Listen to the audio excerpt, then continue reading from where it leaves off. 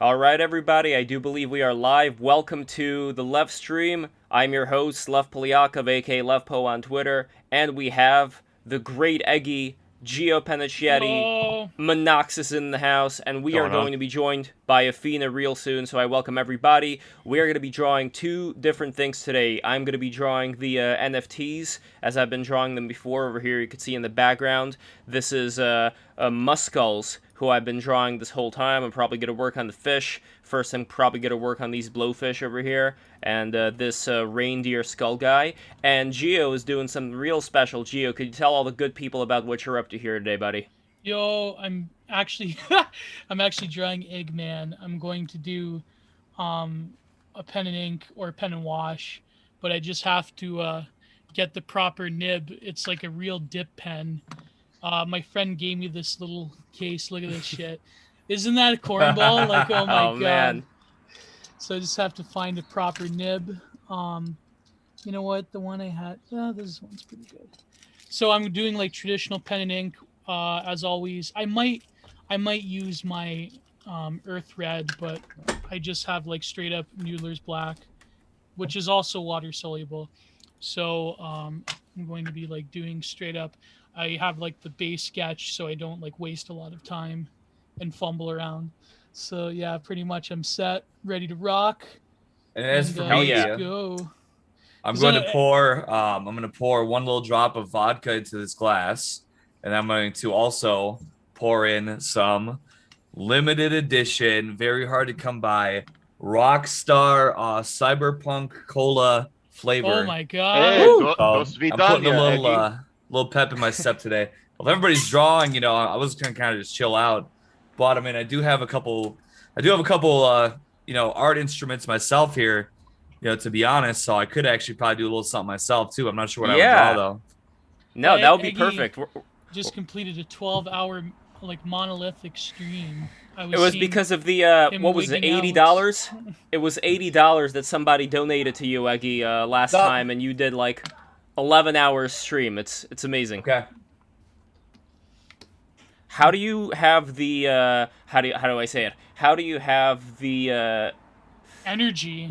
guts? Yeah, the The high energy guts, energy. whatever you want to, yeah, whatever you want to call it, to do something like that. Well, basically, I could never do it before because I was drinking so much alcohol all the time that I didn't realize it was suppressing my energy levels a lot. So then I went sober, and then all of a sudden I just, I'm not sober right now, but I'm not drinking as much either. So I found kind of a nice in between.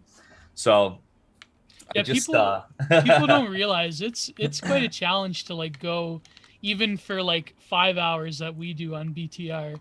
It is like, you got to prepare for this shit. You have to like in a lot. I'm not going to compare streamers to or podcasters to athletes by any means, but it is a heroic feat to have an attention span, an autistic sort of thing for hours upon end. However, Gio, you and Lev don't have to go back and forth between a good cop and bad cop routine. Like, as long as A you're little sort bit, of, a little bit. as long as you're sort of facilitating the flow of conversation. Like, even if the topic is like Eggy's wearing a black shirt, and then 5 minutes from now, it's like, damn it, Lev, the next man on the moon is gonna be Chinese. Up yours, Monoxis. Charlie, I like your mask, but I don't like your voice. And as long as like no one is throwing out a yo mama joke, I think like the peace is kept. Yo mama. Well, is the next Well, I've got a couple of Yo Mamas, actually. So one of these is okay, and I got this from Oh, Sick God. Animation, so it's not an original, but one of these is Yo Mama is so yellow. She makes the Simpsons look like the Crimsons. Damn. Whoa. What do you think of that? You can't just post gore like that on YouTube. Hey, Lev, they passed the 17th Amendment so people's mothers wouldn't be owned so hard. You take that back. Ladies and gentlemen, I hope everyone's having a lovely afternoon. If you are of the Orthodox persuasion, Christos Anestis, it is Easter. Oh, today. Easter. And I just want to say that I appreciate you, Lev, having Monoxis and I on board. Eggy, Absolutely. buenos tardes, and make sure to pour one out for Jesus Christ. And Charlie, what's going on, homie? Hey, what's happening, everybody? Your old pal, Oh, the is Mass that Bastard. Mass Bastard? Yeah, Mass I Bastard. could tell How by are you, his my southern friend? gentleman gait that he his I'm a southern cadence. gentleman. Hello there. I say. But Now there's a the little thing bit is, of interference going on with Mass Bastard's audio. I'm not sure why. I know I'm a real Oh, dick no. lately. I know I'm being a real dick lately when it comes to people's audio, but I do want to make sure that the static does not happen. So see if you can find what the source of that static is. Probably this sucky microphone I'm using. I'm using the suck microphone, not a good one. Yeah, I'm Charlie has to- broadcasting from a remote location. Charlie, you got to update your entire audio setup, to be honest. Yeah, this thing's no good here. So, Eggy, when it comes to the stream that you had last night, I'm really glad that you shouted out a couple of people. You were talking about Brittany Venti finally getting her Twitter back, Yes, which I'm very grateful for. I And, did mention also- that about her. That's true. But maybe a couple Yes. other things, but also that. Yes. Yes. Yeah. And can't also believe there it. is Oh my God. Yeah, well, unfortunately, the bad news, though, is that you are also mentioning Metaphor Man, and poor Metaphor Man, I don't know, is he never going to be allowed back on Twitter because of what? Because he made, like, a temporary account, or what exactly went on there?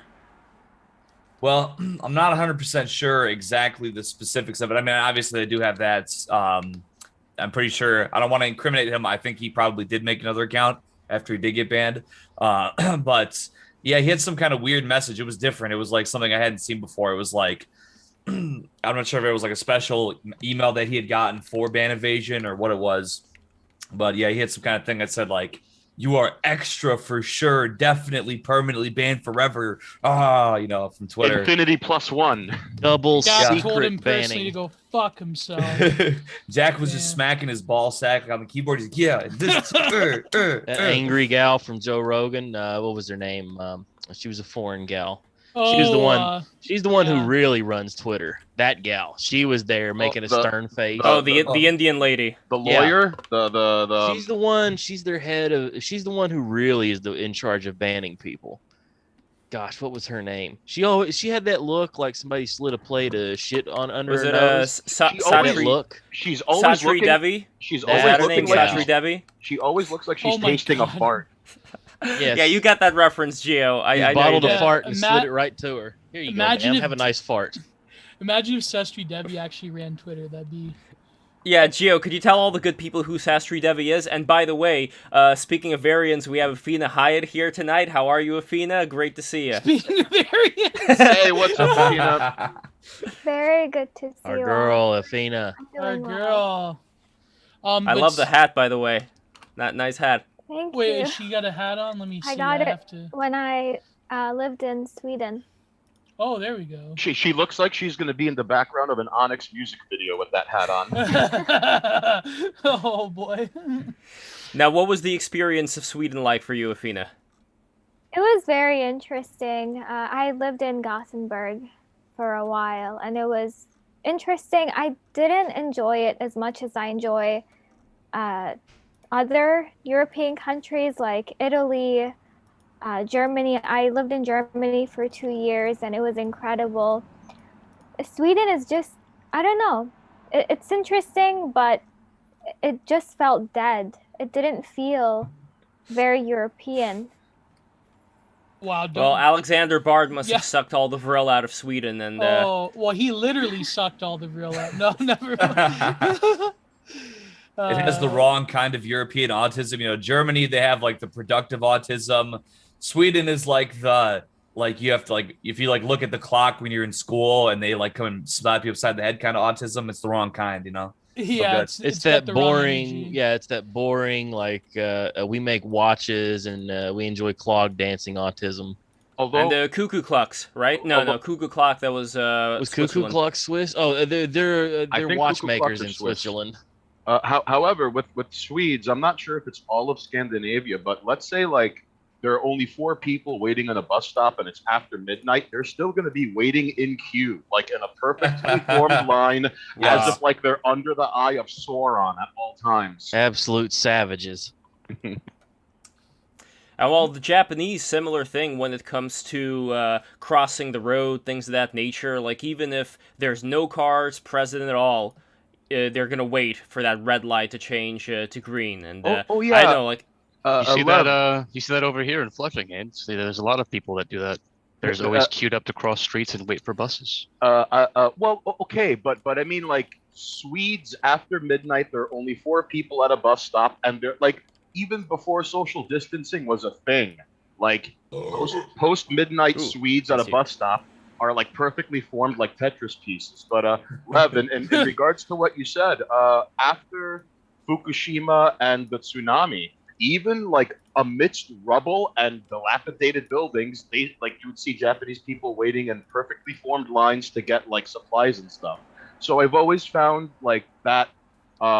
It's hard. Like I gotta like, is that like Bushido autism? Like, there's got to be a name for it. That's part of their noble step warrior collectivist culture that they've embodied for thousands of years. Yeah. So you'd see like people. I remember at the time people were like, "This was the West." They'd all be like rioting, and which I mean is probably true, but I mean, but they say that that's bullshit because during Katrina, people were like, I don't know, like some people were like flipping their shit, but then others were kind of like cool with it. I remember Thomas 77 was talking about how like basically when the American government finally like reaches its zenith in like a few years, you'll have like a Katrina situation where like paramilitary people will be like out there doming people like the Free Corp, and fucking then the black people will have their own like warlord type of situation going on. But I don't know, man. I think a lot of this is just it's fantasies because we have it too easy. I don't know. That's my honest opinion. They have a different approach to like orderliness than like people do here. Yeah. See, America, we have just the right balance. We have the right kind of balance where, as necessary, we can form into a line and collect our, our stimulus check. And every other day of the week, we're not afraid to go hop on the 4-wheeler. We're not wearing any clothes. We might have a couple guns.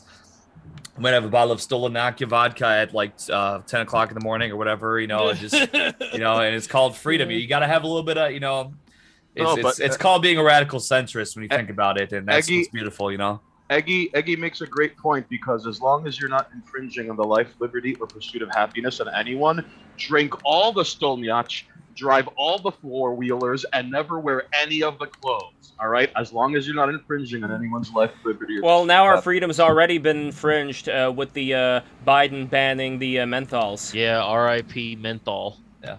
How can one man have the power to do something like that? I mean, that is they banned it everywhere, not just like in New York, but like everywhere. Biden is so insistent. He wants riots in the streets. He's going to stop at nothing to upset as many people as possible. I'm actually pretty proud of the sketch. My God, it's coming along. Can't believe it is looking very beautiful, Gio. Charlie, I really do hope we have menthol riots. Because Eggy has such a noble face in this photo. Wow. What if there's a menthol war? Oh God! Did you see that? Did you see that one clip of the guy? I think it was my good friend Fat Lover that shared it. Where the guy is like had like a whole bag of menthols from 7-Eleven. He's like, "Damn N-word, I'm like the richest guy in the hood. I'm gonna be rich." God. Let it be known. Listen, this whole life imitating art ordeal is getting pretty wild, because wasn't it on an episode of Chappelle's Show when like black people got reparations, and the first thing like cut to like a man on the street, and there's a guy who straight up bought a truck of Cools, and that's where the I'm rich, bitch. Yes, that's where it comes from. I'm rich, bitch. However, one of the reasons why the problems we have today have persisted for so long is because people in charge of things never look past stage one thinking. So seeing as a majority of black people in the United States vote Democrat, if you get rid of menthol cigarettes, will that finally be the straw that breaks the camel's back? It'll finally no, it the straw that breaks Joe Camel's back. It'll be the Larry it'll be like the Larry Elder's like conservative black man. Like, see, I told you guys, I told you N-words. Get rid of the plantation, brother. Like, if we're gonna legalize things like marijuana and hopefully one day crack cocaine, we got to make menthols illegal so they're the new like black market item. Oh, true. So, there has to be a criminal element just to sell things. Otherwise, how will we arrest people? I guess it's time to start the menthol cartel. I mean, kind of like on one hand, I was actually happy that they're banning menthol cigarettes in a way because, I'm going to tell you like this.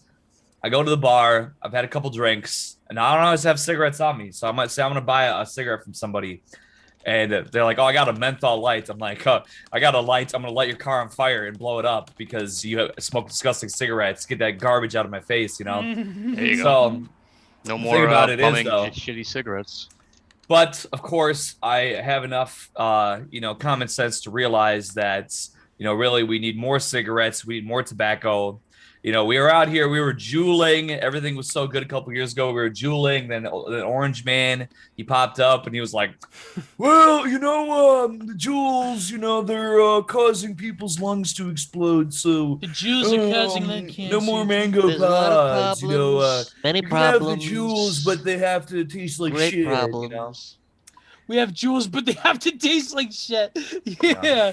Don't they try and use like kid smoking as a reason for that nonsense? That's what they're trying to say, yeah. But wouldn't you want the kids vaping instead of smoking? Wouldn't that be better? I mean, No, they act logically right, but they act like banning things is going to stop people from doing stuff. It's the whole like, no, you can't do it, and then they're going to want to do it Why more. don't they ban war instead of banning cigarettes and jewels? oh, base. Wouldn't that be nice? Let's ban war. No, That's but right. but if you ban war, then you're going to have any black market economics involved in war today will just be pushed into kind of like the informal tourism gray economy. That's except I'll that, get a but for, board with a nail in it and PMCs, take over the whole world. For all we know, Eggy and Charlie are going to be selling Stinger missiles that quote fell out the back of a truck, end quote. You see, if you ban war, then before you know it, instead of buying Lucy's at the corner of 179th and Jamaica Avenue, you've got Monoxis who's like, yo, what's up? I got them anti-personnel lines. Yo, I got that Kush. It'll be like Russia in the 90s, pretty much. Yeah. I got them heat-seeking missiles. Oh no, I said the R word. No, love. No. Speaking, by the way, real quick, I just want to do a shout out to the people who are listening here. So we got Toilet Water, we got Artie Duckface, we got Philip Daniel, we got Bronze Age INTJ, we got Salty Pits, we got J Ross, and Little Leaf. We got Little Leaf in the house, and Mr. Action, and Pomade, and a lot of other beautiful people. Scum-sucking Slimer, welcome. I saw Scum-sucking Slimer on Eggy stream.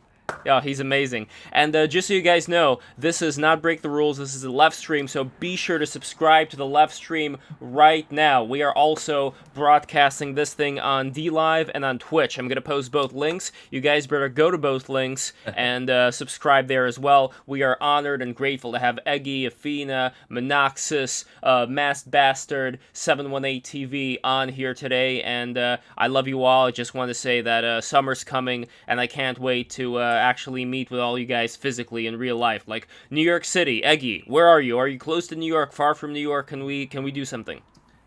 Well, I mean, I'm totally open to being anywhere. No, I live in an underground compound by the Great Lakes. That's my usual stomping grounds. I was in New York City for the first time a couple weeks ago when I was out that way. I was in Rhode Island, and I took a bus from Rhode Island to New York City to go hang out with my boy Julius von Brunk.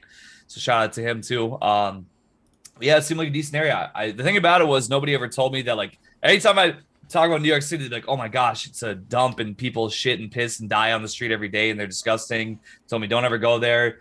People tell me, oh, I live there and you should never even show up here. It's horrible. So I never had the inclination to go.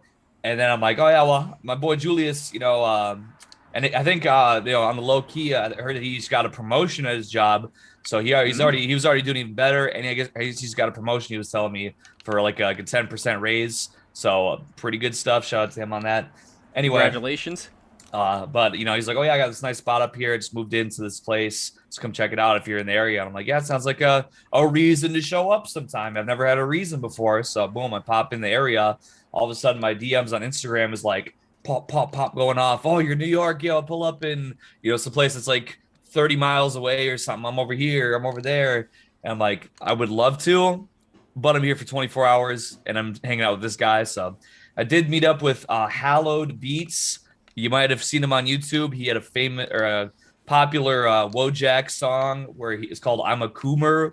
And that's like the first I heard of him, but he has a lot of other music that he does too. So he actually pulled up. He pulled up to the Supreme store. I wasn't shopping there, but I was by there. He pulled up just to pull up on me. He drove into town and like parked in this little skinny like one-way street. He probably had to back in and out like 10 times to even be able to fit on the streets. And so he put it in. He put in the time to pull up on me. And so shout out to him. And we had some good food out there. That was nice. But yeah, now that I know that there's more going on out there, I got to come back sometime for sure. I'm going to plan on coming back probably sometime, within summer or something like that, at least. Nice. And we have a comment from Salty Pits. Someone tell Eggy he's looking fresh. And Thank I you. completely agree. You are looking fresh, and you're going to be the only fresh most people are going to get to experience. Eggy's once the fresh king. Yes. Once we run out of all the menthols. I mean, are they not going to make anymore? Or like in the United States, they're not going to make anymore. So the market is still going to be around that's what foreign I'm hearing. countries. If I read it right, they're going to ban at the end of the year. They're supposed to be the rest of this year. You get to smoke menthols, and then they're gone. It's not just menthols, flavored cigars and things like that are going. I know that's gonna. Oh my upset God, a lot of rollies! No more rollies. You know what's going to end up happening? No more tasty blunt wraps. After the no more Swisher sweets. That's right. Yeah. After the fall, all right, real quickly, what's going to happen with menthol cigarettes is like when after the fall of Baghdad happened, so much copper wiring was ripped out of buildings, the global price of copper went down. So like menthol, Newport and Cool cigarette trucks are going to be driven around by armored security after the first 4 months of them being hijacked. And like you're going to have, for all we know, Geo is going to be pulling some like Jimmy Burke shit, like in Goodfellas, going, you might not know who we are, but we definitely know who you are. But like Geo's a sweetheart, so he gives him like a 100 in his shirt pocket, even though he was holding a 44 to his head, going, look at me. I want you to look at me when I talk to you. You remember my face, you show a little respect. Yeah. You shot my fucking foot! Hey, it happens. Hey, oh! You know what's funny is that guy was the asshole cop in Boardwalk Empire, but then he got shot by Christopher in The Sopranos in the first season. So it's kind of. Oh look, it's Steve. By the way, everybody, this is my cat. This is Steve. Here he is, showing him to the world over here. But Chris from The Sopranos was also Spider from Goodfellas. He was Spider. He's shot. He's the one that got shot. Yeah. And then in the movie, they tried to make it that was the reason why Joe Pesci's character got killed. But in real life. No, it was Billy Bats. Yeah. I had heard. That's what it was. But in real life, supposedly he had that guy had raped Karen in real life. That's what I had heard. That's what Henry Hill's wife. Yeah. He said Henry Hill's, they played it up like he was a father figure type, but in reality, like Paul Sorvino's character was a total bastard, not in the good way. Yeah, that guy Henry Hill used to call into Howard Stern all the time. Like it was fascinating to hear this guy start giggling, laughing. I never killed nobody. It was all just part of the business. It was just part of business. Even when he was in witness protection, he would like still pull scams. Like he would rig fucking high school basketball games.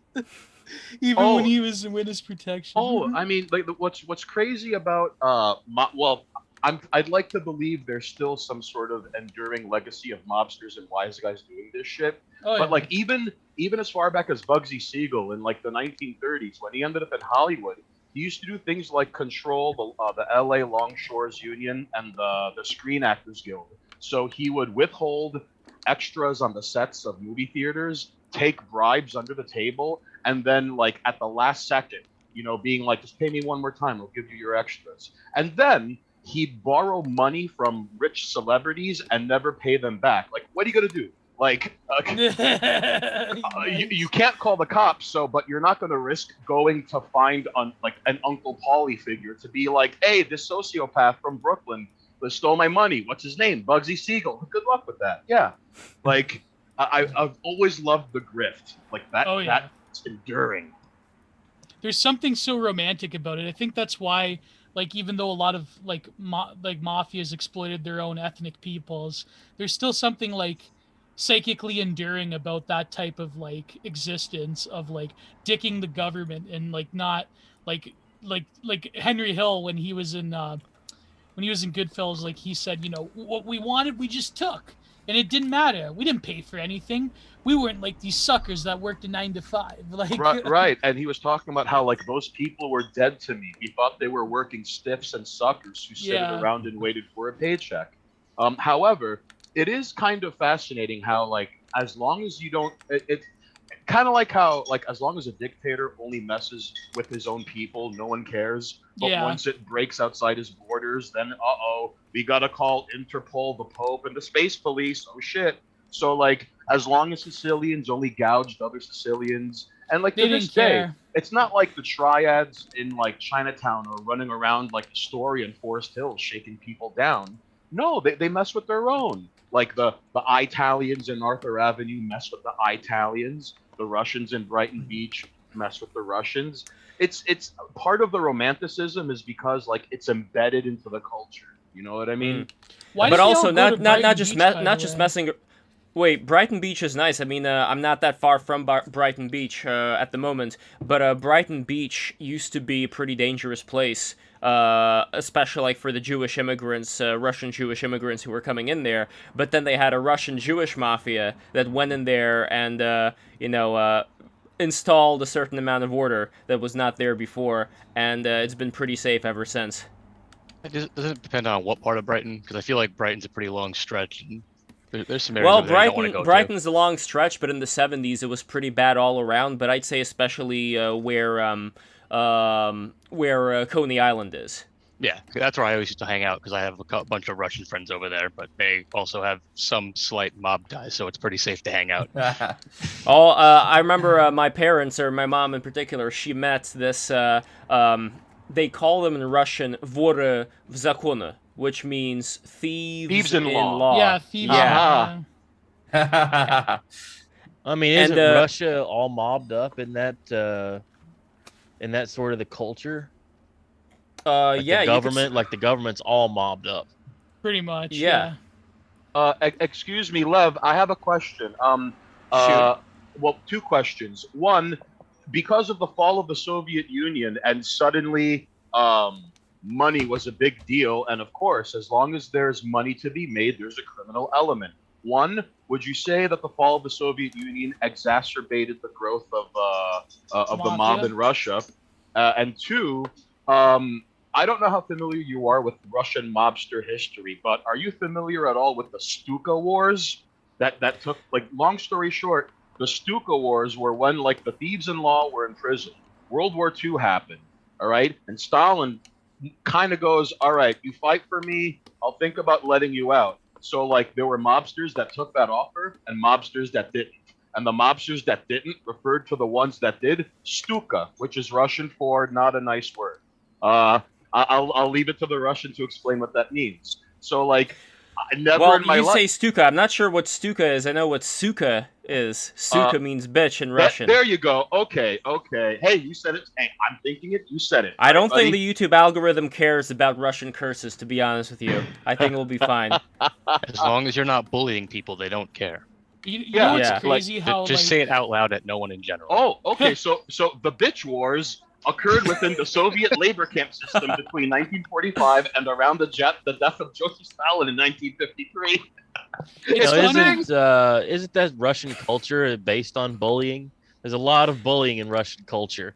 Absolutely it is. Like, I mean, I sound like a broken record for all the people who already heard me say this, but for all those who didn't, which I think would include some of Eggy's people here, what ended up happening with the Russians after the Mongols invaded them was just pretty horrible, because once the Mongols invaded the Golden Horde, a lot of these Russian people were constantly being robbed, and they were like robbed by people that they would look back on today as being like patron saints. Like Alexander Nevsky, who's considered a patron saint in Russia. He used to collect money for the Golden Horde, and he kept a percentage of it, and if they didn't pay up, he would just burn the fucking village down to the ground. So there's been a long history of being bullied around by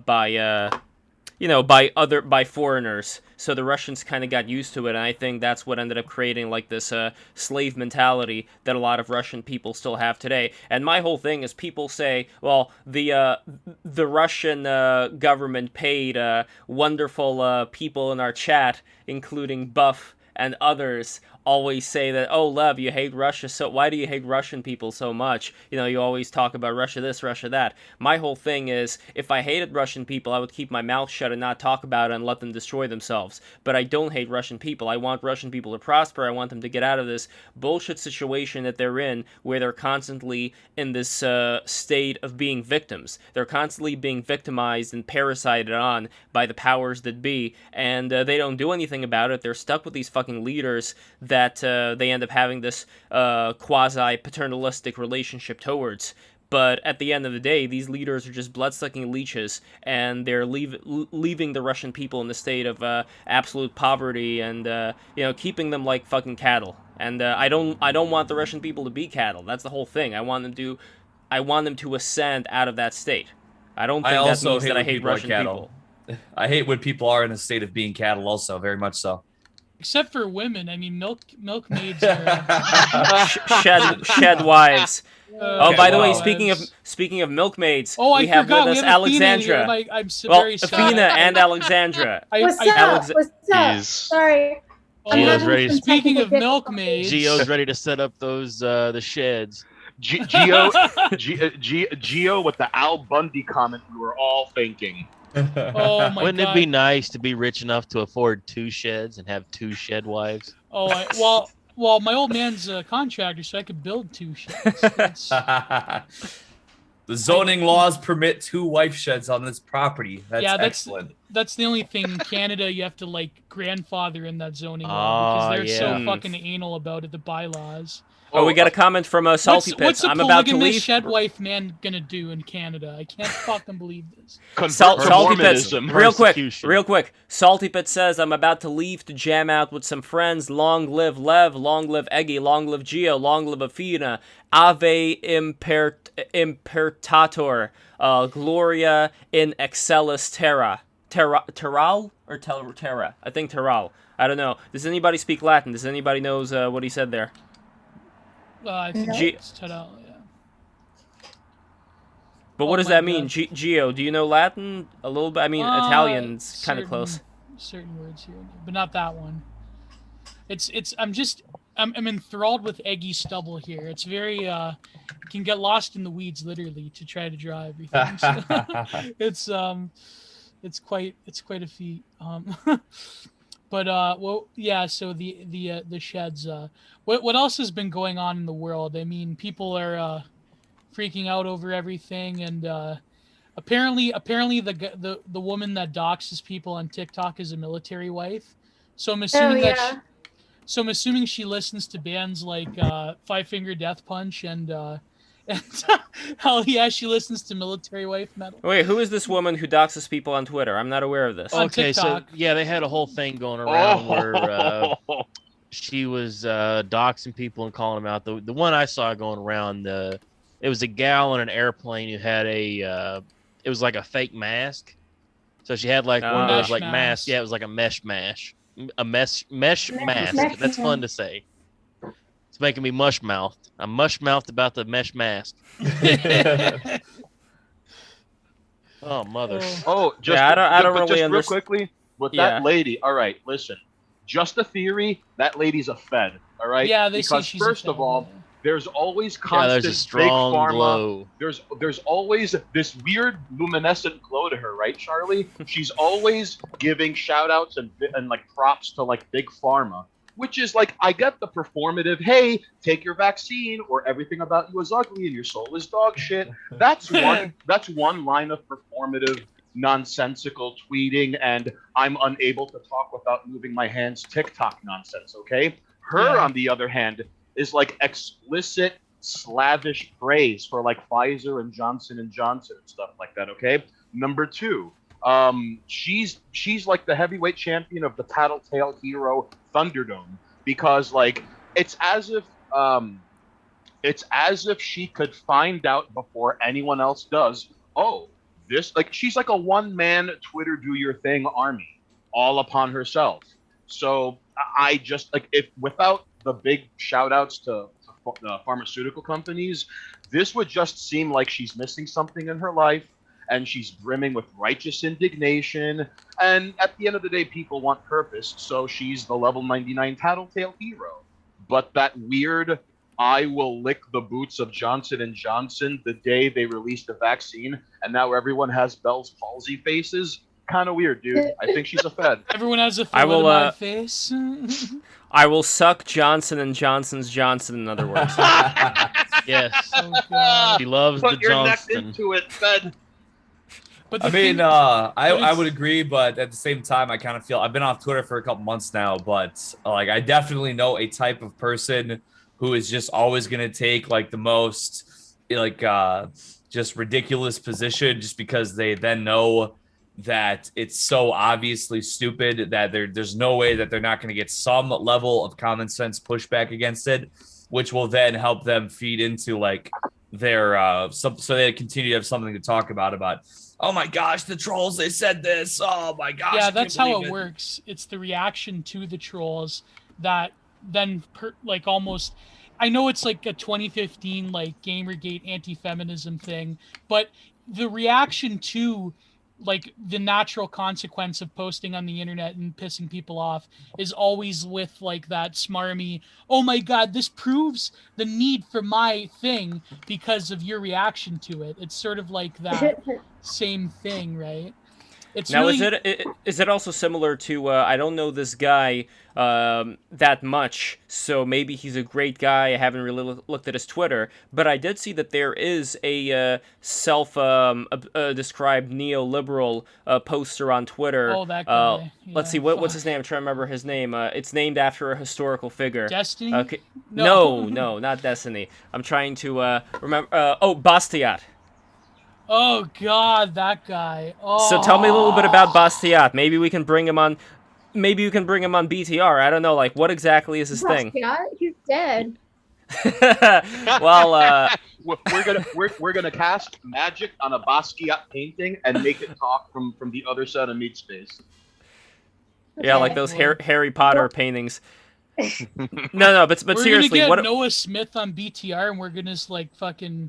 Never mind. I'm not going to Fed post. It's all right. No, we are going to get some very interesting people on BTR soon, as you know, Gio, from the Cato Institute and other places. But anyway, when it comes to Bastiat specifically, what's his thing? Is he grifting? Is he serious? Like, does he bring up good points or no? I've just seen like some of his tweets, and he just seems like a worm to me. I hate to say, I don't want to talk shit on anyone like. But it's, I don't know, certain people just certain people have small souls, and that's always good. I mean, look, Gio, you know that when I talk about a lot of these different political things, we tend to disagree a lot on certain things. But at the same time, you wouldn't say that I'm a how did you phrase it? Small-souled bug man. So, would you say that you could separate his political stances from, let's say, the way that he says it, or what exactly would define a small-souled bugman?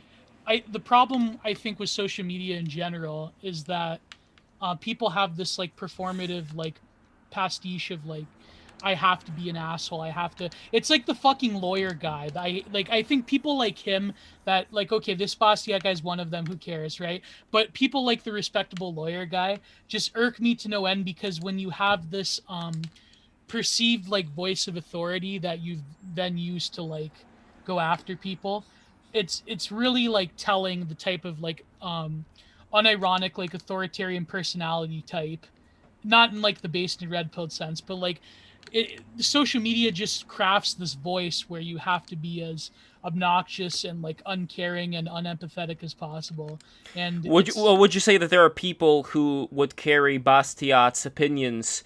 Let's say they would play devil's advocate, but wouldn't have that same kind of, as you said, this assholeness about the way that they would be confrontational with other people. like right now I seem to be the only one who's contrary to a lot of the things that you and other people within, let's say, more of a right-leaning circle would be in favor of. Well, because all the other people left, they left a long time ago. They went and they became Jared Holt tattletales, so they don't want to really have a discussion or a debate. But then at the same time, I think I highly, it's ironic for me being on BTR, but like I highly question the efficacy of debate in general, because I think like I completely disagree. I completely disagree with that. I think that there's a lot of people out there who think, well, I and mean, yes, like, I'm talking about you. I'm talking about everybody. Engage with people, but like that's different than like having a debate where the explicit goal is to be like, I'm going to yeet on these chuds, or I'm going to yeet on these. No, well, that's why we have the. That's why we have a reverse debate. That's why we have the reverse debate. Yes. I'd like to chime in real quick, being where, like, Gio, in regards to what you're saying, one of the problems is that social media helps foster the notion, which unfortunately is true for most people, that binary worldviews get clicks. All right, number one. Yeah. Number two, if it takes a skill to craft something in 240 characters or less. So yes, on one hand, you have a bunch of bloviating, pants-shitting, teeth-gnashing crybabies who write the equivalent of a 50,000-page essay, but in a thread. All right, and then when you ask them about it, they're like, "Educate yourself. Read my Substack." And it's like, if I couldn't get through the first 240 character wave of this unceasing juggernaut of words, like, and I know what the words mean, but strung together in this order, it doesn't make sense to me. And when they say educate yourself, they never seem to recommend good books, but that's besides the point, all right? So on top of all of this, Gio, if you don't mind me saying, I think some people foster the capacity to be obnoxious and mean towards others because this is probably the only way they can participate in the power definitely process. Yeah, so, in the discourse or what and left-leaning sad sacks of shit who have soft hands and have never won a day without, because they have to double down on their worldview. That ends up becoming the only way they could participate in the power process, because they end up subconsciously identifying the traits of the bullies that antagonize them as traits and characteristics of strength, which they then emulate as an adult on social media. Now, the biggest problem, though, is that, like, in high school, if you're getting kicked into a locker or given a swirly, that has real-life repercussions. But on the internet, it's all, like, the internet helps turn philosophy into fighting for people who've never been into a fight. And it's one of the most but here's the thing, though, like, if you got bants, if you can make a point at this, like, if you get the crowd to laugh, it doesn't matter if you're right or not. Like, if you can win the crowd over, boom, you've won. You were confident, and that's why it's the best position to have, because truth is, you could say it's subjective, but at the end of the day, the fact of the matter is that you should just rule and control everybody, no matter what the truth is. And so, hey, however you get there, because, as they say, history is written by the victor, so why not be the victor, right? Why not just win at everything, regardless of what the cost is?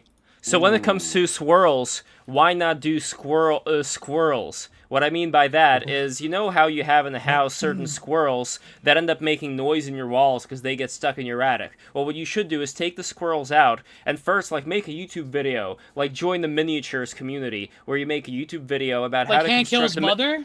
Yeah, like how to construct a miniature toilet with all the plumbing and everything, like little pipes connecting to your actual system, like a mini toilet. Then capture the squirrel and then give the squirrel a swirl, like a swirly, like put the squirrel's head in the toilet.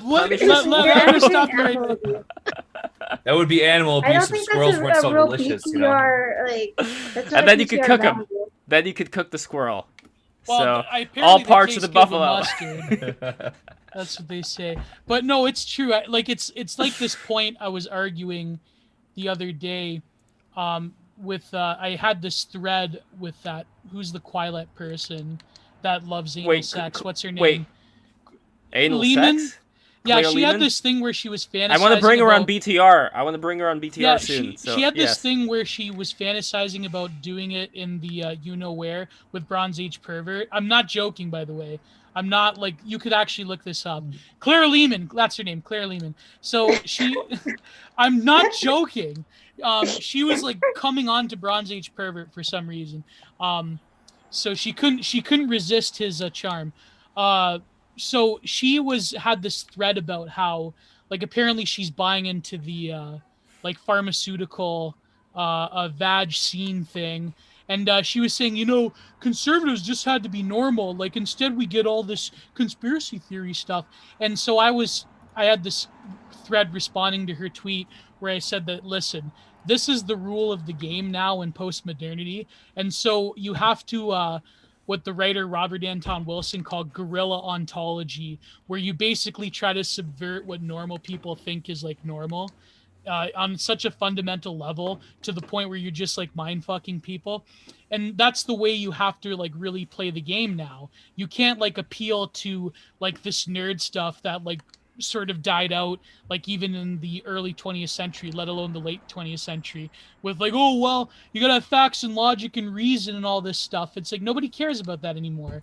Instead, you have to come up with creative works of, like how in the beginning of, back in the day, nobody goes to B anymore, but in 4chan B, where they used to say these are all creative works of fiction, but they weren't. They were probably more real than real, right? So you have to like create these like, what the accelerations call this hyperstitional energy around things. Like, what do you think Alex Jones does? He literally memes things into reality, right? That's a lot of what I try to do with doublespeak, where I try to go woker than woke. And a lot of times people will fall for it. Like, I got Ice Cube to fall for it once. That was fun. Yeah. That was maybe the crown jewel of gags that I've pulled. But I have said some things to people that that confuse everybody. Where everybody's like, "What? I thought what's going on here? Like, well, this doesn't make any sense." Now, hang on. It's fun to upset people. It's fun hang on, to. Charlie. I thought I had you all figured out just from 2 seconds of dialogue. Now my worldview's turned upside down. Yeah. Oh, man. You mean people aren't just able to be summed up in 3 words? Oh, my God. Although you could probably just say a big jerk for me, or a bastard. I'm a bastard. There you go. That's 3 words. Big bastard jerk. There you go. There you go. I'm a big bastard jerk. But that's the thing. You really have to... like create these different mind worms that stick into people's brains. And if you don't do that, you're never going to be politically effective. This is why all leftist, any sort of like, whatever you want to call it, SJW, this is why they all started jabronis. I'm going to call them jabronis. Well, the thing is, they actually did have subversive power once, because they started off as basically avant-garde art movements. And now that the avant-garde is sort of like, in some weird ways, have turned to the right, I think you should ride that to its logical conclusions, because you're never going to like really recapitulate a totalization of culture the way that the left has with like the culture industry. Like, I would like say Disney will have a non-binary EB princess in her lifetime. Like, think about that. Yeah, that's gonna happen. 100%. Dude, imagine being a Disney executive must be the easiest thing in the world, because you just got to show up to like a meeting once a year and be like, all right, ladies and gentlemen, I got it. Gay Aladdin. And now like an entire animation studio like scrambles to start getting this worked out. And then before you know it, it's like, well, market research indicates that they want him to be more Velveteen touch of a dandy pop gay and not exactly Rock Hudson or Liberace gay. Studies have shown that. They want androgyny. That's what they want. They don't want a masculine guy like me or Disney Eggy. characters haven't always been androgynous, or like at least the men. Oh, totally. Please. They're very limp. These movies are made for little girls. Like, don't start talking about, like, don't be decrying the lack of masculinity in, like, a fucking Disney prince. No, I'm not. Yeah, we need more Hercules Disney movies. We need a Giga Chad Disney prince. No, wait, we already have Gaston. We already have Gaston. We have Gaston. He did succeed. By the way, but he's not a prince. He's more of a bad guy, isn't he? He was the hero of that movie. He was the hero of that movie. Ladies and jerks, Effina had mentioned in DMs to everyone, BRB, my connection is so unstable, so someone help get her Dixie cups and a string and a hamster hooked up to a generator, so she could broadcast from the Hyatt bunker. Please, ladies and jerks. By the way, yes, please do that. Do you want to hear some esoteric geo lore? Yeah, yes. What's the deep lore on Geo? Well, this is one piece of it, but all the Gaston memes originated from one YouTube pooper back in the day, and I'm actually friends with him in real life. Like, no joke, he's one of my best friends. His name, go to I'm a Person. I'm a Person on YouTube. He used to be one of the more like technical, like he actually helped invent my best friend Chris, he actually helped invent like a lot of the like OG like YouTube pooping techniques, like Dr. Rabbit. Well, yeah, he had like a lot of, he was one of the first to do like a lot of rapid jump cuts and black screens, and even like some ear rape material that he got from metal songs that he really liked. Like he was one of the first to like use like System of a Down and Gorguts and different bands in those poops. But he basically helped invent the whole like Gaston memes because like of that one thing he did. Superman or some whatever it was called, Super Duper Gaston. But so yeah, I always talk about, and I even tell him, I'm like, dude, people still talk about Gaston on 4chan to this day, and he's like, oh my god, that's my legacy. I hate that. Well, but, what is he doing now? Oh, he's a brilliant musician that's been in and out of bands, but he's like a one-man band type of like. But I don't know what he's doing with it currently, but he wants to get back into the game because he'll like go into different bands and he'll leave, and he's got a very particular vision, but yeah, and that's nice. Yeah, and so some of his music has been in some of my videos, but I just have to like, he's a very delicate soul, put it that way. He's got a very particular vision, and he really strives to do the best in art. But so the result of that is that he's had terrible problems with like bandmates and things like that. Because being when you're like the driving force of a band, like that's why like a lot of metal bands now, they just have like one guy doing everything with session musicians, because it's like it's kind of difficult to like have a vision and then like other people kind of come along and are not as serious and fuck it up. I think it makes it, if you have a particular vision, it makes it tricky where like, take Mr. Bungle, for example. Yeah, in fact, Mike Patton's one of his biggest influences. So I'm gonna pretend the most recent album doesn't exist because it's just like a weird parody of where they started out as. But like, take their first 3 albums, all right? All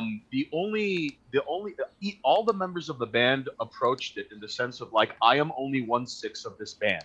Like, even though like every single member of the band played multiple instruments, have multiple songwriting credits. Yeah. Like, it was a very deliberate, I am only one fraction, I am only one moving part of this whole thing. But Gio, like you mentioned, it is hilarious how like, take Manowar. Like, everything has been written by like the bass player, I think. He's the longest he's like remaining. The guy. Right. So it's basically 5 other dudes going like, okay, just make sure I don't miss any notes and I'm good. As opposed to something like Mr. Bungle or Fantomas, where it's like physically and mentally exhausting to play live.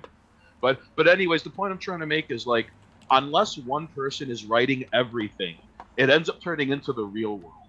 Like, and I can't begin to imagine how difficult it is for your friend who, I'm going to guess, doesn't play the kind of music that can easily be labeled. Oh, yeah. There you go. Yeah. It's tough. It's difficult, man, because he goes from like very intense like tech death, like gore guts, like early cynic, before they before they F-slurred out.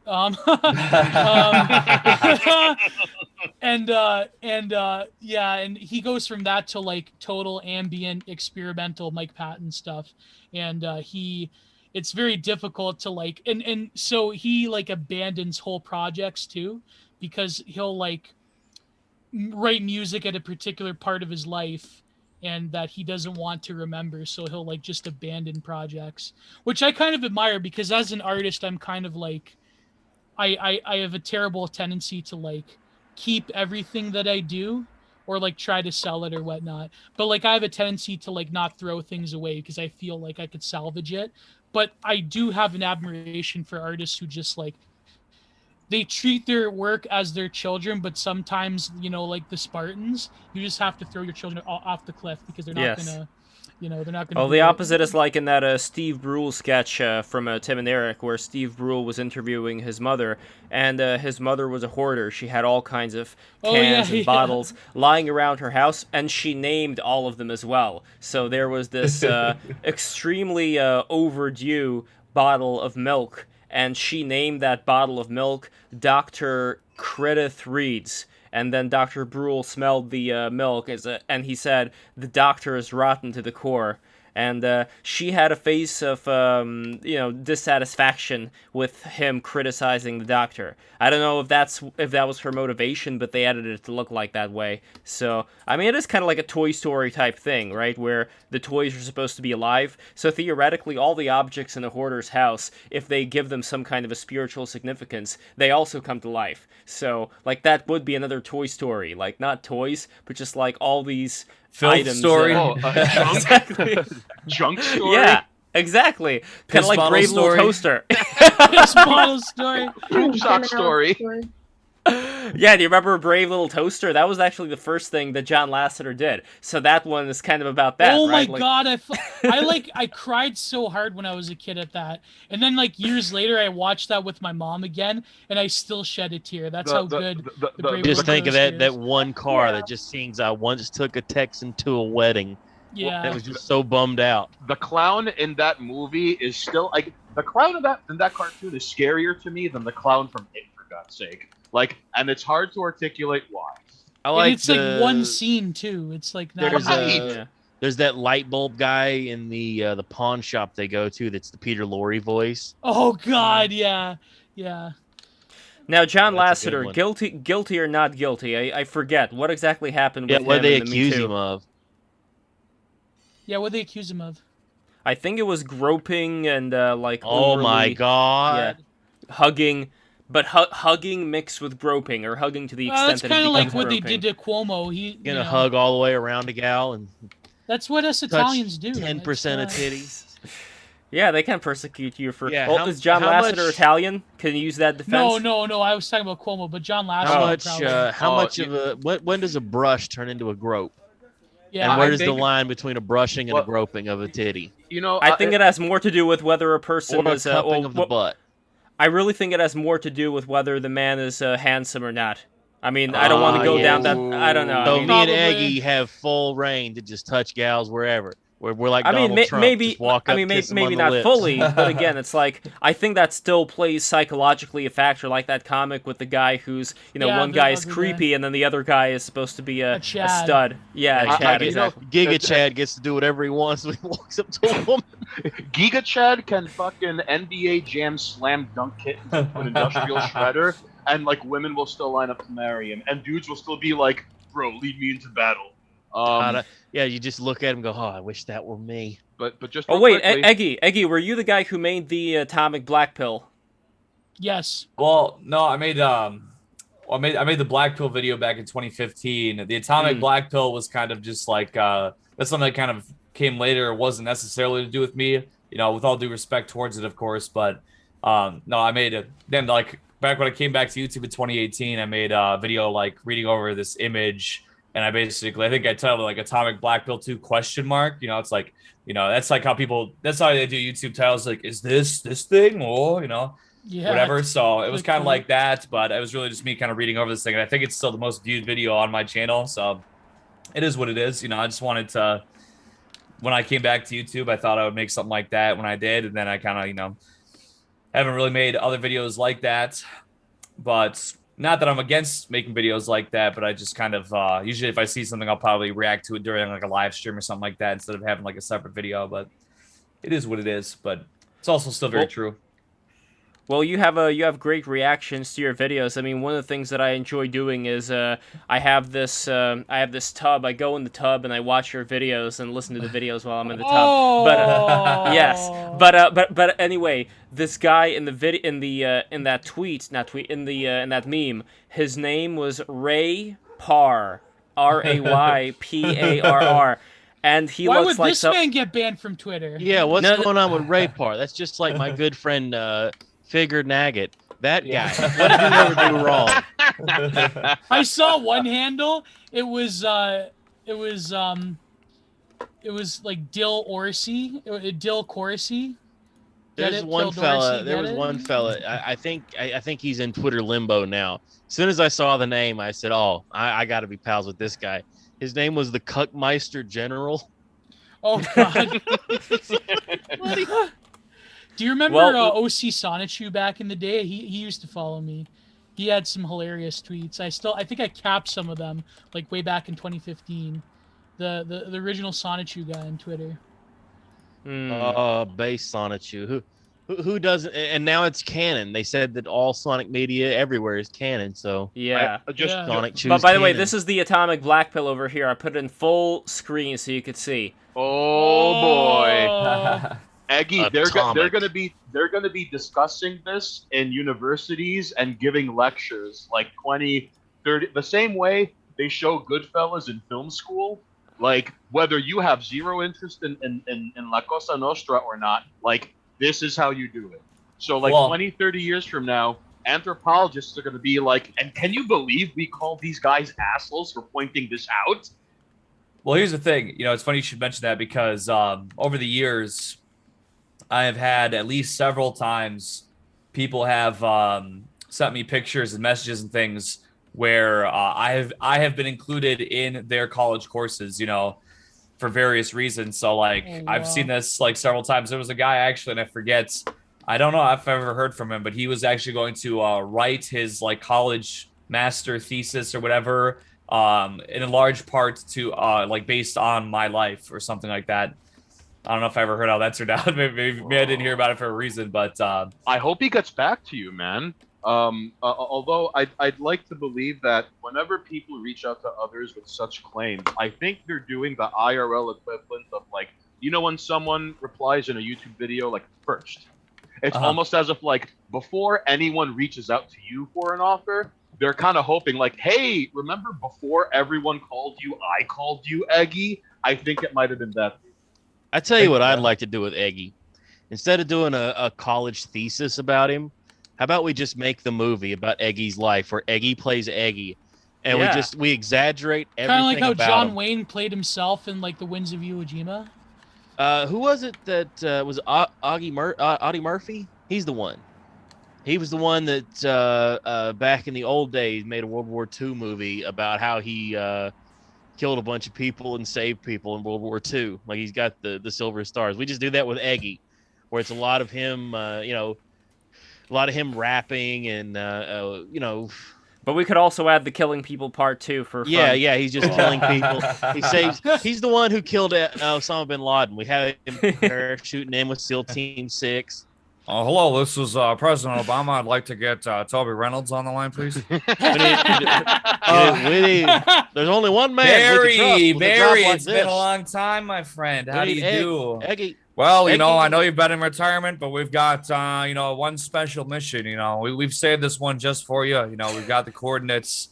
The helicopter's landing outside if you look out right now. So I'm calling you right from the island, so it's important. Osama bin Laden, we've got him. We need you to go get him, Egg. Make sure to rescue the hot dogs and the pizza we spent so much money on. By the way, make fellas, sure you use extra sauce. I'm extra walnut sauce. Yeah, Lev confirmed to work for Pepperidge Farms. He remembers. So I'm at the stage. Oh God. Pepperidge Farm. Pepperidge Farm remembers. Mm. I'm at the stage of the drawing now where if I proceed further, I'll just fuck it up. So I'm going to sign my name, and then as soon as I sign my name, then it's done. So that is so beautiful, man. You've got a real Renaissance quality to these lines. Yeah. Well, you know what's funny? I actually ordered this. What day is it? The 2nd. Yeah. I actually ordered this ground so I can start painting in silver point, or metal point. So Dude, that's wild. Yeah. I love how Eggy looks like Bukowski, like right after Post Office got published, and he's like, fuck the literary world. Yeah, that would be if we were gonna write Eggy's autobiography. That's the cover. Like I sort think of this serious could be, cover. I'll take a better photo of it, but I do like how I always like the Renaissance look. And can you put it in full view, by the way, because we don't see the whole thing?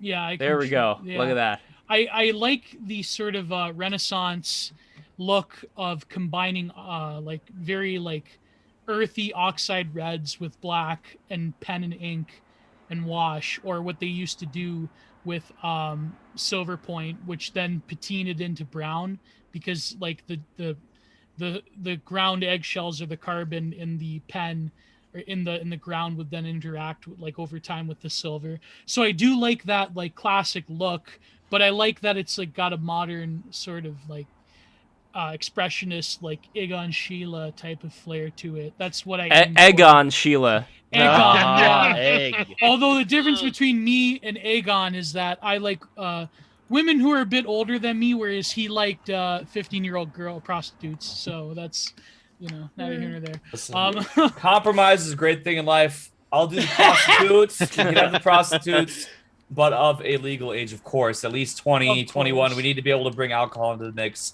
because that's the life I live. So, everybody wins.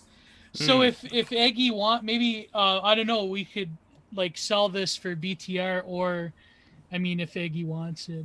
I mean, that's the book cover. I'm telling you, like, that's the life and times of Eggy. I saw the photo that that Eggy took. I think someone took of him, and I said I have to draw this one day because it's got such a noble like air to it that it's really special. Well, Eggy is a noble man, and you are one of a kind. Like Eggy, the kind of raps that you create, it should never be something that some greedy agent or manager is going to start, just sucking the life of. And I've noticed all these things like Dave Chappelle talking about how he had to sign this contract with Comedy Central, and they completely screwed the guy over. He was like young and impressionable. And you were talking as well about how you don't trust the music industry, you don't really trust anybody to be able to protect I'll your tell you work. this about Chappelle. I'll tell you this. Chappelle had in his contract with Comedy Central, he got a lion's share deal on DVD sales because they didn't think DVD sales were going to do anything. And then Chappelle's Show became the hottest selling DVDs ever. So I don't think the network will ever let anyone have that deal again. That's Beavis and Butthead had a similar thing where Mike Judge was making more than the head of the network. Yeah, he actually took that money and financed King of the Hill, if I recall. Yeah, that was my understanding. Was he was like, well, I'm just gonna go make my own damn thing. And just own as much of it as I can. Just in regards to the record industry, I mean, I'm no musician, and my only frame of reference is stuff like, hey, TLC went broke, even though they had like a platinum album in like the late '90s, and like I remember Steve Albini wrote an article about how the music industry grinds people out of puts as many. Look what they did to Vanilla Ice. Yeah, like, Vanilla Ice was the biggest dude in the world. But they put like a year and a half, 2 years, and then it's just done. They were just done with him. And the crazy thing is, like, then imagine the financial strain, and then the reason he ended up like everywhere, like, hey guys, remember me? I'm on VH1. Remember the decade? It's because like now his like. Unless there is no change to their lifestyle, imagine the overhead of like living like Vanilla Ice. That's what happened to MC Hammer. Hammer. That's right. Hammer was huge, like right around the same time Ice was. Hammer got really, really big. He supposedly had like a $10 or $15 million mansion. I forget what it was, but It was some crazy amount of money, and he had everybody in his whole family. They all had jobs, and then like a record come out that wasn't as big a hit. Like it was still a hit. It was still a big record, but it wasn't as big a hit as he needed. And so like the monthly nut was just too big. And have you ever listened to the one of the most based men to ever have lived in the arts everywhere, the Billy Corgan interview with Joe Rogan? Did you ever see that one? I think I might have caught some of that one. They talked about the NWA some, didn't they? They talked a little Billy bit Corgan about... bought the NWA. He does the I believe Scott Steiner is still on NWA Power. I think yeah, a lot of them left to pursue sweeter contracts with Billy Corgan even showed up. He even showed up at an ECW show, and I forget who, but like he broke a guitar over someone's head on a new track. Sure, why not? But he was talking about the music industry and like his. Go to that clip. I think it's still on YouTube. There's the gal from Garbage was on there too, talking about how she was screwed up. She like disappeared too. What's her name? Garbage was all right back in the day. They did the James Bond theme. Yeah, you remember for I remember they did World the James Is Not Bond Enough thing. Did they do the Daria theme song? I believe so. I could have swore that was them too. Because there's another band that was like they were real huge in like what 97, 96. Right smack in the middle of like the like Riot Girl thing. They were really huge. Yeah, and then they're just like a blink and you miss them, like they're just gone. Like the Macarena guys. Have you ever heard another song by the Macarena guys? Like that Macarena was so big. That song, my God. Wow. Or remember Lou Bega? You remember him? Oh yeah, Lou Bega. Lou Bega. I feel bad for it because he come on Loveline and was talking about, I've got my next record coming out. We're gonna have lots of hits. It's gonna never stop. And like Adam Carolla told him point blank, like, hey, buddy, you need to save some money. Like, don't go out here like living large like this. Like you got he got kind of mad at Carolla. Yeah. Even though he was giving him the straight dope. Like he was telling him like, hey man, like don't be crazy. Redman is a dude Redman is the guy that everybody should think of when they think of who to be like in the music industry, because he has lived within his means. Like if you watch his MTV Cribs, he shows that's the realest episode of all time. Yes, that's his the real house. Episode. They actually went back to his house. It's the same place. He just has a music studio set up in it now, like a really nice looking, legitimate setup. And I was like, oh, this is you want to talk about a real guy. And I want to say it was Redman who had he had just made a joke, or like an offhanded joke about MC Hammer. And MC Hammer sent people to talk to him. It was like, hey man, you're never allowed in Oakland anymore. Like you can't ever come here. Like just like a crazy story like that about the dude that you would never in a million years you would think would be that guy to be so tough with somebody. But what happened with Billy, he was saying like about how the music industry, especially back then when the record companies still like had all this power, was like the attitude was you're like here temporarily and you're just like the flavor of the month, so why would we like guide you and invest in you? So and then it's like if you fuck up and you don't listen to us, we're just gonna say we as Ricky says, we told so. Yeah. And so he was saying like he was such an idiot because like literally I think he was like 21 years old when Siamese Dreams came out, and they were like, well, you got to have like you should write in your contract an equal, like an equal, like, what do they call it? Like between all of your bandmates, right? Between like Diakari Wentz and like, and James Ina and all the other ones, right? And so he's like, no, what do you mean? If I have the, because they're like, no, you're the singer and you have all the song credit, so you're going to get the most royalties. So he said, yeah, whatever, right? Then it later would bite him in the ass. He's like, I could have push to be like, don't just interview me, like the magazines interview everybody, don't just focus on me. But then he's like, when you're a kid, you don't really know all this stuff, and then after time when you're on the road, it just implodes, right? Because it's like your bandmates are getting shafted, and then the record companies, they like literally don't care about you. They just will. It's like, well, we'll make our money off of you right now, but then later on when you have like a less than stellar record, which I think like Smashing Pumpkins, when do they have like not a bad record, but like a less selling record? I forget which one. I mean, yeah, I can only think of that one from the Batman soundtrack. That's what's the one? Melancholy Infinite Sadness. Yeah, that's the world is a vampire. That's all I can think of. Yeah. Just real quickly. Oh, I interrupted. My bad, Jojo. My bad. Oh, no, what's up? Go ahead. Just real quickly. In regards to my only understanding of the record industry, Immortal Technique has mentioned it a couple of times in his songs, and especially in interviews. Like, I had no idea there was a point system. All right, I had no idea. Alex Jones, yeah. Yeah, and like it ends up becoming like and like you had mentioned, Gio, in the example you gave, where like a 19-year-old kid isn't going to scrutinize every line of a contract with a lawyer, going like, what does this mean? Even though that line could be something like, oh yeah, 5% domestic, 1% international, goes to some guy you've never met because reasons.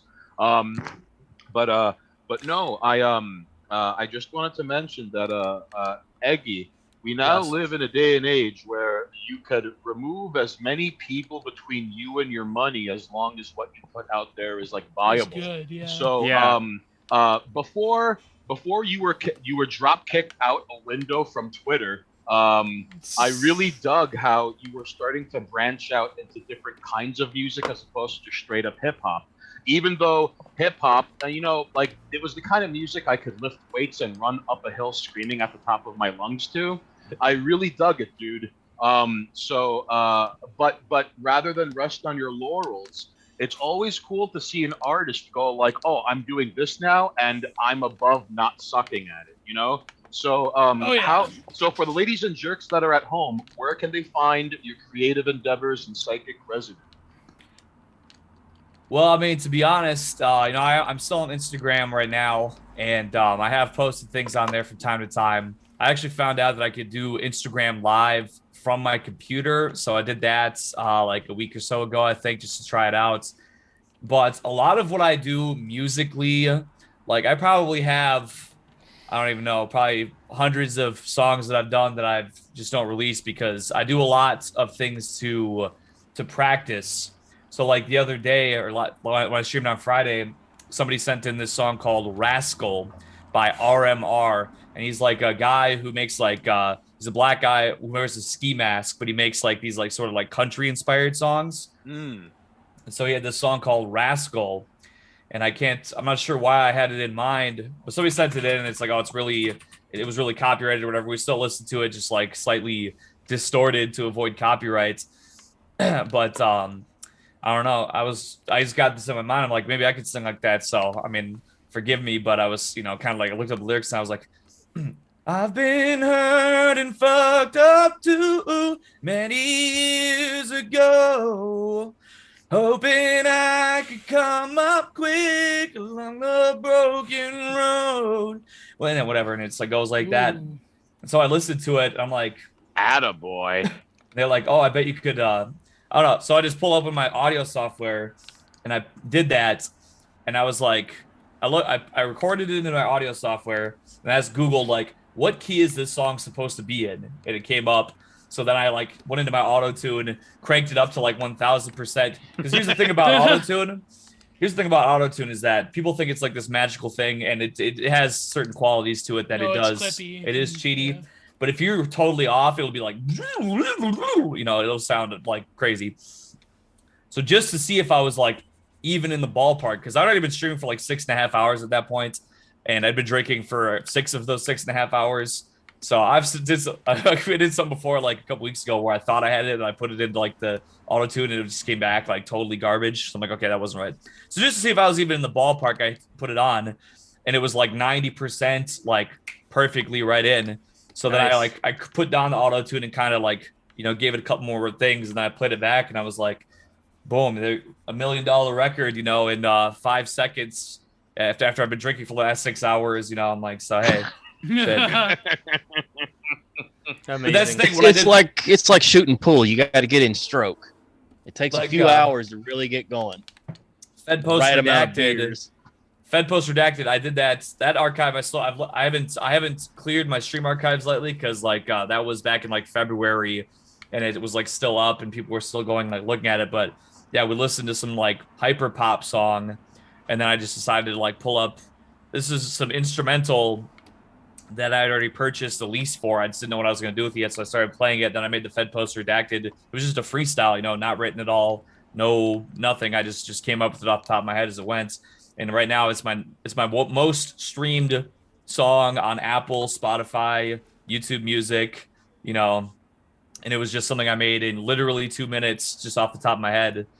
But it was something similar to that, where I was like, oh, let me just try this one time, and I just basically started recording, live. So you can, the videos are on my channel of like the live footage as I was recording, So yeah, it's that stuff you just don't always expect, or for me, like I'll sit there and I might like really get into like certain intricacies about a certain thing, and but that's just how it is, like in music, or it could be in art, it could be in anything. You're like sitting there and you have so much in your head, you're like, oh my goodness, this line right here and this 1 pixel right here, this has to be perfect or whatever.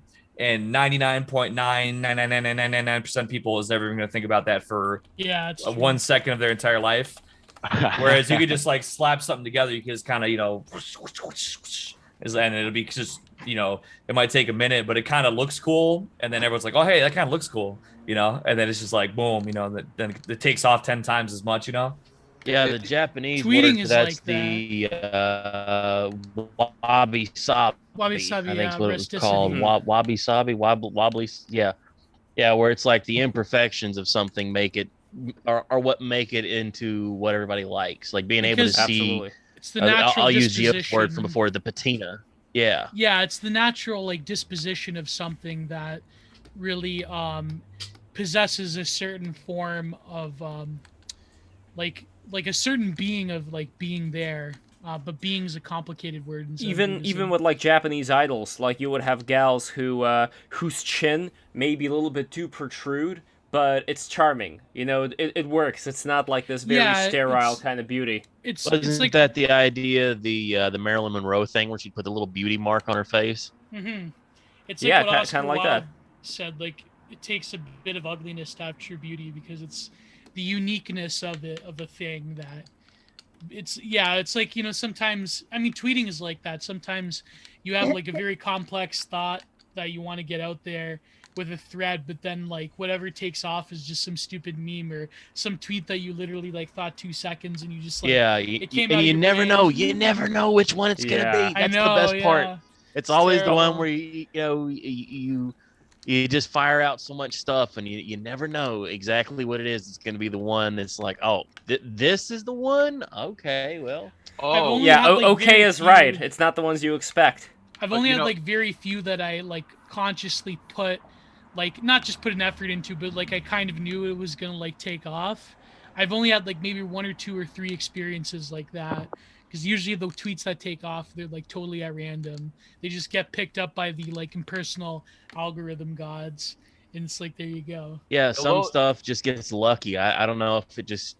I mean, some just stuff gets picked up, easy, right like, time, right place. If you're like creating some stupid meme or like some trend, like I don't know, then it'll take off. But... just real quickly before I forget, Eggy, I appreciate you walking us through the creative process, and one thing that struck a chord with me, Monoxus could probably back me up on this. There have been times where, like, for a practice read, for like something we're filming, I could hit every mark and not break eye contact with the camera. And Monoxus, like clockwork, will be like, you do realize after like once I hit record, you're gonna fuck up every time you do a read. And then 40 minutes later, like muttering to no one in particular and withholding the urge to throw shit against the wall. It's like, he was right. But that's why you got to film the practice. Film the practices. But Eggy, like those weird, but like you mentioned, and like what Gio and Charlie had mentioned, like with Twitter, like hell, even with video games, haven't you ever just been like phoning it in a video game and then like, oh, I beat that level, okay, and then the next time you come back to it, you're stressing, you're fucking drawing out maps. You keep hitting load state on an emulator, even though when you were like halfway paying attention to it, you fucking cleaned its clock and unlocked shit you can't do anymore. You know, so true. It reminds me of I had a guy who hit me up last weekend. I was at a bachelor party. I was getting toasted, you know. I was just talking crazy. I got bored. It was like 3 o'clock in the morning. Everybody was passed out. I got so bored, you know. I was like, damn, no Twitter to scream into and stuff like that. You know, I was tearing up some girls, different women's DMs and stuff, all very respectfully, of course. But like, I'm still kind of bored. So for the first time in like probably over 3 years for sure, I went on to 4chan and I put in my trip code that I haven't used for years. I was like, I'm just bored. Hey, I was like, hey, what's up, 4chan? And the thread went on for like a couple hours before it got deleted. But oh man, a guy from that thread, he is like, oh, I haven't thought about you in like years. So they looked at my YouTube channel and he watched one of my streams or whatever, and he decided to buy one of my shirts. One of these fine Eggy shirts. I'm not sure. I can't remember about one of this design. Where can people buy them right now, by the way? For all the people that are watching, where can they buy an Eggy shirt? Gumroad.com/eggheadthread, all one word. But he went on my Instagram and he DM'd me and he goes, yeah, I was the guy for the 4chan thread. He's like, I want you to draw Tuxedo Pepe, and I want you to draw the Aspie girl meme. It's like this new meme that came out a little while ago. It's like, you know, like like this female whatever. So there's I'm like, an okay. Aspie girl meme. Yeah, it started off. There was like it was like the non-binary. There was like a meme of like if non-binary the people NB. are NB. the NB girl, yeah. So it Heck started and off with valid. that, then it turned into like there's Aspie girl and there's like some other like drug addict girl or something. They made like different versions of it, but Oh anyway, my God. he told me to draw a Tuxedo Pepe and her or whatever. So like I'm sitting there and I'm kind of, you know, I finally got. It took me a few days to kind of get to it, but I sat there and I sat down my paper and I got my pencil here, whatever, and I started kind of, you know, drawing Tuxedo Pepe. I'm kind of doing a little bit of, you know, I have a picture up to kind of make sure that certain aspects of it are coming together correctly. And then there was like a couple. I kind of had like the head drawn or whatever. I started getting to the eyes, and like the eye proportions were a little off. So then I'm kind of like, oh no, a little more like this. And all the angle, I had like a stiff angle, and it's like, no, it's more of like a relaxed angle. It was kind of stiff, so then I'm kind of doing this or whatever. But I was getting to it a little bit later in the day, and I spent probably, I don't know, like 30 or 40 minutes on the drawing, on the sketch, and it got to you know, the point where I was gonna need to like go get this folded up and get it shipped out, because otherwise I was kind of gonna be I was being a little bit lackadaisical. You know how it's kind of like, oh, la-di-da, well, let me do a little bit of this, and I'm kind of looking at something else, and a little bit of that. But at the time, was kind of running short, so then I kind of just like took like one good look at the Aspie. I never drawn her. At the Aspie girl, I drew the Janie, the you know, of like the dog Janie guy. Yeah. You know, from Oh Arthur. yeah. so I kind of took like one good look, and then I kind of just started like going at it, like, you know, I had a good amount of the proportions already sort of sketched out. So I kind of looked at it, I'm like, okay, boom, that's what it's gonna look like. You know, like I'm not going back or really erasing anything. Just going at it, sketch. And then it all turned out really good, but I kind of just, you know, I knew what I was supposed to do, but I was kind of like, double check myself a little bit. But then I kind of just had to go, boom, had to lock in. So yeah, it's like that sometimes. Yeah, I like that. You did kind of like Alex Jones doing the Nellies. You know, like Coming for you. Go to Going, Sushi Bar ooh-ah, Lev. ooh-ah, Remember the Coney 20? He's like, these Coney 2012 hipsters. Gonna get Coney. Anyways, go to Sushi Bar Lev and post, because I can't post the memes for some reason. This is what That's I found. weird. Okay, hold on. So the MB girl is originally like of course a Picru Avi, but then they have Aspie girl, where she's like, if Aspies aren't real, then how come they're so hecking cute and valid? And it's like, that's the language that they're using. But this one, it's called Autistic Paul Radicalized GF. So, Lev, if you could post that, I want to read some of this. Here, it's in the chat, and this Look is the, at this. Like, just screen look cap. at. Okay, like I don't know why, but every time you have one of these like racist e-girls, they always say, "Thanks for helping with that whole doxing issue." Like every fucking time. They'll go to like some Wignat and they'll be like, "Thanks for helping me with the doxing issue." I love it when you roleplay as Nazis, civilian French girl during sex, Mia Moore. Um, if you befriend a black, don't bother coming back.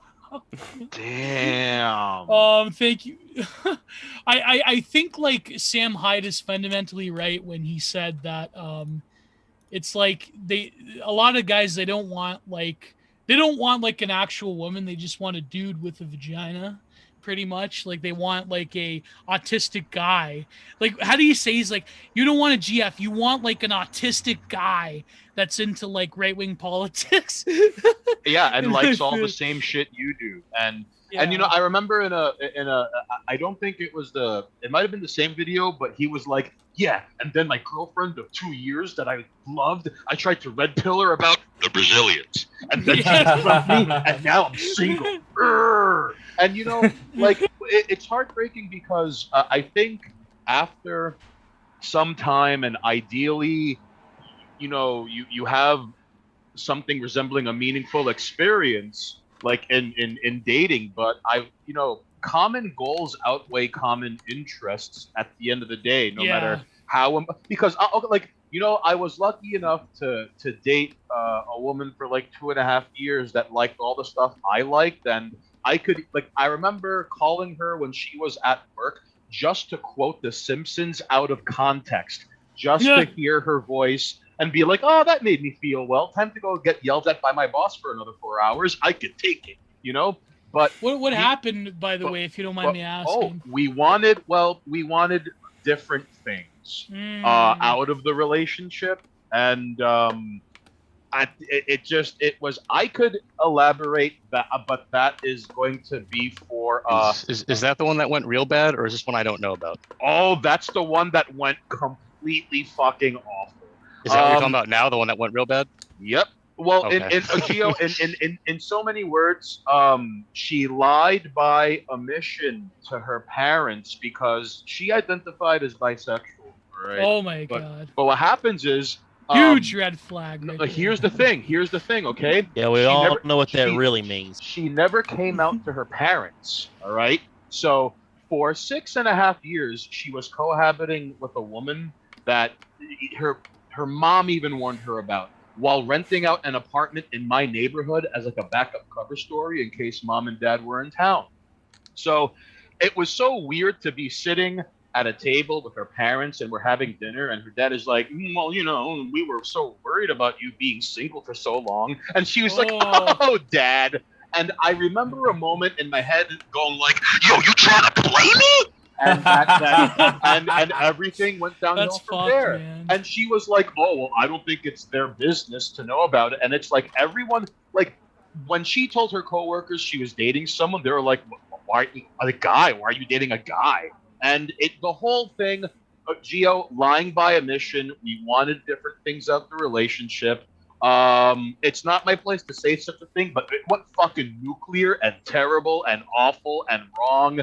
Like, you know, like when to this day, beautiful short-haired women, if I see them in public, I adore it, but they take a strained, unusually greasy dump in my soul every time I see them. Yeah, there's a lot of gals that'll dump in your soul. I mean, I hate to disagree with Matt Forney, but I kind of dig women with short hair. I mean, I don't have a preference either way, but women with short hair, they're all right by me. I don't know. Well, I mean, like, so you would shave the shed wife's hair. That's what you're saying. Well, I mean, to keep warm, you'd put them in the pillows, for the wintertime. I mean, inshallah, we will shave them.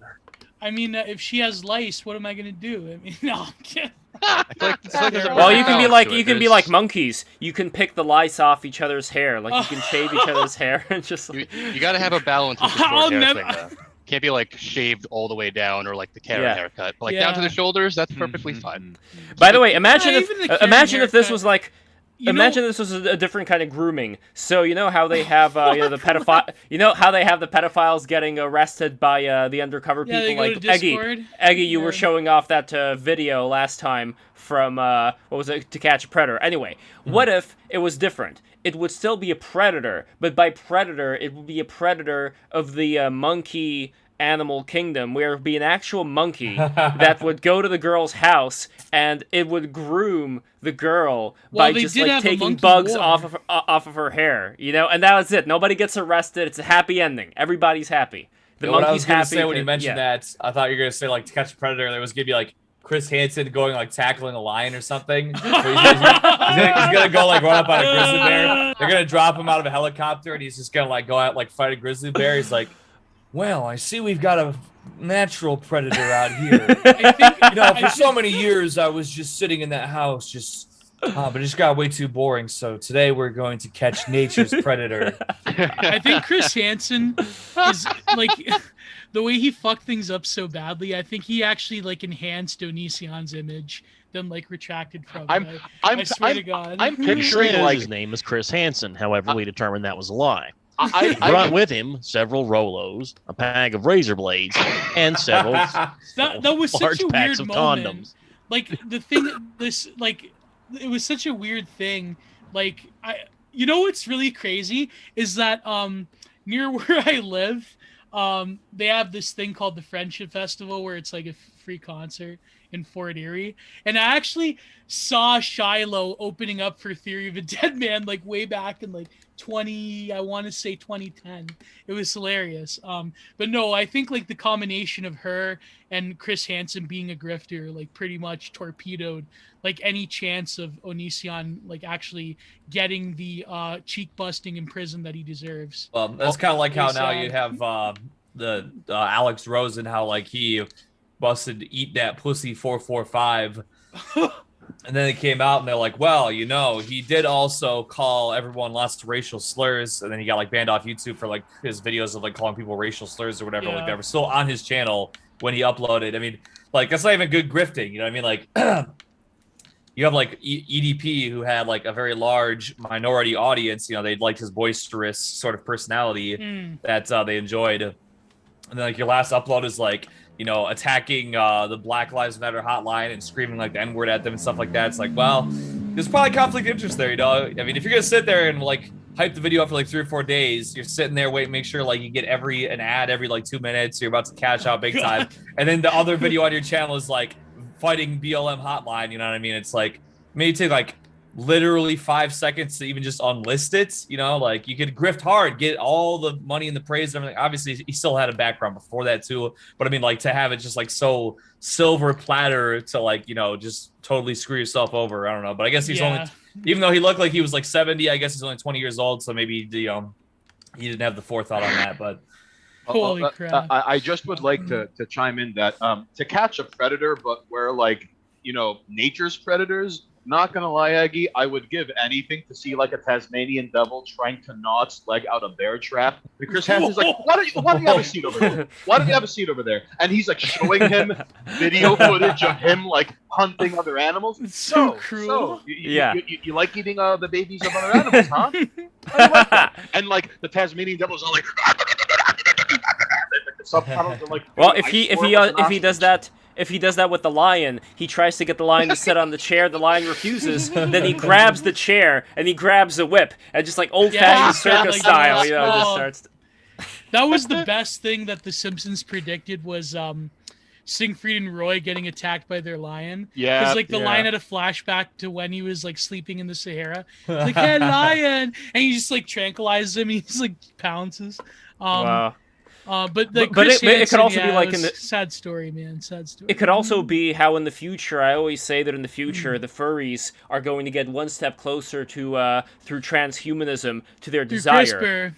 We're gonna have these human-animal hybrids, and then we would actually have a lion man who would be a predator, both in the sense of being half a real predator and half the pedophilic predator, where then it would be like the next level. Chris Hansen would go to the house, and it would be like a combination of like the chair and the whip, but it's still a person. You know, it's like a half person now with lion-like tendencies. Lionel from the Thundercats.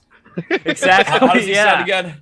We're about to go on a quest down to 123 Fake Avenue. I heard there's a special jewel down there. Well, you sure, Lionel? I mean, I looked at the map and it said that there's just a whole lot of squad cars around. No, I'm sure that's the right place to be. Now, please excuse me and don't unlock the car doors until I come back out. Yeah, you can't be in those neighborhoods without Panthro. Snarf, Yeah. shut your mouth. You know, he could probably use that sword to get sight beyond sight in order to spy on girls changing their clothing. Oh God. But I'm I think looking it's through really the wall. All I crazy. see is some middle-aged men. There's cameras. There's something large, a large microphone with some kind of filter over it. It's like being. Well, you know, I've never been one to steer away from danger. There might be some good pussy in that house. You know? Yeah. What if that pussy's a bit young? Oh, I don't care. I'm hurt. They don't have those laws in outer space. In Thundercat world, Thundercats wasn't Lion-O? Wasn't the whole premise Actually, that Morty, Lion-O that's was a a very little boy? planetary attitude right there. They don't have age of consent out in space, Morty. Oh, jeez, man. Oh, man. That's a planetary attitude. But it's a little boy. Yeah, but Morty, you gotta understand that's how they do it out there in the advanced. I'm the greatest scientist. Is Dan Harmon a predator? No, he's not.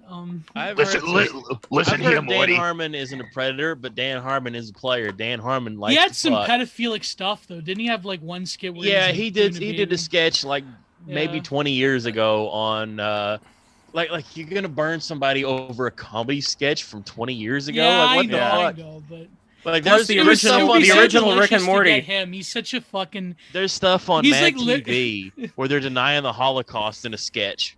There's, Maybe it like, was wonder shows SNL. and I can't skits remember if where it they was do- SNL or Mad TV, but it was one of them where every caller they had call into their show was. Oh, just that was denying SNL. Mike Myers and I forget who else exists, but like as soon as Yeah. they go, well, you know, we're so and so attests Yeah. that the Holocaust didn't happen, and then every single light in the background. Oh, lights that's up what it on was. all the Yeah, phones. everybody starts calling into their show. Yeah. Although And as a Jewish woman myself, I was deeply offended by that comedy sketch. I have to disavow. I would give anything for like the Thundercats meet furries and they're just like freaked out. Like no galactic horror could ever prepare them for these like miserable piles of goat shit that smell like Astroglide and first. Imagine the smell. Did that new Thundercats get canceled? Astroglide? I think so. I heard it actually premiered, like it was on TV. Like I saw clips, but I think it just. Wait, the CalArt style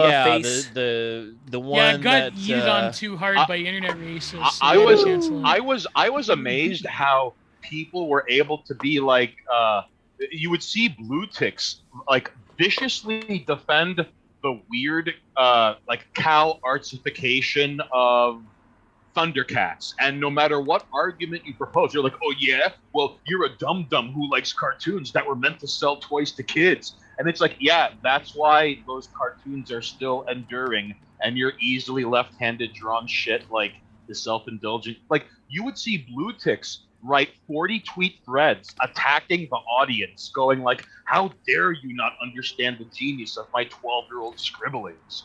It was Wait, so who's weird. who's Bluetex? Is that the creator of verified? the new, Verified Twitter people. Oh, okay. You know the people on Twitter who could say things that are objectively false they're and get backed up by it. Yeah, those guys. If you remember Dr. Seuss, he had a story about the Sneetches with stars on their bellies. That's what they are. They think they're better than us because they have stars on their bellies.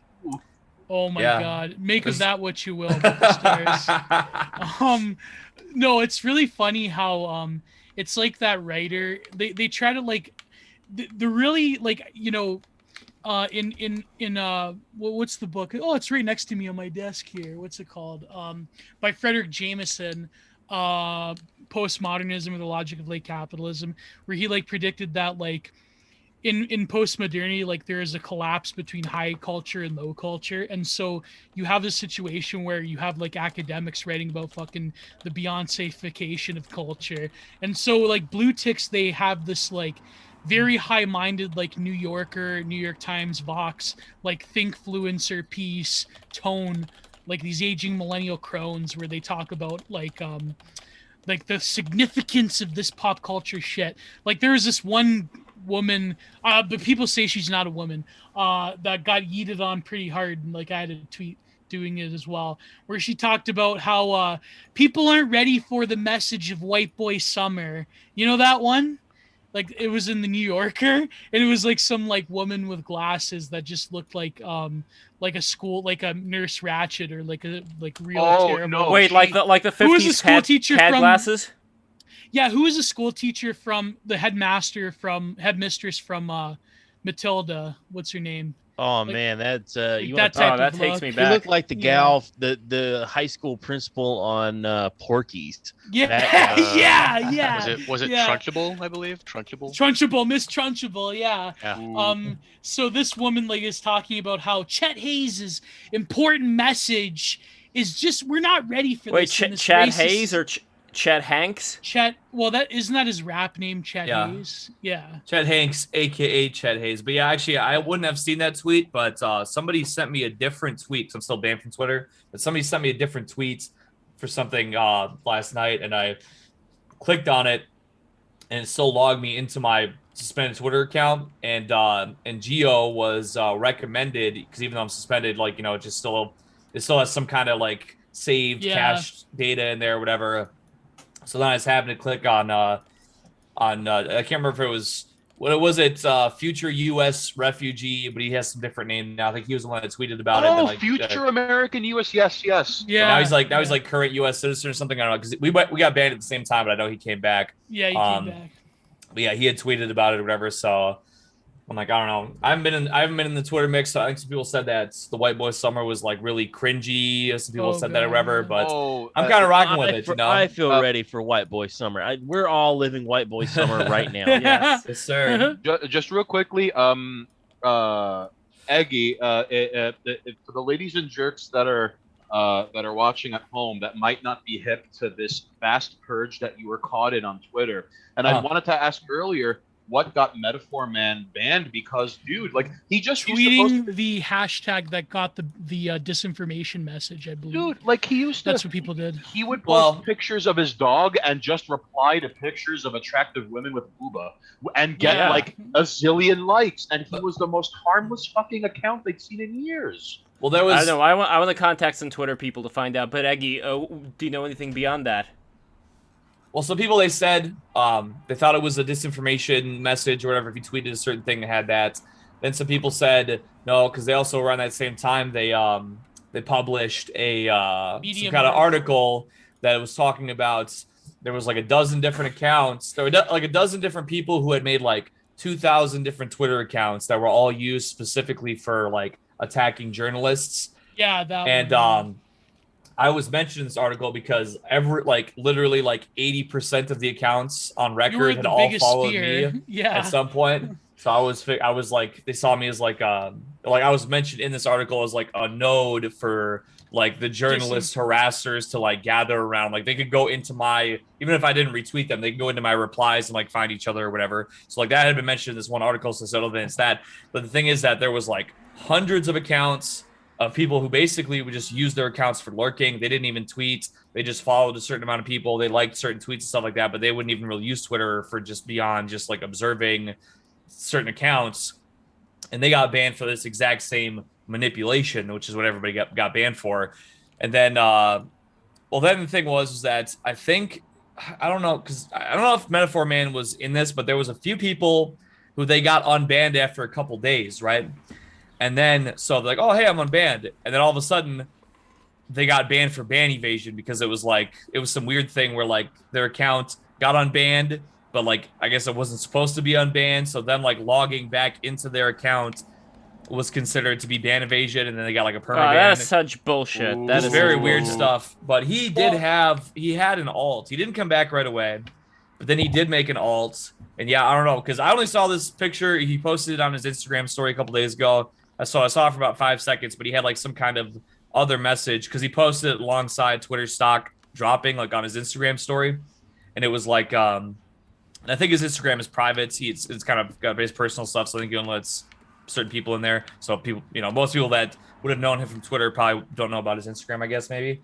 But anyway, it was a different kind of email that I'd never seen before, where it was like some type of, I don't know. I saw it for about 5 seconds, but it was like some type of, you are definitely ultimately extra permanently banned for manipulation and something like that. So I didn't think about it much at the time because I just looked at it for a second. But yeah, it was something like that where it was some different type of message. Now, it's also part, I mean, because I've had people, I just got a message from Nerd City, who is kind of a big YouTuber who knows Keemstar and stuff like that. Keemstar had got some people unbanned with his connections recently. And so Nerd City, he messaged me the other night and he's like, oh, yeah, we're getting some people unbanned. Do you think that it was because it was like DMCA abuse?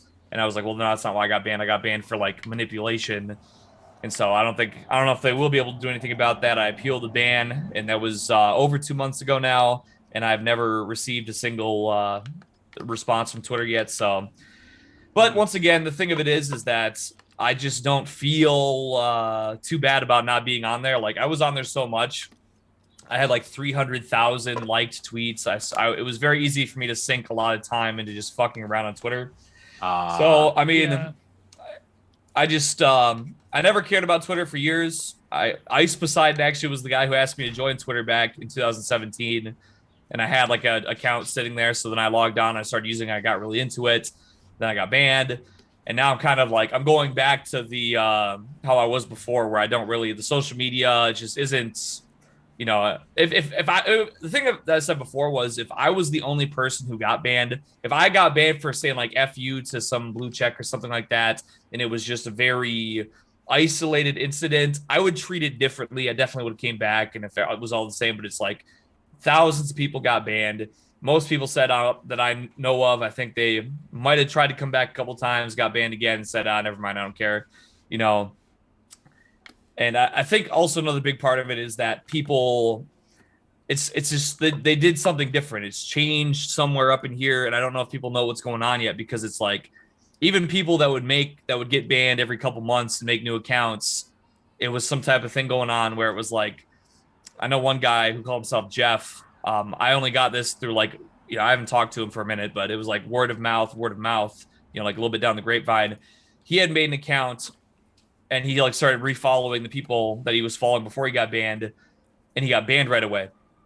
Then he made another account and he started following like New York Times, Joe Biden, all these things, and he let it sit for like a couple weeks with just, and like Beyonce, and he like let it sit for a couple weeks, and then after he let it sit for a couple weeks, only following like approved blue checkmark celebrities, then he started refollowing his people that he liked, and then he didn't get banned, and he had been having that same account then. So it's like something like that. This is something that people have been supposing a certain type of, you know, but nobody really knows for sure. And I think that's part of it, is that people don't know exactly what it is that it's still like an unknown. Very type of thing. interesting. Well, there's a lot going on at Twitter. Well, it's sort of like when you get a strike on your YouTube channel. It's like using spell check in like a computer from the 80s. It tells you made a mistake, but not how. All right.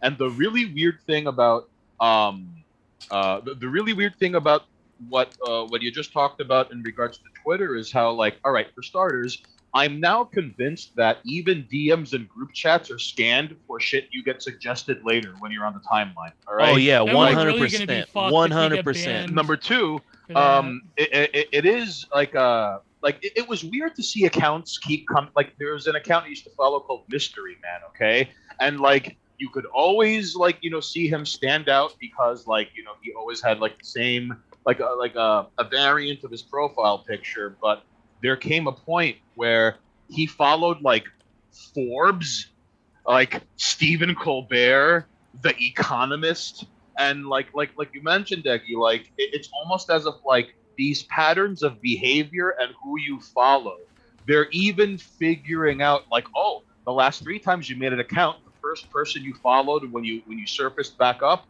was Geo. All right. So now every time an account that's freshly made and follows Geo, it gets put through the ringer of like, all right, is it coming from the same area code this person made accounts from? I'm convinced they even line up all your former tweets and then like, oh, this has the same cadence, use the same language. If it's not Eggy, it's Eggy's evil twin. You know, right? Well, when I joined Twitter in 2019 for the very first time, I only wanted to follow Zoe Quinn and Mr. Medicare because I thought that would send a very strong message of what the fuck? Well, I suppose you could be like Paul Town and just follow nobody, but like have everybody that you want to follow bookmarked. Yeah. Yeah. I was doing the that might be list thing. something. I started off doing the lists. I was like, all right, I'm not going to follow anybody. I'm just going to have big lists. And then I realized at some point, I'm like, oh, people like being followed. Like maybe a month in, I was like, well, start following people. You know, It's a sign of respect to follow. It's very unrelated, but I've always been under the impression that there's got to be some dude in the back end of Twitter, all right, who has access to all of like the deleted tweets since day one that Twitter ever went live, and he goes and plucks them and sells them to like hack comedians who can't come up with their own shit.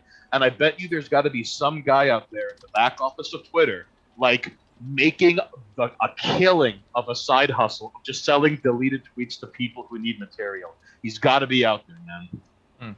Well, actually, you know, now that we're talking about this, I'm on curiosity. I almost kind of want to make another Twitter just to like see if I don't follow anybody, and I just like tweeting. If I tweet like from a VPN and I don't follow anybody at all, maybe I guess that I could at least, if I sacrifice my ability to ever go on that terrible garbage piece of trash filth site again, I could at least test the theory if it has to do with who you're following. Are you doing anything with Minds? Minds has been a very fun alternative to Twitter. No, Instagram, you know, as far as like most of my like actual like kind of normal social media stuff, I've been kind of on Instagram more. I've been doing some, you know, not as much like, because posting on there is different. It's different. Like tweeting, you can sit there. Yeah, and just... it doesn't feel the same like the way that you interact with people on Instagram. There's something about it that just doesn't. And there's so many hoes. I don't know what the better word to describe what I want to say. The hoes are out on Instagram. It is a hose platform. Yeah, like meme guys just can get over a little bit. Actually, I'm gonna say this. I mean, I do understand what you're saying, but Instagram actually they have a stronger anti-sexual policy than Twitter does. But at the same time, women could they can sit there and post a lot of boobs and stuff like that, and it's there's a lot hanging out on Instagram. Yeah, there is like legit porn stars that like post like actual fucking videos on Twitter, but I mean Instagram. I think the problem is that they have a certain sort of behavioral mechanism to filter people into a certain type of interaction where it's basically like point and click, like grinding, because it's very hard to actually have a dialogue on Instagram the way like you do on Twitter or even like I don't know exactly. I haven't really used a whole lot of Instagram. I've started going, I was like, well, I'm just going to dump 10 things every morning on Instagram and see how I do. Like, let's just see how that does, because I've got so much crap. And it's like, if I could figure out a way to schedule stuff out and have stuff dropping every hour like Twitter, like that would be ideal. But then that's how much of my day do I want to sit there and be like, all right, let's schedule out all this crap. There are people that do grind on Instagram. It's crazy. Well, follow me on Instagram as well, instagram.com/leftpolyakov. I put the link over here. I did not use Instagram for a long also time. Follow me on Instagram. Yes, hell yeah. Follow I am Gio the on masked Instagram bastard. right now. Not masked, because some other jerk is the masked my name bastard. change, I'm masked Giovanni. Bastard. Well, I will say one thing too is that I joined the fediverse, which is it's sort of a decentralized social media situation they have going on, and that's been pretty good because you're definitely not going to get banned there for sure. But then at the same time, it sort of has the issue that other sites kind of like that. I guess it depends on where you're at, but with Twitter, I feel like now maybe not so much since they've banned so many people, but to a degree, you would kind of get a little bit of everything on there. Yeah. And this is okay, but like on Post, which is the node poa.sc, that's like the node that I use of the Fediverse, which was created by a guy from Twitter, or like in my Twitter circle, who's like a anime type guy. But he runs a good site. He runs a good platform, I would say. He runs a good ship, but the thing is that it kind of just turns into like it's only every single person that's got like banned from everywhere else. Like they come in and they're just like people tend to get like hyper fixated on certain things. And it's just, I mean, and it's good that they have a place to talk about certain things and more power to them. But it's just like for me, the tiny hats. Is that what they talk about? people with a penchant for small headwear and for for moisturizing their hands and things like that. And for deli, for Ruben's Deli. Oh, yeah. Lori. For real estate in the Northeast United States and things like that. Yeah. But anyway, yeah. So it's kind of like, more power to them. There's still some good things that go on there, but it's just like everything gets real kind of fixated in a certain way to where it's like it's not the same as it was like on Twitter. There was just other like a broader spectrum. I followed a couple thousand people on Twitter. There was a little bit more going on in different terms. I got a little bit of the entertainment, mainstream, and then like a little bit of the funny memes, then a little bit of like the politics, the pulse of the internet and this, itself, yeah. Versus kind of just like this section here. So it's sort of like, more power to them. And I hope there is more decentralization and more, anti-censorship techniques. But I think it's just kind of the way that things are going lately. It's like when you force people to kind of, when you don't let people enjoy what they want to enjoy, then, you're going to kind of force them to kind of get moved a certain way. And I understand that very much, but it's just like, just from a general perspective of what I want to look at my phone today, it's kind of, it's like a one track sort of thing. You do have some anime titties and stuff on there too. So you do get a little bit of that, so there is a little bit of, variety, which is, that's cool. But it's just not quite the same as it was, back in the good old days, I tell you.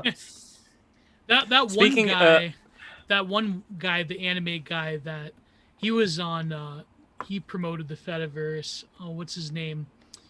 He had the epic mega anime thread that got all of the LGBT trannies. Was it Wyatt? Something like that? Wyatt? Yeah.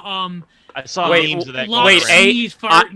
Wait. By Wyatt, do you mean a Wyatt? That's right.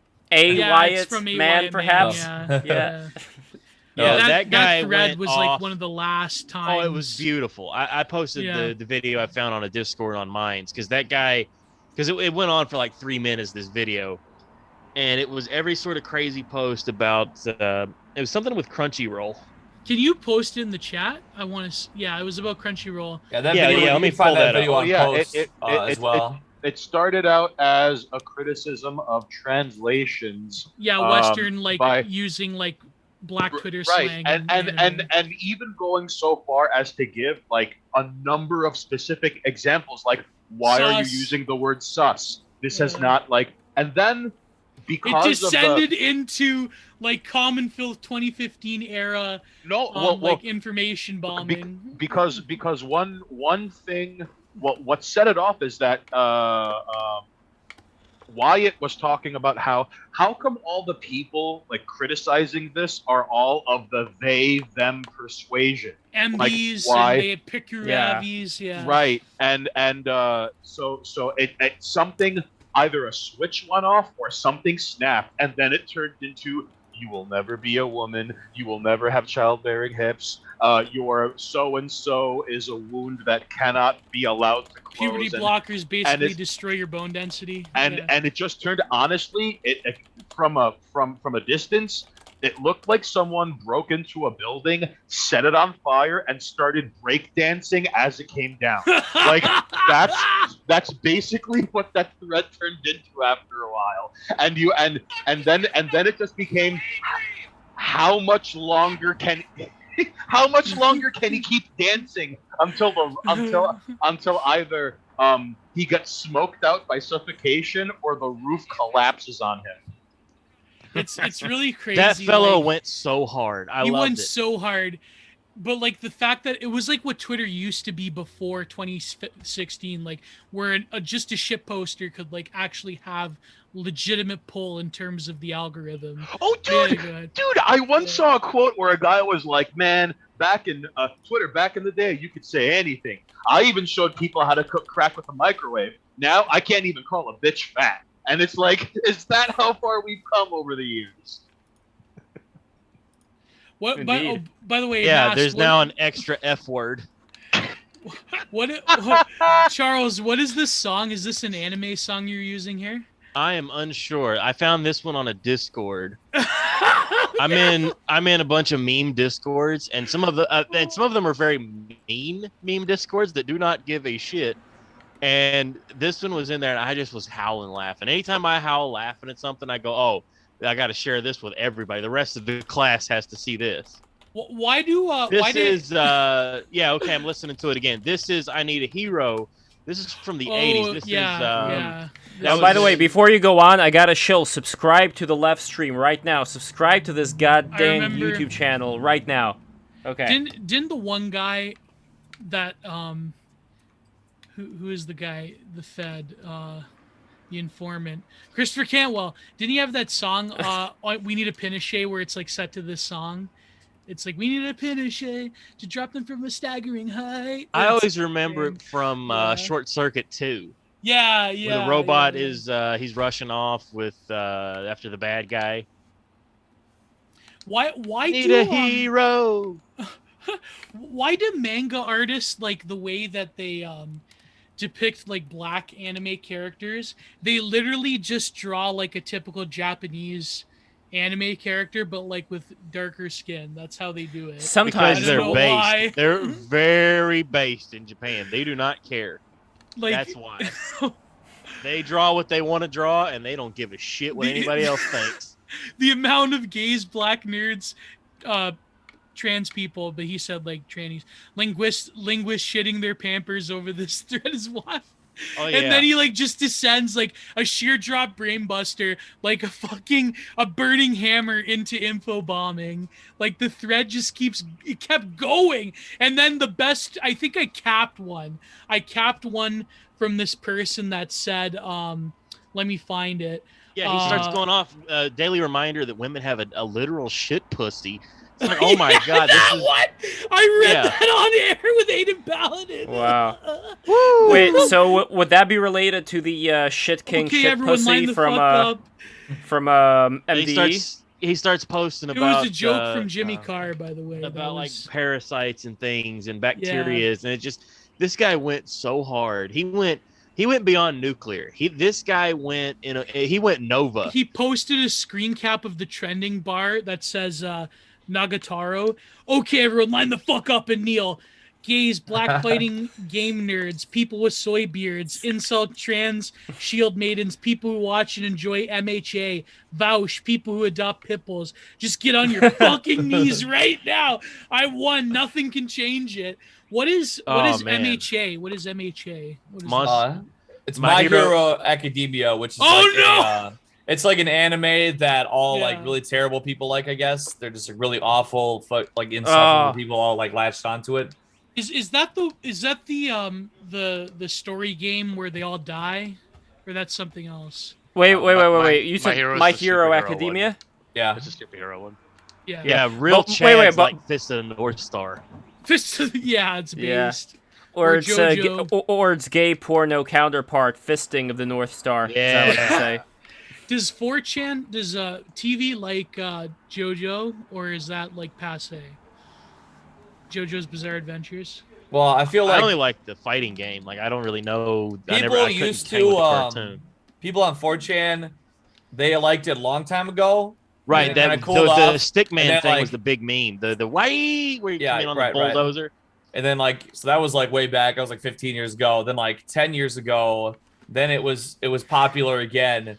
But then like with the rise of the Tumblr, a lot of like the LGBT community like got really like fixated on it for some reason. Kind of like I've never watched My Hero Academia, but they got fixated on JoJo for whatever reason. Like there was a lot of I don't know, it just was what it was. There was something like flamboyant about it, I guess, or I don't know. Queer themes and queer theme accessories. Yeah. By the way, Buff has one second. Buff has a good comment. Buff says, representation is BS because no black guy ever had a problem identifying with Goku. Yeah, that's true. Yeah, absolutely. like brothers love Dragon Ball Z. Like Bring in straight Verse up. right now, and Verse will tell Yeah. you this. It's like, Oh, and by the way, Dragon Ball Z. everyone- what I want to tell yeah.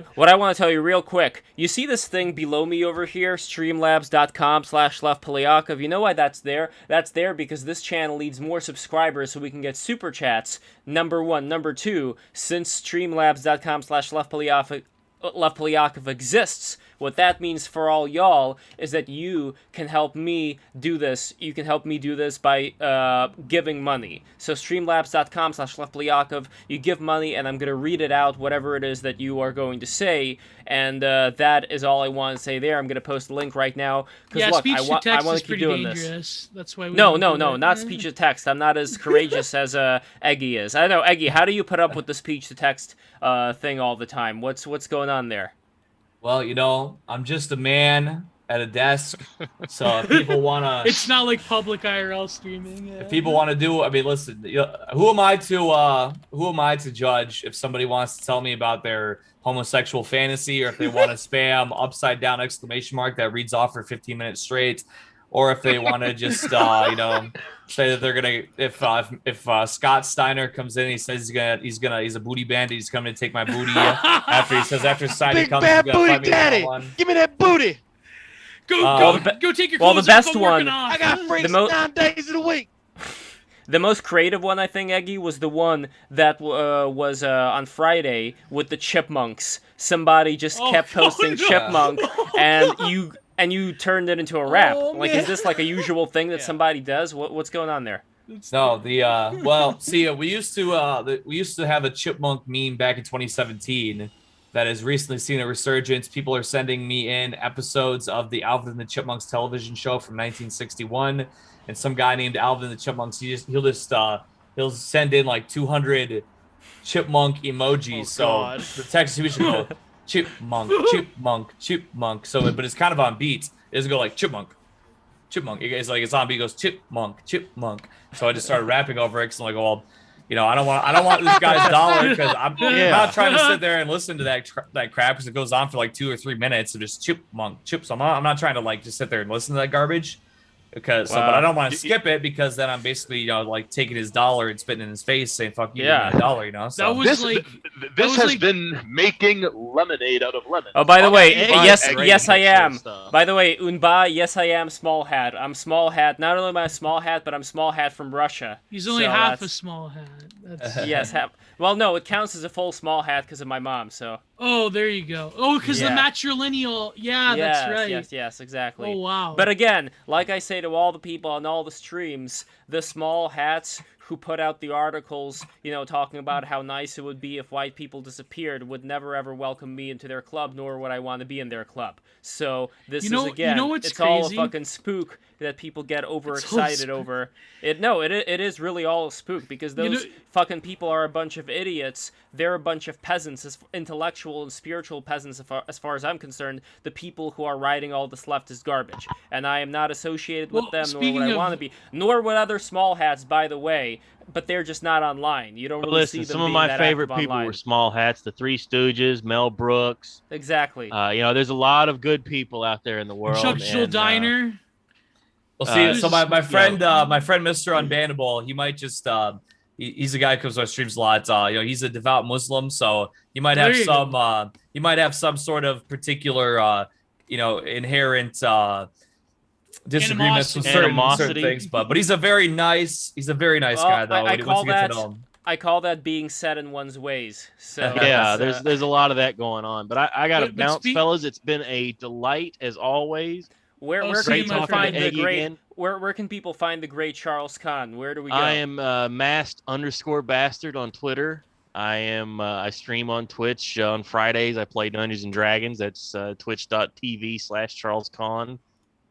You know, I'm around. I plague Twitter, like all the check marks and celebrities. Like they better watch their ass because They I'm know coming. who you are. They explicitly fear seek me. you out. Yeah. They specifically fear me. I would like to say that Charlie DMs a game that Monoxus and I play every Friday, and I haven't had that much fun in a long long It's time. a lot of fun doing all the silly, crazy voices. That's the fun I have, like being and trying to get the pop out of you guys laughing, like coming up with some new wacky shit.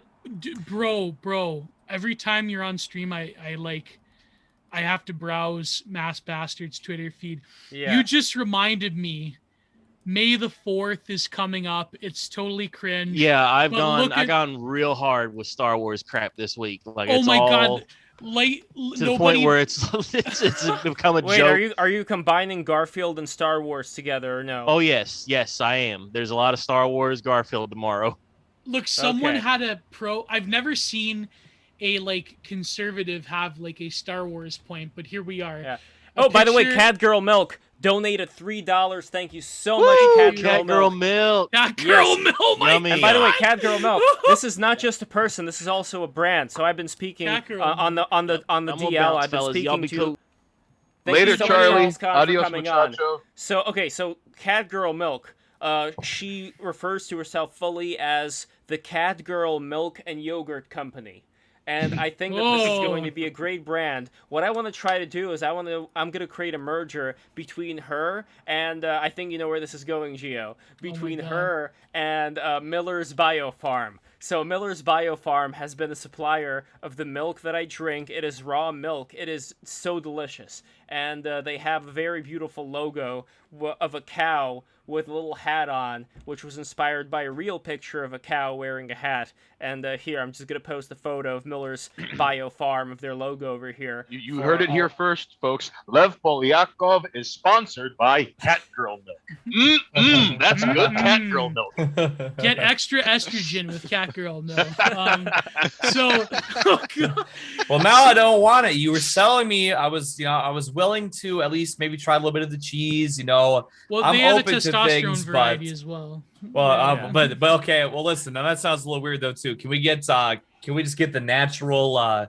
If there's a little bit of this, like a 1% of 1% here or there, neither here nor there. Okay, I don't want any levels to be raised without, in the wrong kind of way. There's hormones in every product you use. You can't avoid it these days. Drink the estrogenic milk. So this one that Mass Bastard posted, this guy has a sign in a protest, Second Amendment rally. Nobody blamed the lightsaber when Anakin killed the younglings. What is the younglings? I don't even. In episode 3, there's a scene where Anakin just starts cutting down little kids in the Jedi Academy. And they refer to them as younglings. Although just real quickly, Catgirl's Milk, big ups to Catgirl's Milk, who shows up when Monoxus and I stream, and you know what? I hope all the things the Catgirl Milk and Yogurt Company want out of this life and the next, I hope they snatch it up. Same here. Is Catgirl Milk on Twitter? And by the way, she is on Twitter. I'll post her Twitter. But also over here, we have a comment from let's see over here. Unba, I can't say that. It says Op Fata. Oh, I don't think Egg White realizes how much his streams help us. So check that out, Eggy. That is inspiring. And speaking of inspiring, so true. Look at this logo of Miller's Biofarm. Here, I just want to post a close-up of it. Eggy, look at this cow. Look at how fucking happy this cow looks wearing that fucking hat. God, it's the groovy Mueller. How does that hat stay on the cow? Well, there is another photo that they posted, which I'm going to find right now. Tibetan black magic. That's gotta be, son. Hold on. I got another donation. $1 from E. I was invited by the Pung Ensure Amen about Mel Brooks. He was a Jew who... Hold on. I have to take a look at that. That ended on a weird note. Let me see what's going on here. Because these things, they are too slow. Let me go into Streamlabs and see exactly what it is that they said over there. But anyway, I am also going to find the original photo of the cow with the hat. Let's see over here. Okay, this is a different one. See, I have a different one for BTR, so I have to log out of this one and log back in with mine. But all the people who are watching this right now, subscribe. Keep on subscribing. We got to grow the left stream so that BTR and the left stream are both going to rise, because I don't want to take another job. Like, I want to do this full-time, and I'm only going to be able to do this full-time, because here's the thing. I want to be real true with you guys right now, okay? Real up front. What you're seeing this conversation, it's a great fucking conversation, don't get me wrong, but what you're seeing with this conversation and with Break the Rules, it's the tip of the fucking iceberg when it comes to how much work actually goes into creating all of this. The planning ahead, the booking of the guests, like months ahead, the organization, like it is a lot of fucking work to get all this stuff on there, and I want to keep doing it, but the only way that I can keep doing it is if you send us money. Invest in Lev. Invest in Lev, and also patreon.com/break the rules. If you become a patron of Break the Rules, then you are going to help steer this ship into calmer waters when it comes to financial stability. So it is all up to you. And we recently did my dad recently did a definitely legit magnet, and we're going to be sending that magnet out to one lucky patron named Mom Evie, who is a big fan of Definitely Legit in real life, and I hope to have Definitely Legit on this podcast soon. Anyway, I am logging What's back going on in here. between him and Ngolo? What's going on there? Oh, the whole thing with the I don't know. I mean, look, I have a very psychically powerful nerve system. So when I touch one of those pucks, you know, the what do you call it? The what is wrong? Orgonite. When I touch the Orgonite, yeah, when I touch the Orgonite, I feel some shit going on, like physically. So I think that there is something to the Orgonite, but as far as how successful it is, like what exactly it does, I have no idea. But there is a feeling that I get when I touch Ngolo's. I don't know if it's his Orgonite or if he's helping out a friend of his named Orgonite Andy, or maybe Orgonite Andy and Ngolo are the same person. I don't know. Two quick things. One, Geo, I put Cat Girls Milk, their Twitter handle in the DMs. Oh, okay. Zoom.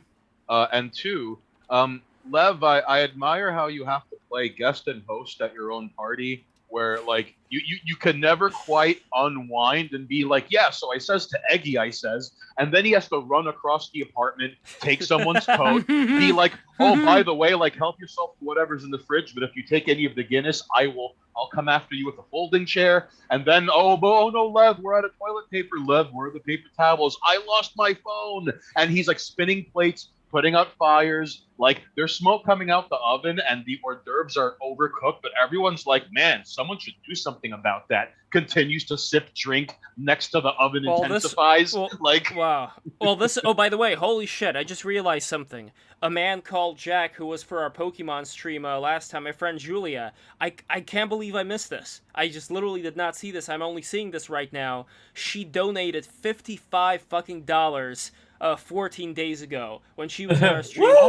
She said nothing about it. She said nothing about it whatsoever, as if it never happened. Julia, you are...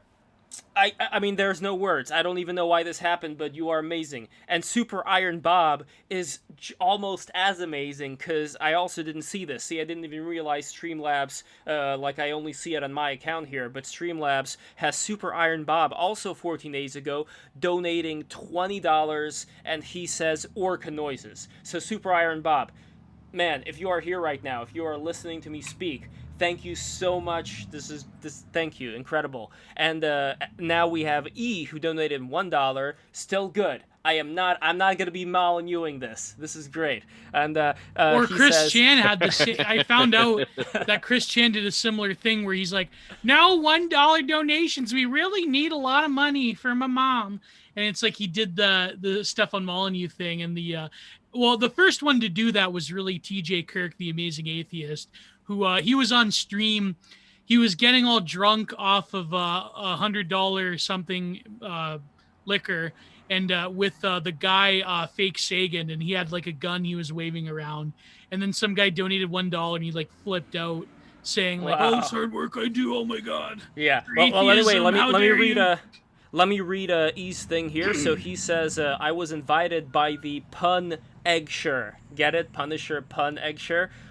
Amen about Mel Brooks. He was, well, why did he say was? Because he's still alive, isn't he? He was a Jew who helped build a bunch of Bailey bridges, including one of the longest in World War II. Bridges that helped end that war faster. Shout out to 718 TV via Dagger Magazine. Queens rep it. So thank you very much for that, E. And by the way, I have something to share with you, Gio. This is something that I posted to you earlier on in a message, but I want wanted to share. See this building over here? This is the Alberta Ilea in Riga, and this was a building. This was a building that was designed by Michael Eisenstein. So first of all, what do you think of this building, the blue one? Oh, big ups to Dagger Mag. What's up, homie? The blue one. Yeah, this blue building over here. What do you think of it? It's got that nice, like, the turn of the century, like, neoclassicism type vibe to it. Yeah, and it's nice. And also this one over here, I'm not sure, is this the same building? No, this is in Paris. So this is the Jean-Pierre d'Albera from Paris, France. So what do you think of this one? That's pretty nice. Okay, now the reason why I'm bringing this up is that the guy who's the architect of these buildings, Michael Eisenstein, number one, he is a small hat. And this is basically to punch back on Bronze Age Mantis's point about, small hats not understanding beauty. Because, again, you could see it for yourself.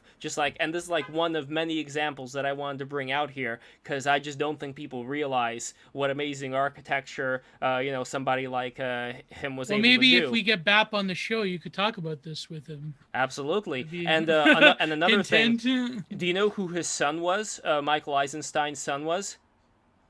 Who? Albert Einstein? No, it's Sergei Eisenstein, who is the director of Battleship Potemkin. Oh shit, really? Oh my god, Yeah. Really? Yeah. Holy shit. It didn't click for a moment. Yeah. The commie propaganda film. Well, it was like cinematically, it was one of the greatest movies in terms of like, and early Alexander cinema. Nevsky. He also directed Alexander Nevsky in 1938 and Ivan the Terrible in 1944. Holy so crap. this is like this Apparently, is a big guy. Potemkin wasn't real. Like, it wasn't an actual, like, thing.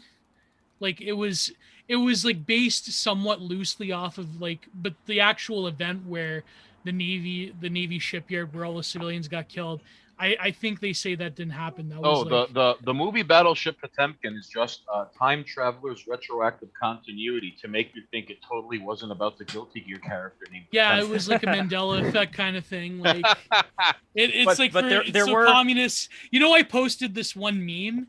I posted the guy who was what's his name? Who was at the Jim Cornette's like interview or whatever, where he's like, "It's still real to me, damn it!" And then I'm like, Tankies on Twitter when they post about the Potemkin, and it's like the meme of like, "It's still real to me, damn it." So, nobody got that joke though. Nobody. Well, got no, it. it says over here. So it presented on Wikipedia. It says it's presented a dramatized version of the mutiny that occurred in 1905 when the crew of the Russian battleship Potemkin rebelled against its officers. So there were things that were going on around. Let me see over here. So just very quickly, if I'm not mistaken, isn't the movie Battleship Potemkin, isn't that where the inspiration for that scene in The Untouchables where the carriage is going down the stairs in slow motion, and like it is. Stone and Ness have like this insane shootout with like a dozen dudes on the steps? Is that where it's from? That's it. Okay. Oh, and by the way, Kreenus, thank you so much. Kreenus donated $2. Thank you so much, Kreenus. I really appreciate that. Oh, I love this Alpha Niners comment. Welp, guess I got a sub somewhere else upon finding out that I have a small hat. And Buff, always, wow, anti-Semitism BTFO with facts. And here's the thing. There's people out there who get paid by the Russian government so that we never come to any fruitful conclusion. They're always going to fuck around with our minds. But Buff, I'm telling you, for the last time, become a patron of Break the Rules. Take some of the money that you're earning from the Russian government and put it into Break the Rules. That way, we got our beak wet, and it's not just about you sabotaging the show. You actually contribute. So anyway, I love you, Buff. I'm kidding. You're not a Russian agent. I'm just making it all up. Help Lev be like Don Fanucci and wet his beak a little bit. Come on, teamwork makes the dream work. Come on, you people. Teamwork makes the dream work. But anyway, I thought that those were very nice looking examples of architecture. And another thing that I want to mention real quick before I move on is that Mel Brooks, yes, it was mentioned that he was building the bridge, But also it's very interesting how during World War II, a lot of these, you could say, very nebbish Jewish clerks were the ones who were actually volunteering for the most dangerous missions. And let me see, I'll be able to find you one of their names. But basically, they were the ones who were volunteering for the missions where during the war they had to go into the enemy front. You know, they had to crawl through, no man's. Well, I don't know if it's no man's land. Yeah, certain places did still have a no man's land in World War II. But anyway, they were doing like reconnaissance missions, which were the most dangerous ones of all, as far as they could capture you and kill you and all that kind of stuff. So the ones who volunteered for it were these like very skinny, nebbish Jewish clerks, and they were the ones who ended up earning a lot of medals from that and all that stuff. So, and again, you could say they were also brainwashed by the USSR because but at least they were fighting for their country. You know what I mean? Like, then you could say all the Russian people were brainwashed by the USSR. Yes, they were. But my whole thing here, my whole point, was that this impression that people have today of, small hats not wanting to fight for their country, always wanting like the others, that's fucking bullshit. Because again, if we're talking about the USSR at that time and the people who were fighting, they were the ones, a lot of these nebbish types who were volunteering for the most dangerous of the jobs, not out of some, sense of wanting to get personal gain, but out of a sense of duty, out of a sense of honor. So I think that goes a long way, and it does, I think, examples like that, they do annihilate the stupid idea that people have that they would just, like, sit on the side. The people who were sitting on the side were the Russian generals. They were the ones who were mostly eating caviar and letting all their men die. Not like Alexander the Great style, where you would have, like, the general right next to the troops, nor, like, in Germany. Shout out to the Romans, by the way. Well, that was the Greeks, but fair enough, yes. I'm sure the Romans did a similar thing. But the point is that there is something to being at the head that inspires good morale. Kind of like the opposite of today's neocon chicken hawks, that also, send people out to war and don't really do shit. Yes, Lev, you make a good point about leading from the front. And there's a famous example when, like, Alexander the Great, his army was marching through the desert for days without water. And, like, a member of his army comes running with water, like, in his helmet, going, General, I found an oasis. And Alexander the Great was like, if my army doesn't get to drink, I don't get to drink. We got to keep moving. There was also an instance where, like, Alexander the Great understood how important morale was. It's something that you can't quite quantify. So, when his campaign took him to India, I forget which battle it was, but, like, they were struggling to get, like, the ladders up to siege over the walls, and he was the first dude over the wall. And how do I put this? If it was just, like, some private, some conscript, or some mercenary who went up the wall first, it's not really going to send a message. But if the dude you've been following for the past 10 years goes up the wall first, everyone's going up the wall second. So, but, of course, we're reminiscing about the days of yore because, as the great philosopher Sun Tzu said, can't beat them drones, man. So now we live in the present.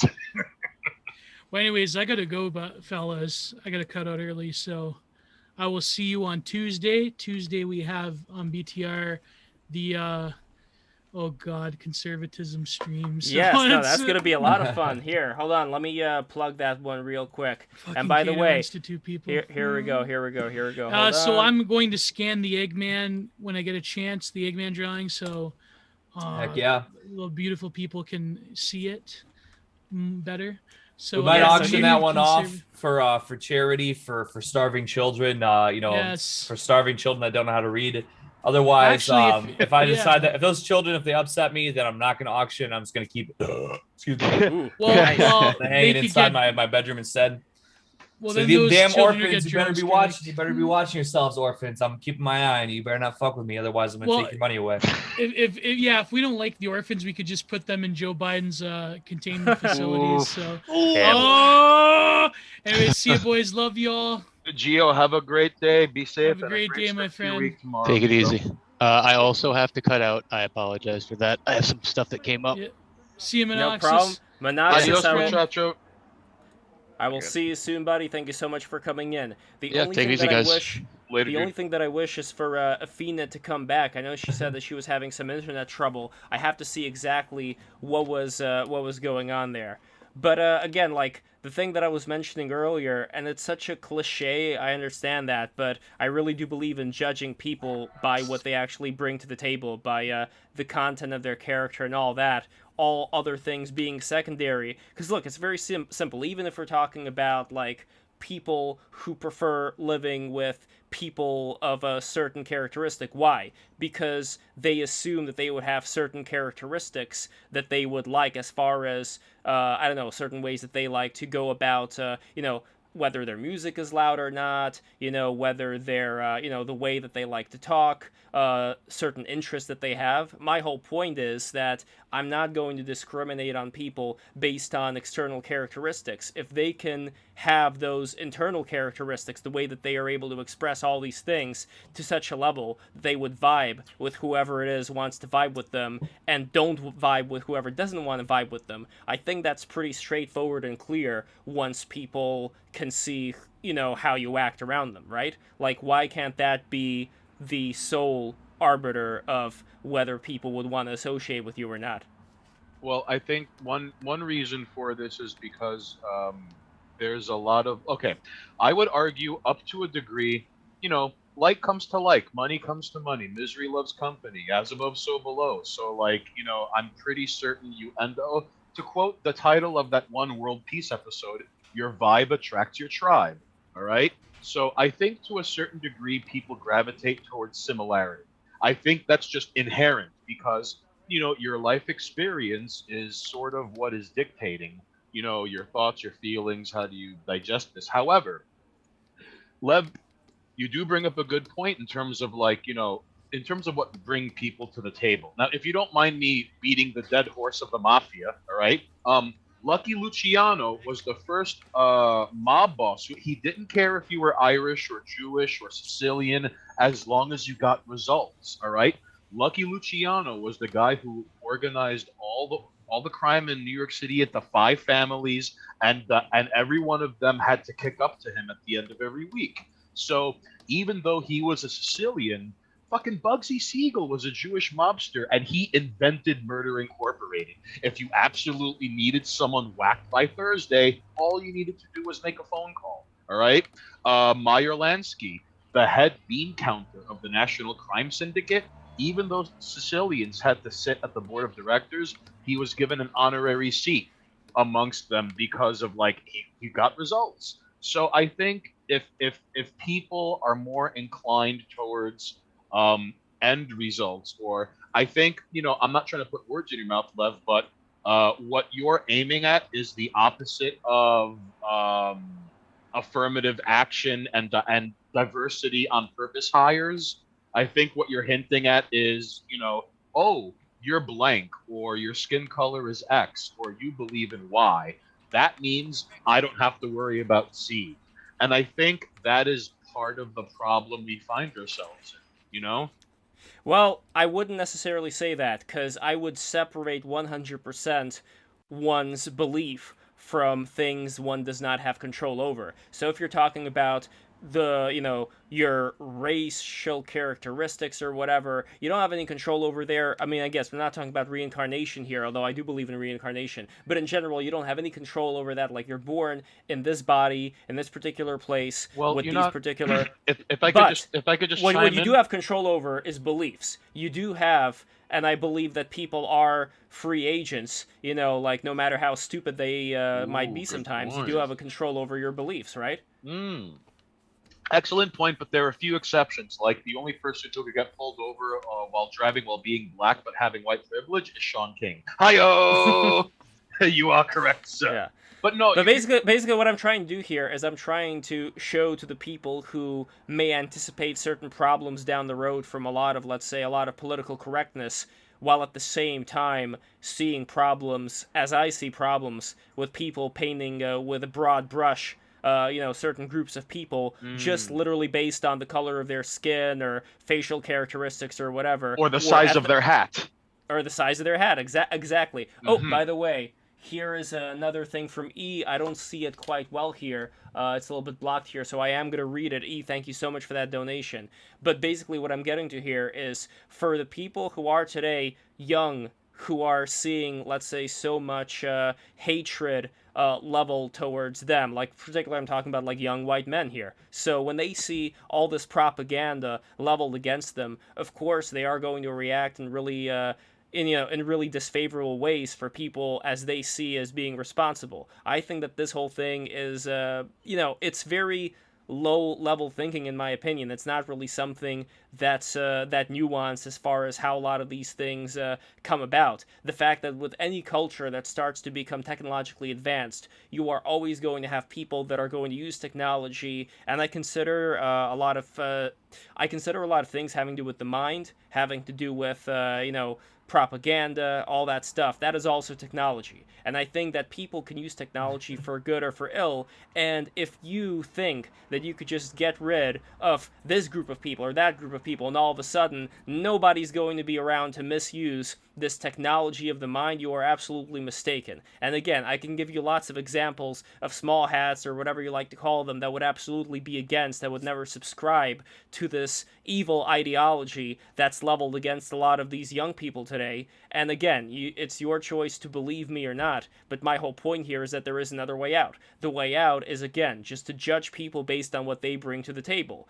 Are they people that you want to hang out with based on how they act, not on any external characteristics? Because with the external characteristics, I'm sorry, it's not going to end with you getting rid of who you want to get rid of and then that's it. You consider this Frankenstein to be something that you can handle, but I really think you're mistaken in that regard.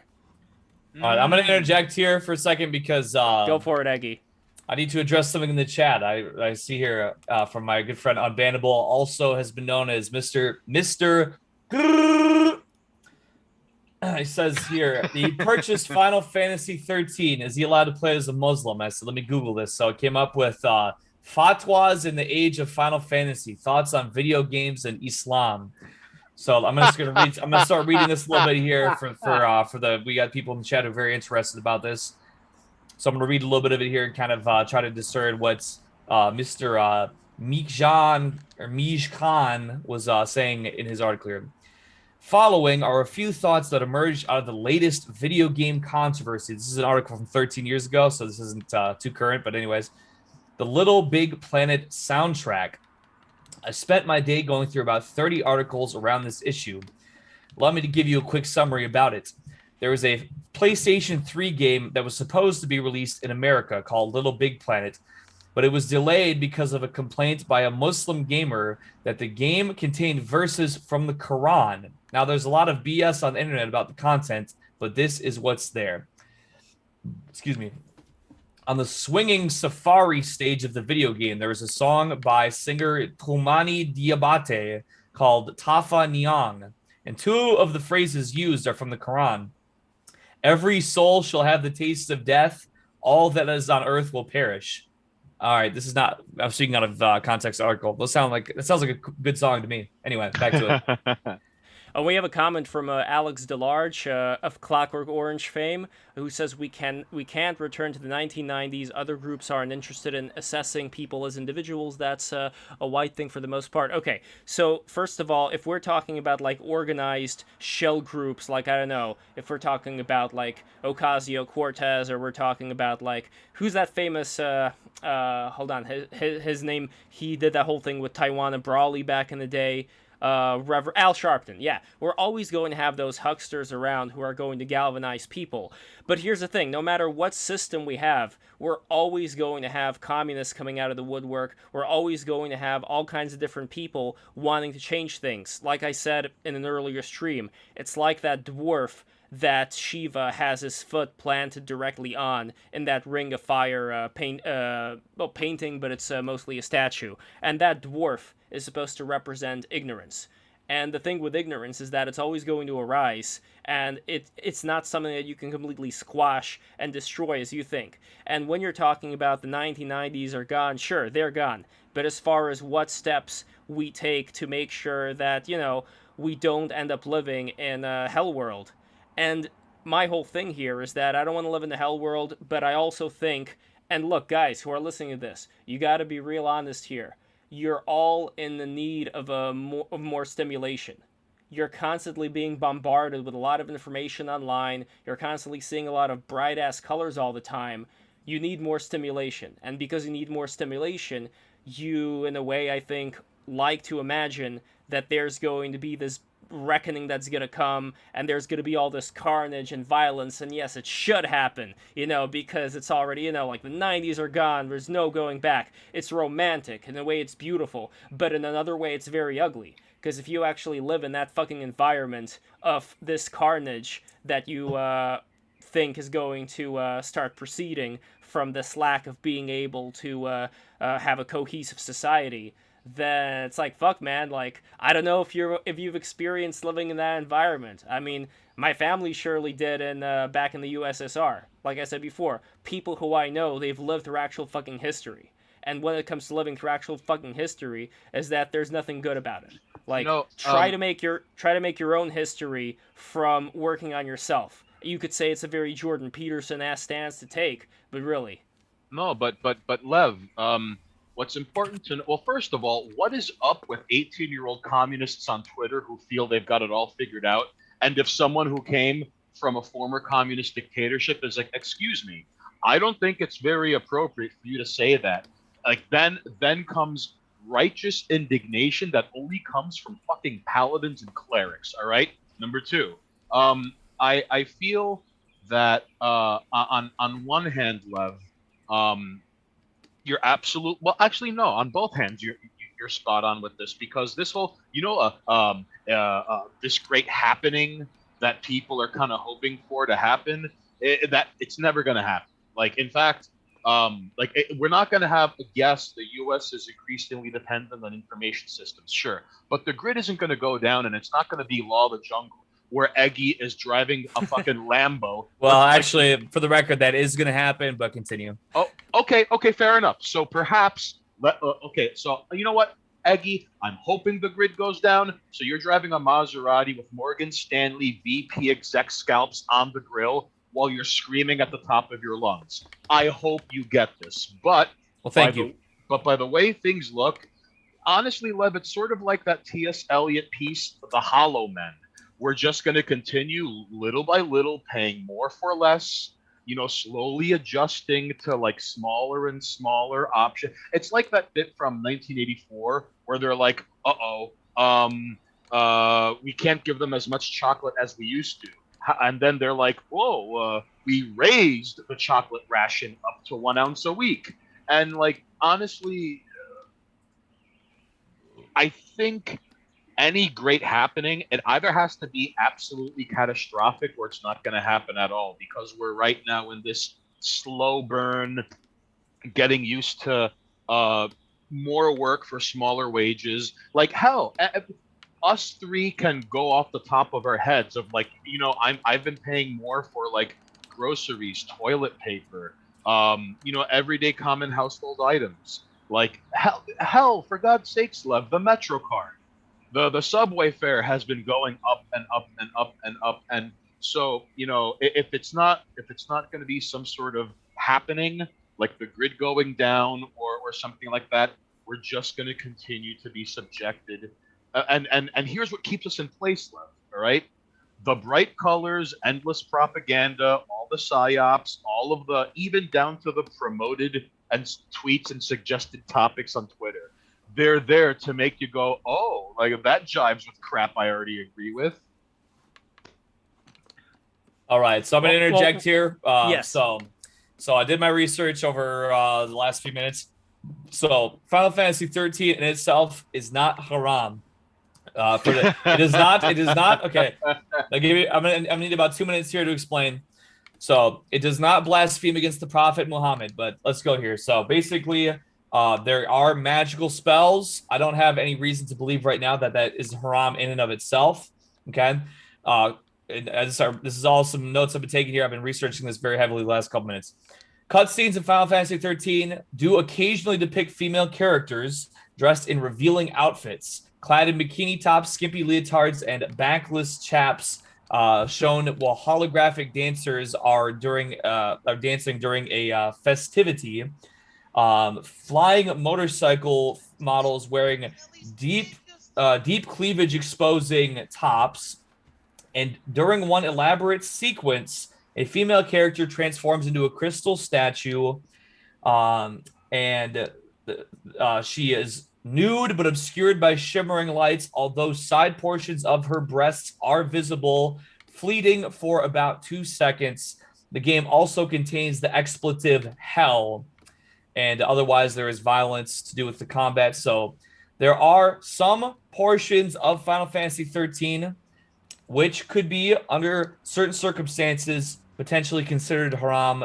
But if I were to give my opinion of it, I would say that Final Fantasy 13, as far as I understand it, is suitable for Muslims to play. So that is my final verdict in that regard. AppFada has a good point, though. AppFada says depiction of human beings is haram in general. Like any depiction of human or animal or any being that Allah created is forbidden. Now, I don't know about the... How do we know if these magic casting jerks with HP and MP bars were created by Allah, though?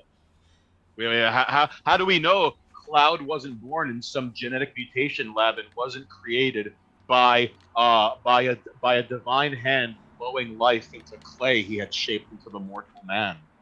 That's true. I was also basing this off of, I just did a cursory search of, is gaming inherently haram? And based on what Google returned to me in the immediate results, it said gaming in and of itself is not immediately haram, but I suppose if the gaming is to do with depictions of human characters, that is, I'm not too well versed, so that could be an issue. But yeah, they might all be aliens because they can like throw magic around and stuff like that, which humans cannot. Yeah, but so in that regard, perhaps aliens. the fact that magic is involved in the game might then be an exception to that rule. I was thinking that the magical spells may have caused an issue, but I guess that might actually be something that could be make the game then lenient in those regards. But I will tell you, with that being said, I'm going to go use the restroom, and I will be back in a moment. Excellent. Eggy, thank you so much, brother, for that great take. I mean, when it comes to video games, I think that there could be a good market for halal video games where the characters are just made out of Arabic characters, Arabic text, there could be like a Space Invaders with like the swirly text, going like left and right. And... You know what that reminds me of, Lev? I'm not sure if you've ever seen this. Perhaps you might have, as an animator and as an artist. There, in the 40s and 50s, there were like MGM cartoons, and it began with the lion roaring, and they would make like Tom and Jerry or Droopy cartoons. There was a cartoon called Symphony and Slang, all right, where they basically took all these basically it's a guy telling a story, but like he was like, I couldn't touch her with a 10-foot pole. And you see him 10 feet away, desperately trying to like touch this lady with a 10-foot pole. And then he was like, so I was carrying on. And he's walking down the street, and the letters O and N are over his shoulder, and he's like struggling to walk down the street. So I think if you could use like Arabic or Arabic script, for example, like a friend of mine, he's Afghani, and he had gotten a tattoo of a lion, but it was drawn in Arabic script. So like I'm pretty sure you could let's say that by the way is like his version of what the Hasidic Jews do with elevators. Like they can't press a button, so they just made an elevator to go up and down. That's like you know what I mean? I love how through a technicality such a thing can exist, and listen, technicality or not, it's still kosher, right? Yeah, and it ends up looking like a fucking lion anyway at the end of the day or whatever, Like, people know what it is. Who are you fooling? But although I gotta say, like, with the Shiites, now this may insult the no, I'm not gonna insult the Sunnis, but I'm still gonna say that when it comes to the Shiites, they're much more lenient in depictions. Like I know they depict Ali, for example, and they always put that image up. They think, oh, this is Muhammad, this guy with the green turban and stuff, like the green cape. No, that's actually Ali, who was Muhammad's. Well, he was Muhammad's cousin, I believe, and he married Muhammad's daughter Fatima. But then I believe it was who was it? Not Abu Bakr, but Omar. It was Omar who allegedly burned down the house that Fatima was in while she was pregnant with Muhammad's grandson. Although there is a bit of controversy around that. Like, some people say they did, some people say it didn't happen. But that was based on Bukhari, I believe, which is one of the hadiths. So I don't know. For all the Muslims who are watching this, let me know if what I'm saying is correct or not. I don't want to speak out of term. But the point still is that there's been this struggle going on, like Game of Thrones style, for who gets to lead Islam, whether it's the the Sunnis believe that the succession started with Abu Bakr, the first caliph, and the Shiites believe that no, the first one was Ali. But anyway, I really want to get to the donations here. So E said over here, and then you have this badass Sydney Chachno. Oh man, I can't even say. Okay, Chachno. He escaped the camps. Look at that super huge tough lord. Yes, he escaped the camps, goes to USA, and becomes a paratrooper in World War II. I don't always get along with people, but I love American heroes. На здоровье, товарищи. Would you like to help? Would you like to help make a pun eggshare sticker? Yes, I would. And then he donated another $1 and says, Murder Incorporated as ye old meme was so prolific that the U.S. Army Air Force bomber crews named their aircraft Murder Inc. And another $1, he says, I stand corrected.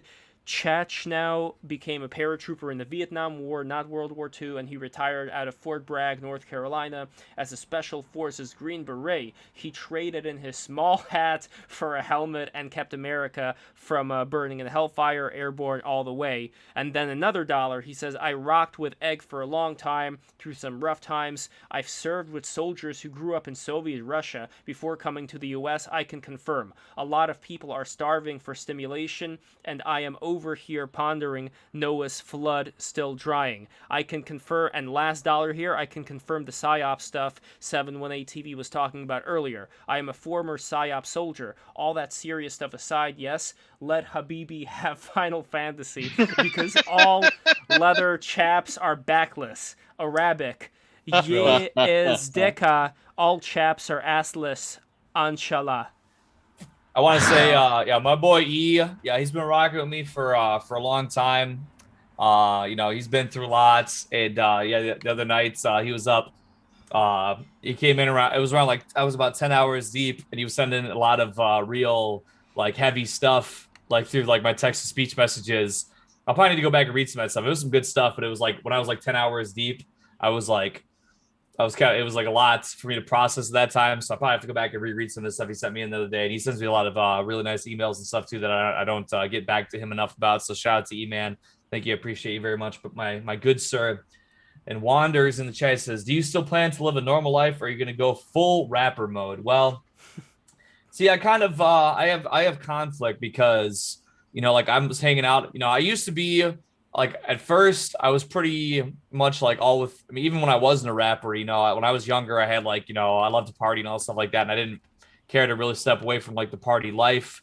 But I didn't really have a lot else going on. So like, I didn't really have a lot of prospects in life with a professional career or anything. So I didn't mind just partying, whenever I could. But then, as time went on, I kind of got, I like the trad people online. They talk that trad talk, and it seems like, it's definitely the recipe for a long, satisfying life overall, not just being a wasteoid that burns out when you're, young, and then you fry yourself and you're just floating around. So it's like, I guess I am kind of, I'm a bit conflicted because it's like one part of me really reveres, if that's the right word, that sort of image, and I salute it and I respect it. But at the same time, I guess even now, years later, I'm still kind of in a position where I feel that, those stars maybe aren't aligning for me in the right kind of way. Whereas, at the same time, I can do music and I kind of party, and then I can kind of, I have control of that. You know what I mean? I have control of myself to do that. And I don't, when it involves, a prospective partner, to build a family with, it's it's a little more complex and a little bit more out of reach, or just not in my deck of cards right now, so to speak. So I guess that's where I would say I'm at, is like I don't want to promote being an aging, man who just spends his time just getting plastered a lot and stuff like that, because I don't think that's a good way to live for a long-term, healthy, satisfactory life. But at the same time, I think it's kind of, you just gotta, you gotta rock with what you got going on, I guess, with whatever is on your plate, So shit, that's kind of how I feel about it. And then, but what you do have, what you do have in spades is a very loving community. I mean, this is what I find every time I go on your streams, Eggy, is that the people who are around you, it really does feel like it's just like this intimate environment where people know, kind of like Cheers. I don't know. Would that be the right way to describe it? Well, you know what? All right, since you say that now, my boy Unbannable, aka Mr. He's been in the chat since the first message he popped in. He said, Eggy, I need you to stream tonight, bro. I need you to stream. I definitely was not really planning on streaming tonight, but you know what? I guess you do make a very good point. I'm a very blessed man I guess I better stream tonight. I guess I better stream tonight. We Lev, did it. We did it, Reddit. Lev has convinced me, just now that it's true. I guess I do need to stream tonight. That's true. I might as well. Yeah, I guess I'm already here. I already got my computer turned on. Yeah, I might as well stream. What we also need though, Eggy, is we need to have more in real life events. I really do mean it. Like, I would love to meet up with you in New York City, make like a live BTR event or something like that. I think that would be cool. We could have like a whole festival. Like, one of the things that really inspired me was this thing called Skankfest. Oh, that's the Legion of Skanks, right? Because Skankfest on its head, that sounds awesome. Let me get a ticket. But then you realize it's like a couple guys that do like stand-up comedy. I mean, more power to them, but that's not the kind of skank fest I want to go to. You know what I'm saying? No, there were gals there who were stripping nude for the naked roast. So every year they have a naked roast. All right, battle, okay. And there we go. Although at the same time they also have this guy who, what's his name? Shit. But anyway, there's this guy who does this performance where Zach Amico. So Zach Amico does his performance at the Naked Roast, where he strips naked, and then, Gio knows this from wrestling, he gets people to staple dollar bills, or more, or higher, on his body with, like, a real staple gun. Holy There's, like, shit. blood coming out. And then... That's kind of weird, okay. for his final act, he gets his assistant, his lovely female assistant, to put a rat trap on his dick. Ay caramba, If I was drinking enough, that shit would probably be really, I've had a couple drinks today, so I'm kind of looking at that like, that's some weirdo shit. But if I had a few in me and we're all like screaming about it, that'd probably be pretty funny. I'm not gonna lie. Yes. Just real quickly, if you're interested in having Queens trash and masks show up to an event, Lev, just let Monoxus and I know.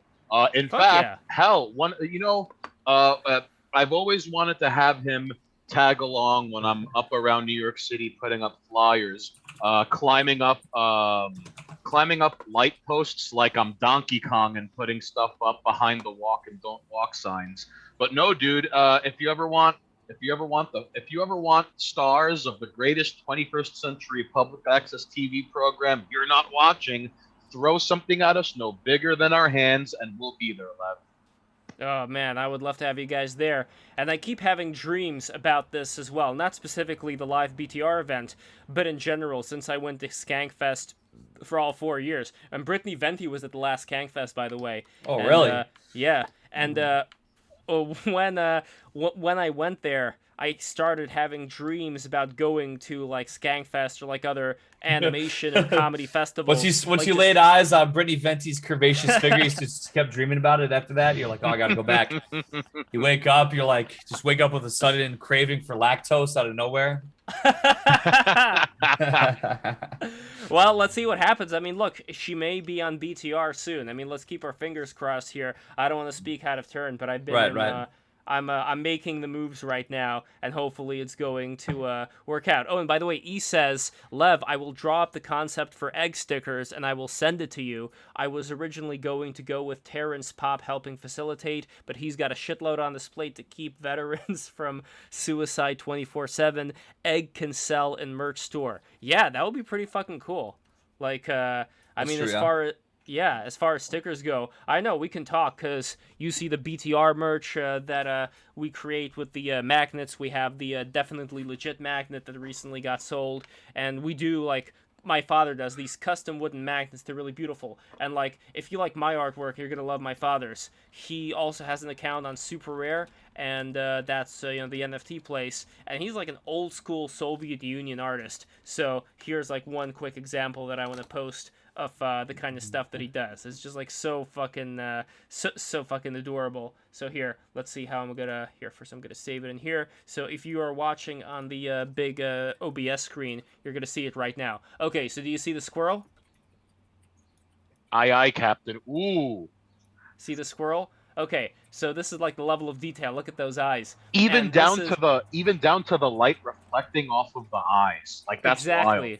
Exactly, and this is the little rodent. See, instead of Uber Eats, it's Rodent Eats, and the logo for Rodent Eats, it's like a little rodent mouth. See, with like the buck teeth, and he's climbing up.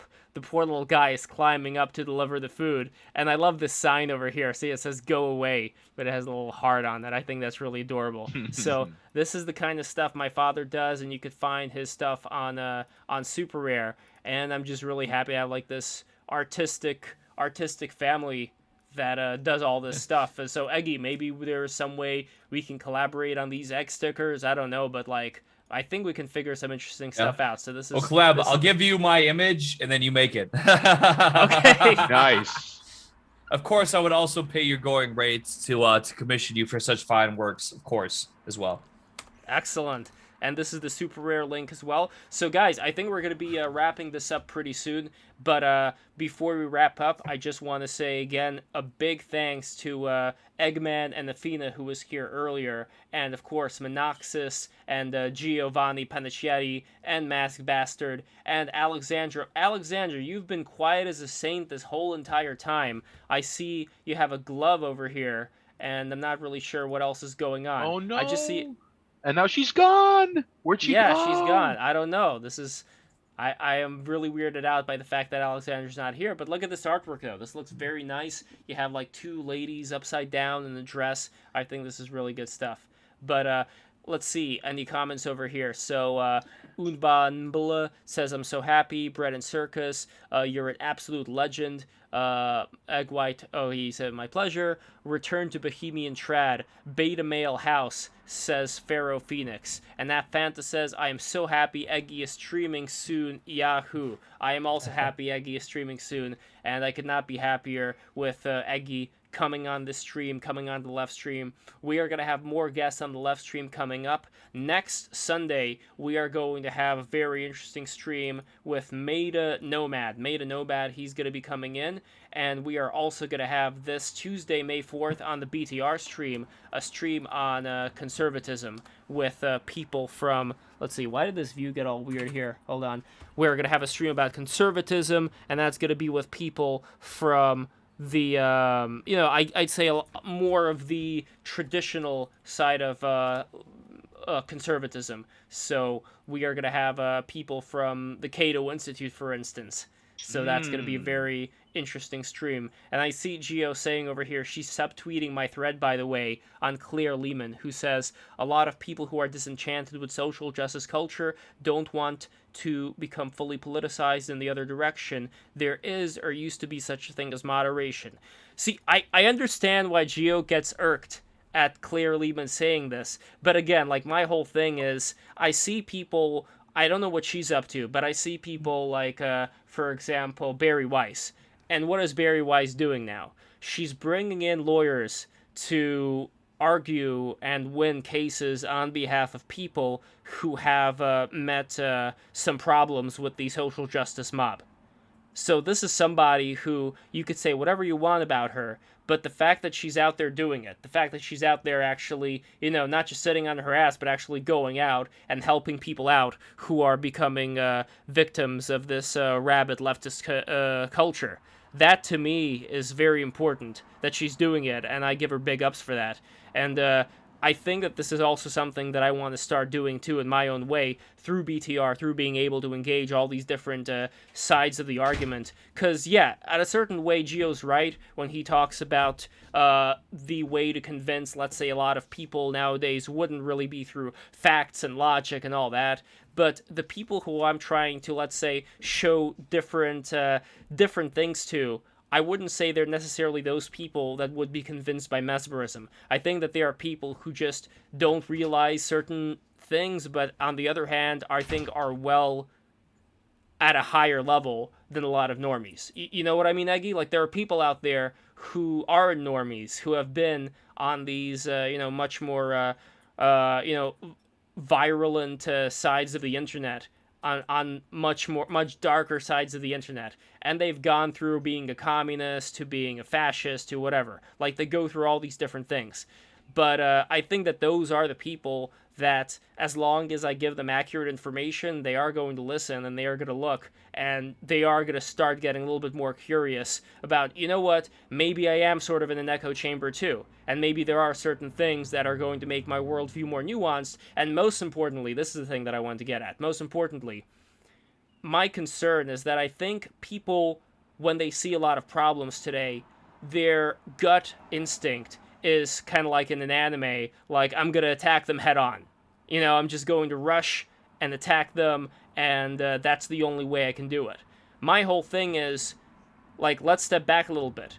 Things aren't so black and white, and things aren't so black and white in how you can approach a solution to a problem. Not everything has to be just, like, fucking spelled out, like, this is what I'm going to do, and this is how I'm going to do it. You know, if you want something done that's going to be beneficial for the sake of good society, you don't always have to, you know what I mean? Like, there's other methods and other ways of doing that.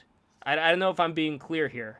Well, I mean, I definitely don't have all the answers myself, although I like to think I do, but I probably don't. I would like to think that black and white thinking is actually really good. I think it's a fantastic thing, because they say that, autism, I'm quoting Varg Vikernes. He said, autism is the next step of human evolution, and autistic people generally have a very black and white, on and off way of thinking. But here's the thing about it. To think that way, you do make yourself vulnerable to manipulation, I think. Like, if you go all in one way, somebody's going to, strategy game. If you play, that's me. Now I'm a diagnosed autistic. I'm not very good at video games for the fact that I like to just go like totally like I put all the eggs, no pun intended, in one basket. I go like all in, and then I just like explode, and everything instantly explodes, and I lose instantly.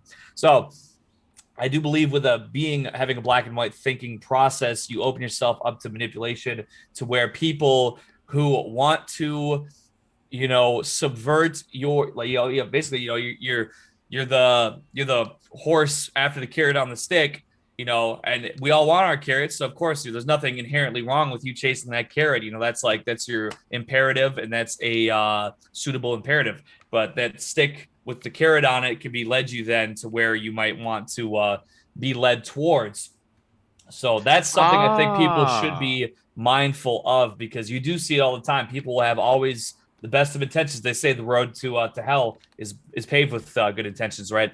And I think that's kind of a separate from this, what I'm saying here. But there's a lot of people out there that they could really be having their heart in the right place. They could have all the gusto, all the gumption for the best, but they might have somebody who's going to tell them, by the way, there's this thing over here that would be really good for me and really good for the powers that be if you kind of got directed, with that in a certain type of way.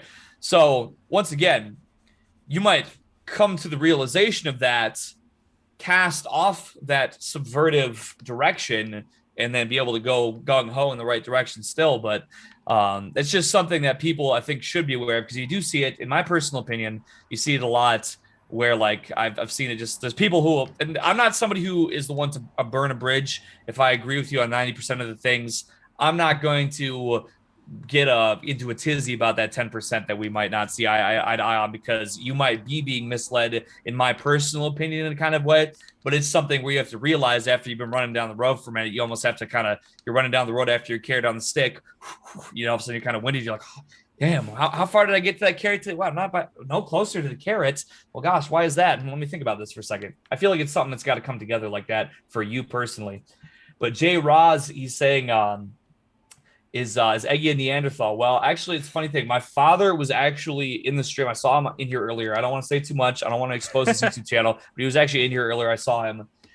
And me and him, we don't have a lot of communication, but I spoke to my grandmother last fall, and she told me that he had taken one of these DNA tests. I don't want to take a DNA test. I feel like the Google is going to own my DNA. So, but he did. My father, he did take a DNA test, and my grandmother, she told me that she'd spoken with him, and that he was within like the very highest percentile of Neanderthal DNA.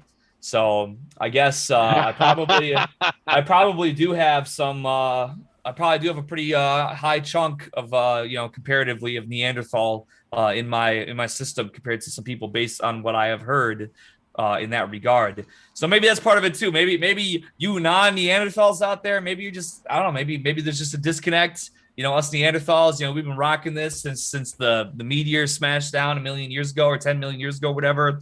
We had it together. A lot of other people didn't. They're gone. They never came back, but the Neanderthals, exactly. We kept rocking and rolling. So maybe it's just a disconnect, like Neanderthals, we just have like a special, we have like, when you play a video, you play like Half-Life and you go into the developer console, you can turn on the special vision or something like that. We got Neanderthal vision, and maybe not everybody has that. And so maybe we're just destined to always kick ass, and not everybody can do what we do. But I don't mean to toot my own horn. I started drinking at like 11 a.m. in my basement today. Oh, this is what I generally do with my life. So who am I to really say who's this? What were you drinking? What are you drinking? I drank some Stalinakia vodka mixed with Rockstar Cola.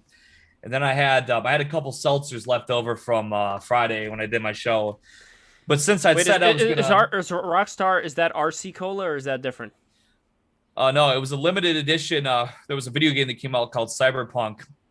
And anyways, Rockstar, you shouldn't buy Rockstar because they changed the formula recently. It's disgusting now. But I was running around. I live in the middle of like farmland, so I was like driving around to like these small little gas stations within about 10 miles or so. There's a few, so I kind of did the round on them just to see if they had any of the old Formula Rockstar left, because I do enjoy that. I also want to say that the new Rockstar Yellow, the new formula, is disgusting, but I did try the new Formula Orange. It's different. It is a different flavor for sure, but it is more palatable than the new Rockstar Yellow. So I could probably still drink that garbage, and I probably will, but they changed the taste of it. I think they got bought out, and it's disgusting now. But anyways... excuse me, Eggy, quick question. When you were talking about your quest of going to gas stations and bodegas looking for the OG formula, were you a fan of Four Loko when that was around? Well, I was in college when that shit was really big, but I wasn't really on it, though.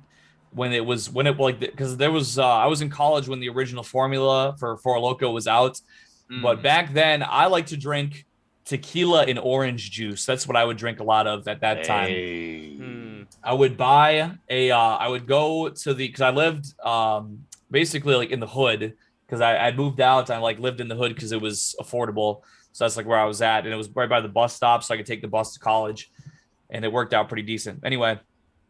I would go to, there was a liquor store and a corner store that were right next to each other, right by where I lived at. And I would go and I would buy like a $5 375 of tequila or whatever it was, or like $6 or whatever it was, like some cheap garbage. Then I would go to the corner store and they had like, like farm fresh orange juice, whatever. You get like a, what do you call it? A quart, like a bottle about of that orange juice. And I would drink about like a quarter of the bottle of orange juice.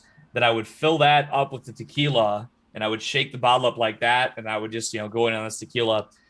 And I would do that for a minute until one day I woke up for work and I overslept and I had to go open the store. So like I overslept and I had to quick like haul ass. I was within like just a few minutes of, getting all messed up.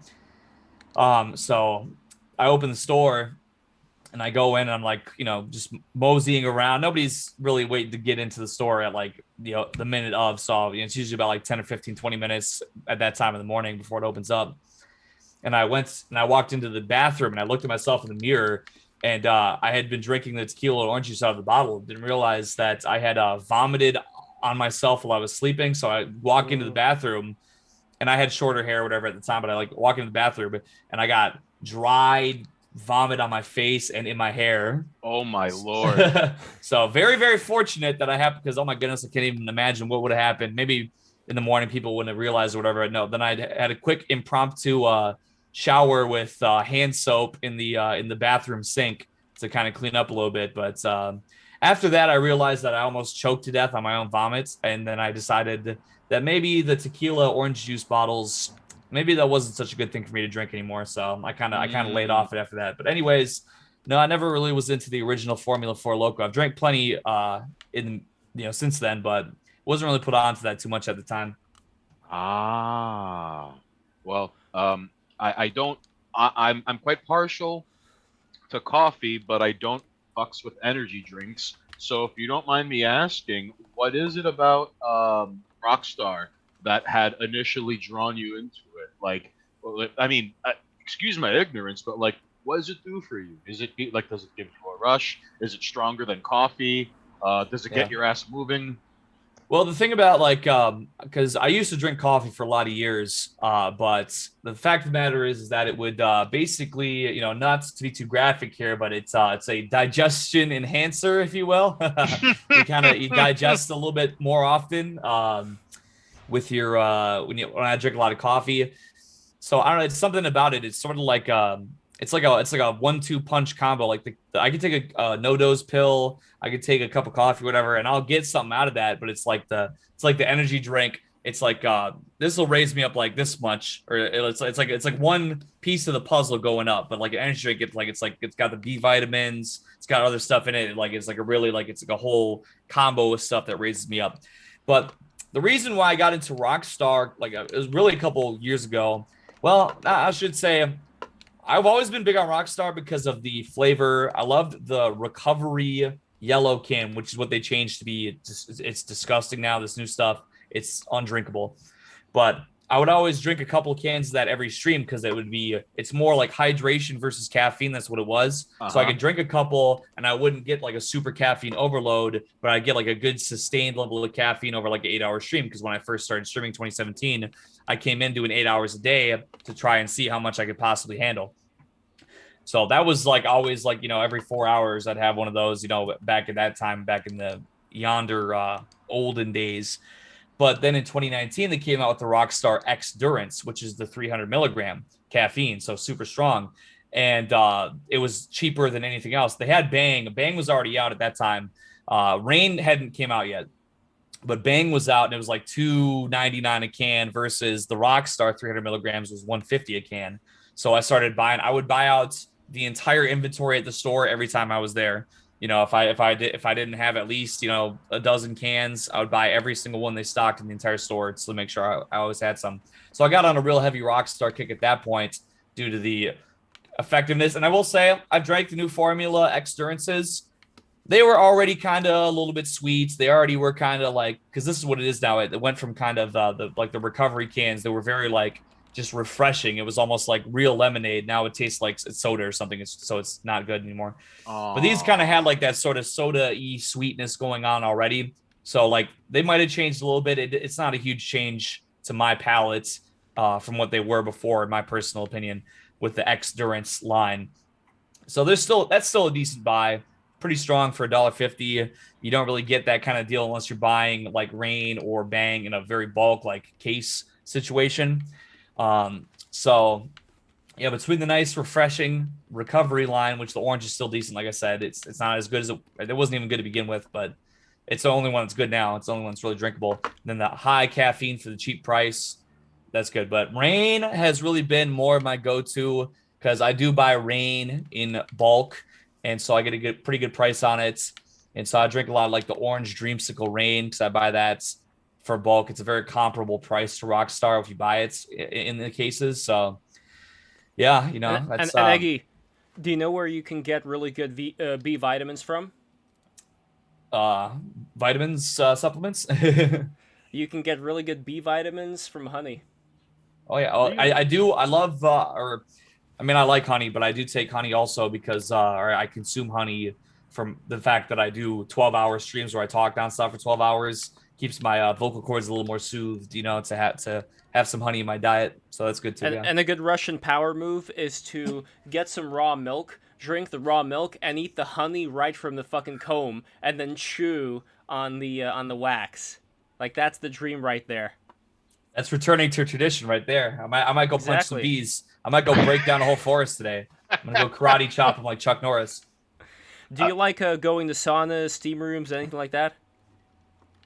I don't. Well, I did. I was doing that last year up until everything locked down because there was a tanning salon / sauna that was a very nice place that I would go to at that time. I think they might have went out of business. I think they got locked down for too long. I'm not too sure, but yeah, I had a pass.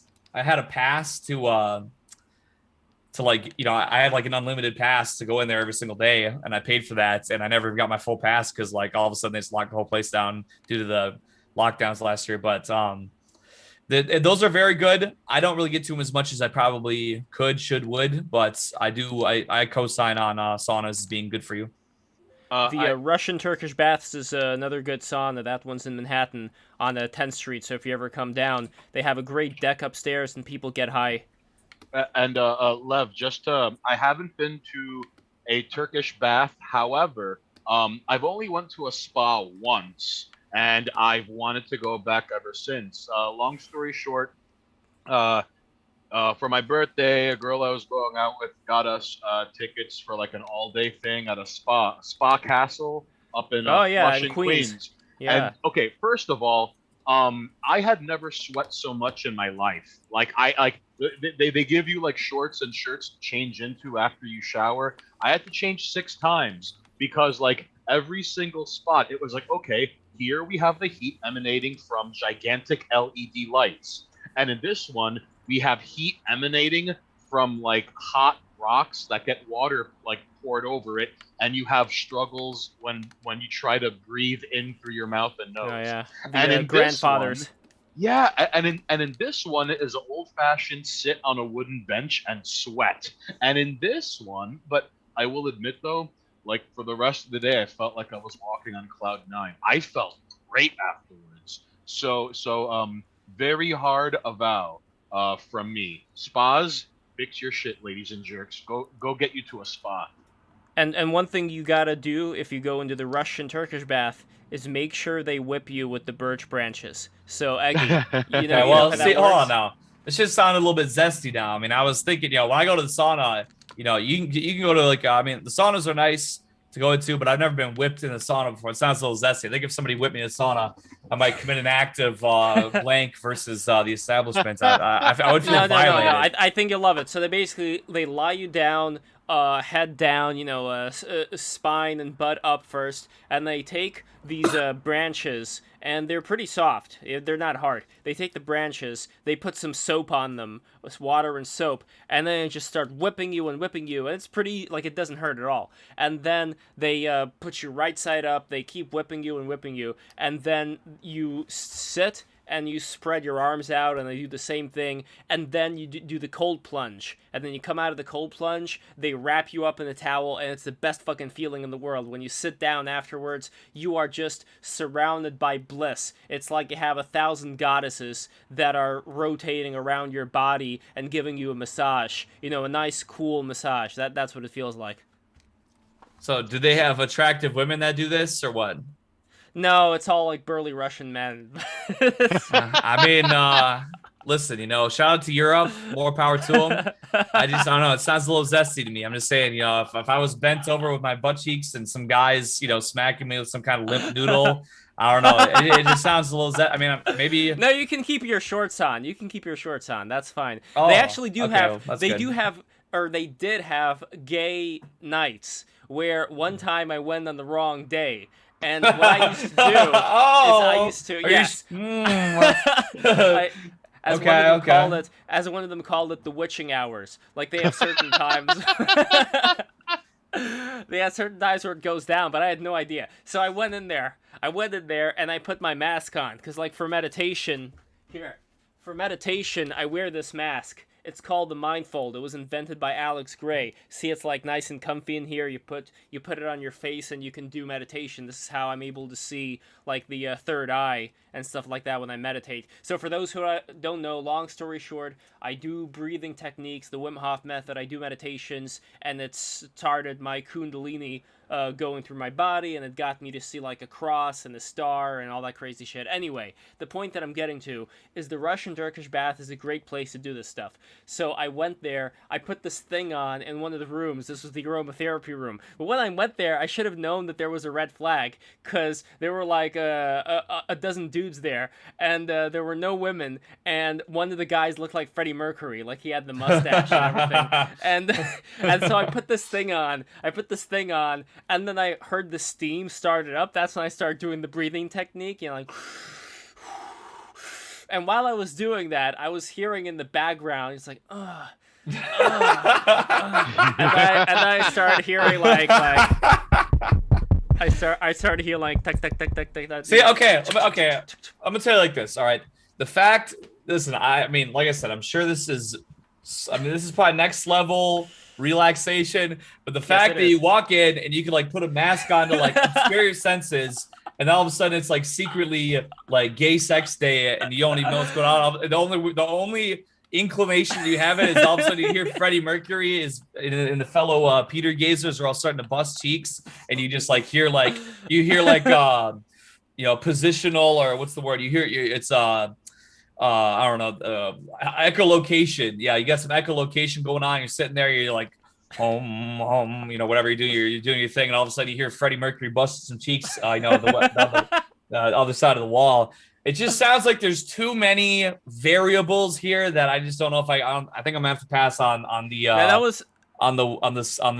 bathhouse. However, perhaps this might be a testament to Lev's commitment to enlightenment, because for all we know, one of these days he's gonna end up accidentally at the Crisco Disco during bachelor's night, and then he will finally realize, before enlightenment, chopping wood and carrying water; after enlightenment, chopping wood and carrying water. And you know what, Eggy? Who cares if this happens to be on Fire Island as the ghosts of Freddie Mercury and Rock Hudson are making out next to one another while the ghost of Liberace plays a piano made of dicks? All right? Who cares if that's where and when Lev achieves enlightenment? Important thing is he achieved enlightenment. Well, I guess when you think about it, meditating in the confines of the United States of America is kind of like meditating within a gay bathhouse. When you think about it on a large scale term. So, anyways, there was another room that I went to afterwards, and this was the sauna. So they have a steam room, they have a aromatherapy room, they have a Russian traditional like Russian banya room where they whip you, and they have the sauna. Traditional sauna. So in the sauna, I put the thing on again, and then I started hearing noises. I decided to take it off this time, prematurely, mind you, and then I saw this Asian guy who was just jacking it right in front of me. See, there's too many variables. I can't be in a position. This sounds like these people should be in prison. What is this? But there were like other people. Is there a Turkish district in San Francisco? What is going on around here? No, this was in New York City. Okay, well, same difference. But here's the thing, though, Eggy. There were people who are like the people who work there, who actually like went in and like made sure they weren't doing this shit. So it's like, like they open the door. It's like, you better not be up to what I think you're up to in there. And they close the door, kind of like an angry teacher. You guys being zesty in here? Better cut that shit out. This is a no zest zone. All right, that's my new hashtag no zest zone. I'm putting that shit on my stream tonight, by the way. Hashtag no zest zone. Yeah. J. Ross says, finally, gay Wednesdays at the Russian baths, but they run out of juniper branches. Now, it wasn't Wednesday. Wednesday is Women's Day. I think this was Tuesday and Thursday, and again, only like the men's only times. So how it works in the Russian Turkish baths on 10th Street is that even though it's co-ed most of the time, they do have certain times when it's only for men and only for women, at which point you can take your underwear off and you can just like go around naked. And that's kind of like, you know, that's the witching hour for the men. And for the women, I don't know what they do there. You know, maybe some scissor me timbers. I don't know, but either way, it's a great place to visit. One other experience I had the Russian baths, which I told before, but I'm going to tell again, is back when I used to do weed, I used to get really high, and one of my favorite things is getting really high is fucking going to the gym. I love that so much, because it puts you, see Manhattan back then, because now it's maybe a little bit more dangerous, but back then, like in 2015, 2016, it was kind of like Disneyland. And you can walk around everywhere, and, ooh, another donation from E, which I'm going to read as soon as I finish. So, you could walk around everywhere, so weed, in a way, made things a little bit more dangerous. You know, it made things so that when you're walking around, you don't know if you're going to get run over by a car, you don't know what's going to happen to you. So, in a way, it opened up the entire world, where I saw the world as this completely naked, kind of like the decaying of an old empire kind of thing. Because New York City, it has, like, these old buildings around, which are like, they look so beautiful, and then they have all the modern shit. And so like when I walk around New York City, it's like, oh my god, this is like the ruins of an ancient civilization, like they're trying to build up around it. But anyway, the point that I'm getting to here is that I used to love getting high, going to the gym, and then going to the Russian Turkish baths. One time this Hasidic kid gave me a kosher joint. And when I took the kosher joint, this was when I was doing the breathing technique, the Wim Hof method at the same time, I got into such a state of what I would describe as the fear of God, where I started seeing, like, you know, like the view that you're seeing, like when you just like look around and stuff, I started seeing it as this matrix grid. And I noticed that we are all staring all the time and we're not even aware of it. We're staring at a monitor, you know, not a computer monitor, but like our eyes, our view, scope, dome, it's like a giant dome, and it's like a giant monitor dome, and I figured that shit out when I got high. It's like all pixels. We can't see the pixels, because our brain tricks us into thinking the pixels aren't there, but they are there, and I got to see the pixels, and at that point a voice told me, Lev, you realize you can do anything you want to at this point, and I got fucking scared to death, because at that point it's almost like the shield that we have around us got torn off. And when the shield is torn off, when you are naked before God, it's like that is such a scary fucking feeling. Because you don't have that security anymore. Which is why I don't do psychedelics anymore, because I fear it prematurely opens that door that we're not ready for. But anyway, that was... Oh, and last thing, there was this Antifa chick who I ended up getting together with, making out with her and stuff. And she was like this redheaded Antifa witch with tattoos. And I met her at that Russian Turkish bath. And I think that was because of one of the spells that one of the wizards at that bath cast. But anyway, that's the end of that. Whoa, that's... You could, I mean, listen, allow me to be a backseat driver to this not game stream, okay?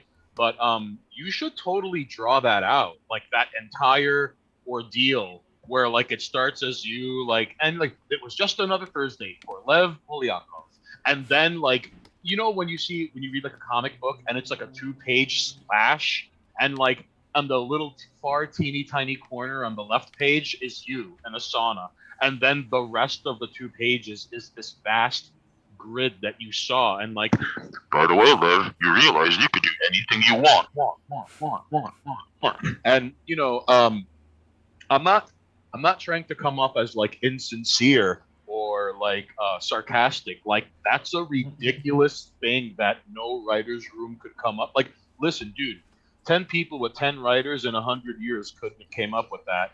So, like, you should really hammer that out. It's yours, man. Sure, I want to take a look.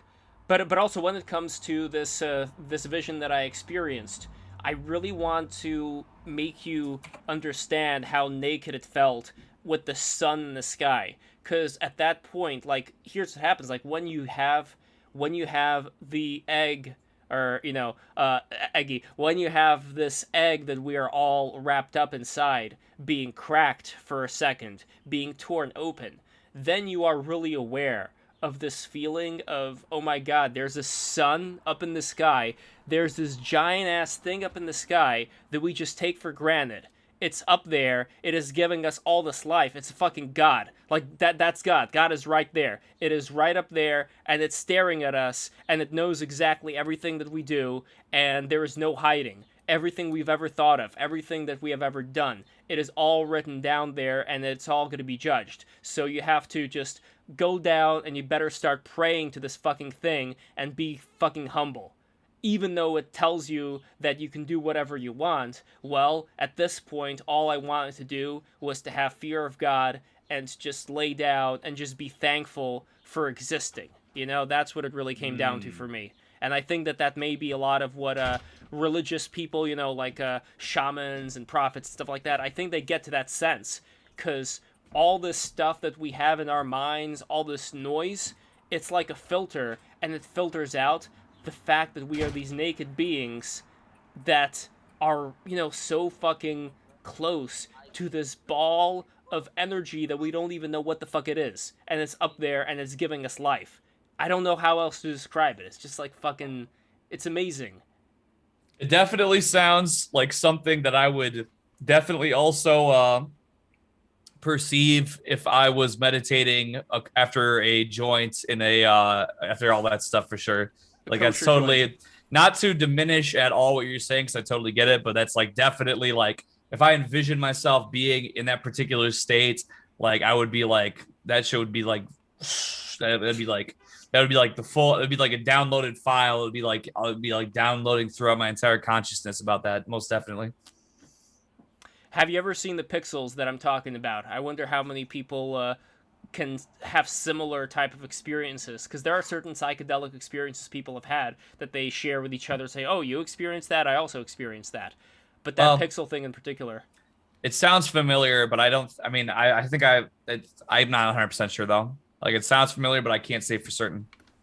I don't know if I'm making like a good way of, and we're going to be wrapping this up pretty soon, but just real quick. So if you see my screen over here, so imagine this over here, this green thing that I drew, this is your dome. And basically, this is the center of the dome. Well, here, let me actually rotate it properly here. So this is the center of the dome right here. And much like I've already showed this to people early on, but when I meditate, what I start to experience is the seeing of a white light in the center.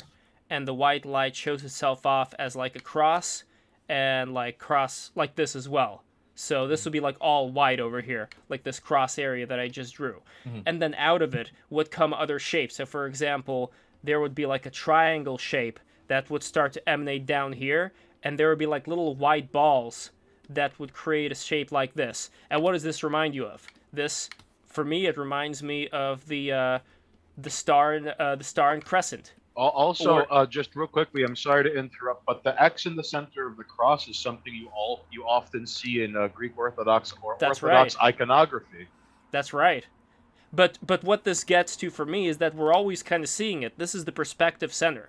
This is the center of all of our views. So all the perspective lines end up meeting here. Yet this thing to me was like this shining cross. Then it becomes like a triangle. So it would become like a triangle like this, triangle like that. It would become like a 5-pointed star over here in the center.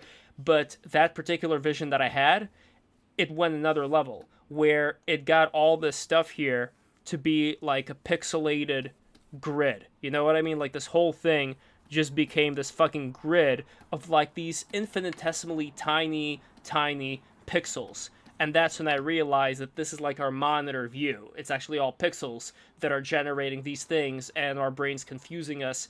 Our brains like filling stuff in so we don't realize the pixels are actually there. So that is at least the experience that I had when I was looking at all these environments. And last thing that I'll say is that I was able to generate a red ball of light in my hands, kind of like Goku, you know? So I was able to like concentrate on my hands. And shout out to King Cobra JFS. If you know, you know. All right, back to this stuff. Exactly. So yeah, so that is pretty much it. I'm going to keep on doing these things soberly, though. I've been sober since about 2016, like late 2016, I believe. That's good to be. By the way, this is not what you see when you push your fingers onto your eyelids. Because, again, to prove that it's not what you see when you push your fingers to your eyelids, is that I can also generate three-dimensional structures. Like, for example, I can have, like, a DNA helix, and that DNA helix will start to generate this three-dimensional dome. And this three-dimensional dome will have, like, a tinier three-dimensional dome on top of it. kind of like this. Like I'm doing like a bad example of it, but basically it creates this 3D dome-like structure that I can then rotate in real time. So I can like, I can rotate it so that I can look at it through, through this kind of perspective, or through, just like I could zoom in, I could zoom out, and while I'm doing that, my third eye area starts gyrating like a motor. It starts going like that. I actually feel the motor gyration while I'm rotating this fucking three-dimensional object that's made out of blue and purple lights. So no, that is not the result of just like, smudging your eyes in and just seeing blobs. This is like an actual structure that you can move around. So as far as why that works, whether something's going on in the brain, I don't know. But well, it's that good thing. kosher dope. No, but no more dope. That's the thing. I experience this stuff in a completely sober state for years now, when I've not been doing any drugs whatsoever, no cannabis, no psychedelics, nothing of the sort. So the only thing I have been doing is breathing techniques. So I do the Wim Hof method and other stuff. I can breathe in real slow, and then I start to feel in the back of my spine this energy that the Hindus refer to as kundalini goes up and down and all around, and it's like this liquid snake-like energy. And the two things in combination leads me to believe that a lot of these mystery school practices, their whole thing is you can transmute sexual energy into this finer form that you actually start feeling in the back of your spine. It starts going up your spine, you start feeling it in the third eye, and then eventually you start, I never see dark anymore. Like, I always just see blue and purple stuff when I close my eyes. Like, some shit's being generated here, man. So however this is going to end up in the future, I think the point eventually, all the mystery schools, like the end point is to dissolve the ego, to have the ego being like the experiencer of this reality merge with the reality itself. So you, me, Eggy, like we are, according to all these mystery schools and stuff, we are like one thing. I mean, it's such a hippy-dippy concept, like we are all one, man, and it's one thing to say it, but it's another thing to actually experience it, And that is, I think, like once people get that level, then it's kind of like, I think it is like a next step of evolution. And I don't believe in evolution, by the way. I believe in natural selection. I don't think we came from monkeys. I think we turned into monkeys eventually. And then the monkeys turned into other animals. And all vertebrates are human beings. I don't know if I'm kidding or not. That is up to a jury to decide. But that's my own take on the whole evolution thing.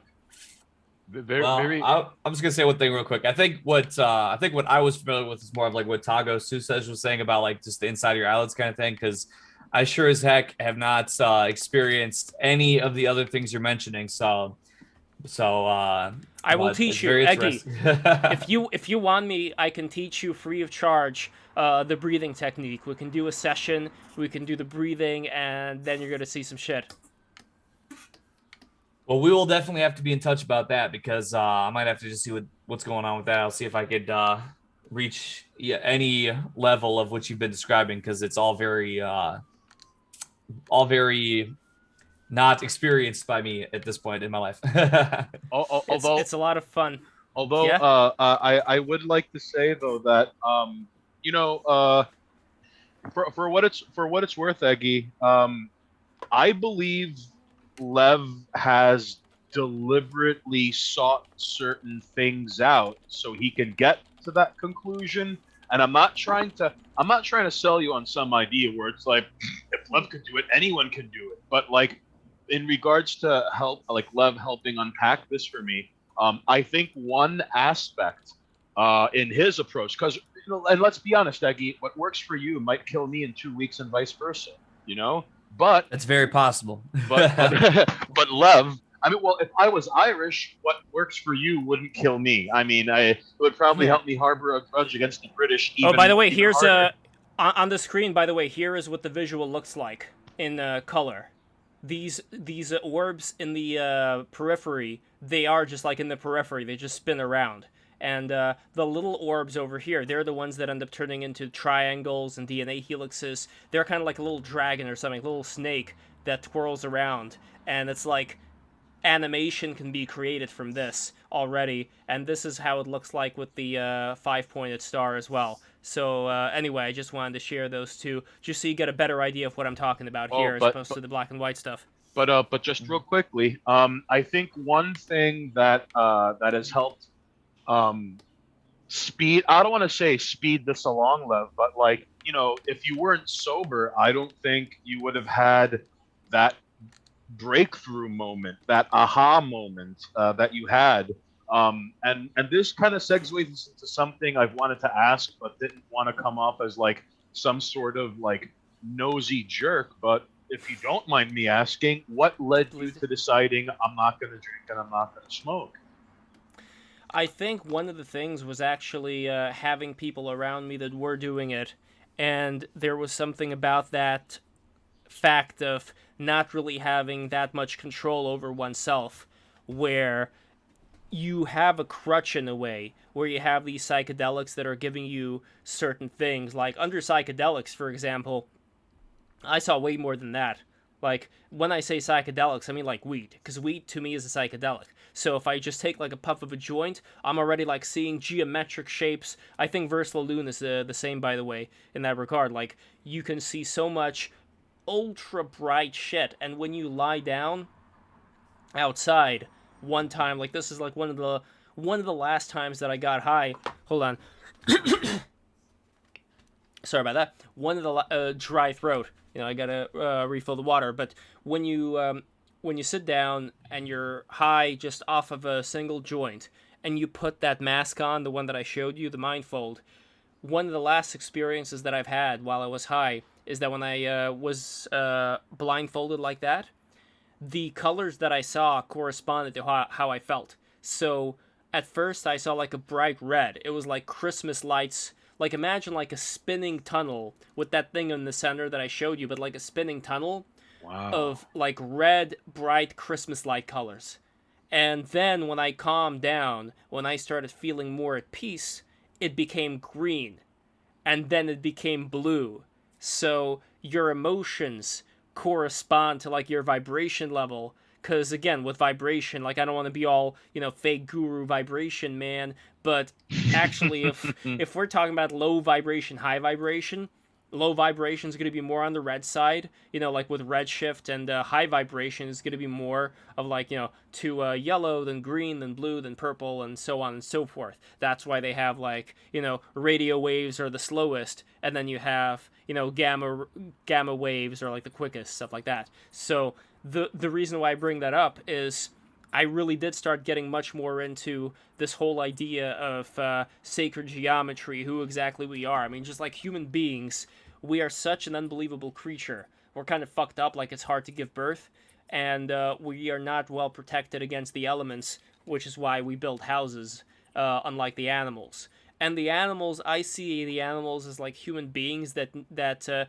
don't need to build houses, because they've already withstood enough of nature to survive and pass on their genes through mutations, and the mutations enabled them to start growing like, you know, bigger or smaller arms, you know, like stronger muscular structures, hair, fur, you know, whatever you want. So we are the only ones that cannot survive in that kind of environment. You leave a human being in that environment, they're going to make a house. They're going to make some kind of a dwelling at least. So, but the important thing to me that separates, let's say, human beings of, let's say, a more advanced civilization from more of like, I don't know, like people who, you know, like more tribalistic societies, is that this has been pointed out many times that they are kind of living in more of a dream state, like the state of feeling one with the earth, one with Gaia, which you could say is much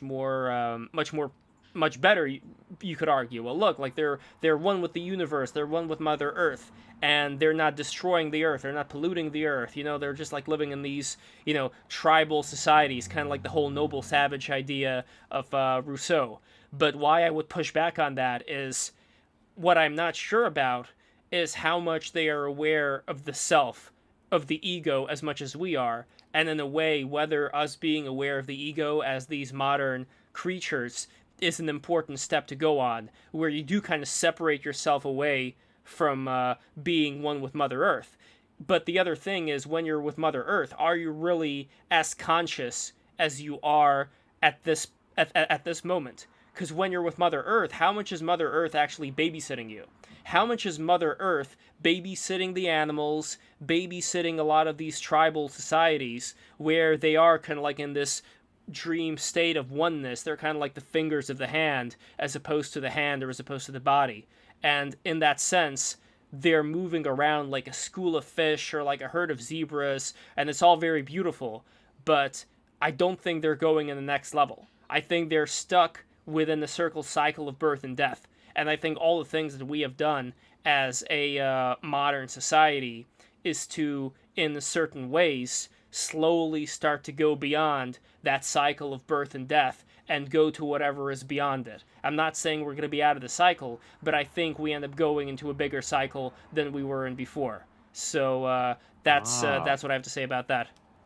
And we have a comment from Catgirl Milk, $5 on the subject of sacred geometry. Hold on, these things disappear too quickly. On the subject of sacred geometry, are you familiar with Karl Monk's The Code? No, I am not, but thank you, Catgirl. I'm going to take a look. And also, E donated before, who said the following. Oh my god, here we go. So he said, okay, your father's work is like Soviet social surrealism of the 1950s and 60s. Это круто, товарищ.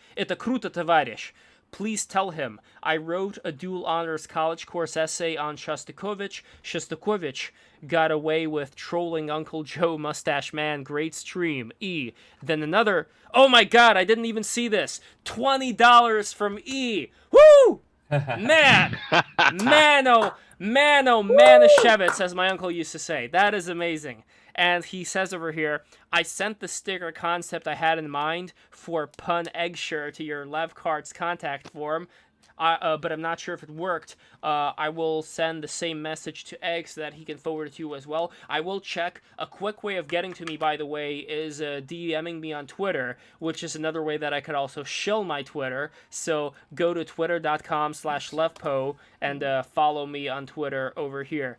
Oh, by the way, yeah. Follow me on Twitter over here. I want to make sure, by the way, that this chat actually moves. There we go. And another comment over here. So, E donated $1. Egg is like Miss Me with that day spa birch booty butt cheeks bonanza as I burn rubber in my positcration boss hog boomer Cadillac with the banker scalps on the hood. That's right. Another $1. Amen. Cough, cough. So, does Big Tyrone Biggums know how to get these killer kosher spliffs? Do I talk to Martinez or nah? Chappelle Show reference. And that was it. So, yeah, E, you are amazing. Thank you so much, buddy. I really appreciate all of this. And you are gonna help. You are gonna help the left stream grow. And again, be sure to go to be sure to subscribe to Break the Rules as well. We are gonna have the stream with on conservatism that is happening this Tuesday. The meaning of conservative in current year. And you see my father drew the elephant over here with the eagle. I really like this. I really like this drawing that he did. I think it's real cute. Oh, and by the way, one other thing I want to show you real quick. These are some of the things that my father has done in terms of wooden sculptures. So if you guys become a Patreon, if you go to patreon.com/breaktherules, you are going to get beautiful sculptures, wooden magnets from my father. And and Forever Young asks, does Eggy still have shirts for sale? Yes, I do. I have another design that's going to be coming up soon. It's going to be basically like a redux of the original Eggy Gang design, which I still have plenty of those for sale on my Gumroad, gumroad.com/egghead thread. We're going to do like a black and white reprint. It's going to be slightly different, but just a little something different from the original. I got that from my artist. Shout out to Mr. YouTube. That's the artist who has done work for me for the shirts. But yeah, there's that. We do have some out of stocks right now. We only got a few of these ones, the logo shirts left right now. I think we are out of the large. We got like a couple of each other size left right now. So I'm gonna probably get some more of those in stock. So all just a good time. It'll probably be a week or two. I'm sure that I'll probably get everything restocked within the next couple of weeks. Just some of the shirts, the black shirts sometimes take a little bit longer to get in. versus, so if I restock, there was some of just the like the OG Eggy Gang shirts in white need to be restocked. A couple things like that. Might get those in sooner, but it'll probably be a couple weeks out yet for the new black shirt design, and then kind of restocking some of the other black shirts. So what we got right now, or I should say what I have, because I have, they're just boxes. I have all the inventory in my house. So what I have is what I have. I think I might have a couple. I need to do an inventory audit one of these days, because there's like I have a couple shirts probably to add to the stock. Like people bought one, then like, oh crap, actually, I need a refund. And then it took it out of the inventory and they didn't get the shirt or whatever it was. So but that's neither here nor there. Yeah. Otherwise, what we got right now, gumroad.com/egghead thread. All orders that haven't been shipped out yet, I will be shipping out tomorrow, because I'm going to do a stream on my channel when we wrap up here, which I think I'll need to, I got some errands to run and stuff before I do. So I'll probably be tapping out here for the next couple minutes or so. Then yeah, once I get up tomorrow, do that tomorrow. So yeah. Excellent. And Eggy, it is a great pleasure to have you here. One other thing I wanted to quickly show you, but for some reason this whole thing gets saved as a JFIF from Tumblr. This is ridiculous. Why does it get saved like that? I wanted to show off this rooster. Wait, I think I know how to do it now. Here. So check this rooster out. I'm going to post it in the chat, but then I'm going to save it one more time and post it in the gallery here as well for all of you guys to see it. So yeah, this is a rooster that my dad created. Look at this guy. That's a beautiful rooster. That's a beautiful wild. Rooster. Can I see it one more time? Yeah, it's throw it up on the screen. It is in the screen right now in Zoom on my screen. Ooh, look at that. Nice. Look at that. So again, you can invest in Alexander Polyakov by becoming a patron to break the rules, and he's gonna make you some real beautiful magnets. $50 patrons, and we recently got a new $50 patron, 888, and 888 is going to get a very beautiful design that he commissioned of a cat that's sleeping like curled up. So that is a custom design that he's gonna get, and if you want to get a custom design, you know what to do. One of the designs that my dad is working on right now for the $20 patrons, for one lucky $20 patron, they are gonna get an inflated lioness. So be on the lookout for that. So anyway, guys, I am ending the stream right now, but before I do, I just want to say thank you so much to Eggy, and thank you so much to Eggy's fans. Not fans, family. What am I talking about? Like, I don't know. What is the right word, Eggy? What is the right word to call the people who are with you? I call them my people. That's what I call them. And they're my people. Your people. I don't want to like go too crazy and be like, I don't want to be all like Charles Manson. I mean, in the bad ways, the good ways, that's all good. But anyway, and I don't want to be like Charles Manson in the bad ways, where I'm like, sometimes people drop out of school. They say, oh, I didn't have time to watch your YouTube streams, Eggy, so I dropped out of school to watch more of your YouTube streams. I don't want to be like that. Like to be like too overbearing on people's lives. But at the same time, I like to rock with people, and was more than just some random poster on a wall too at the same time. So I like to find a nice in between. Good. I like that. People is good. And one more thing, by the way, to Jay Ross, who said Barry Weiss really trying to be controlled opposition. Look, I personally think that there is a desire for her to be seen as controlled opposition by people who think she's kind of not that interesting, not that spicy. And I think they like this idea of her being controlled opposition because it's romantic to think that she's controlled opposition.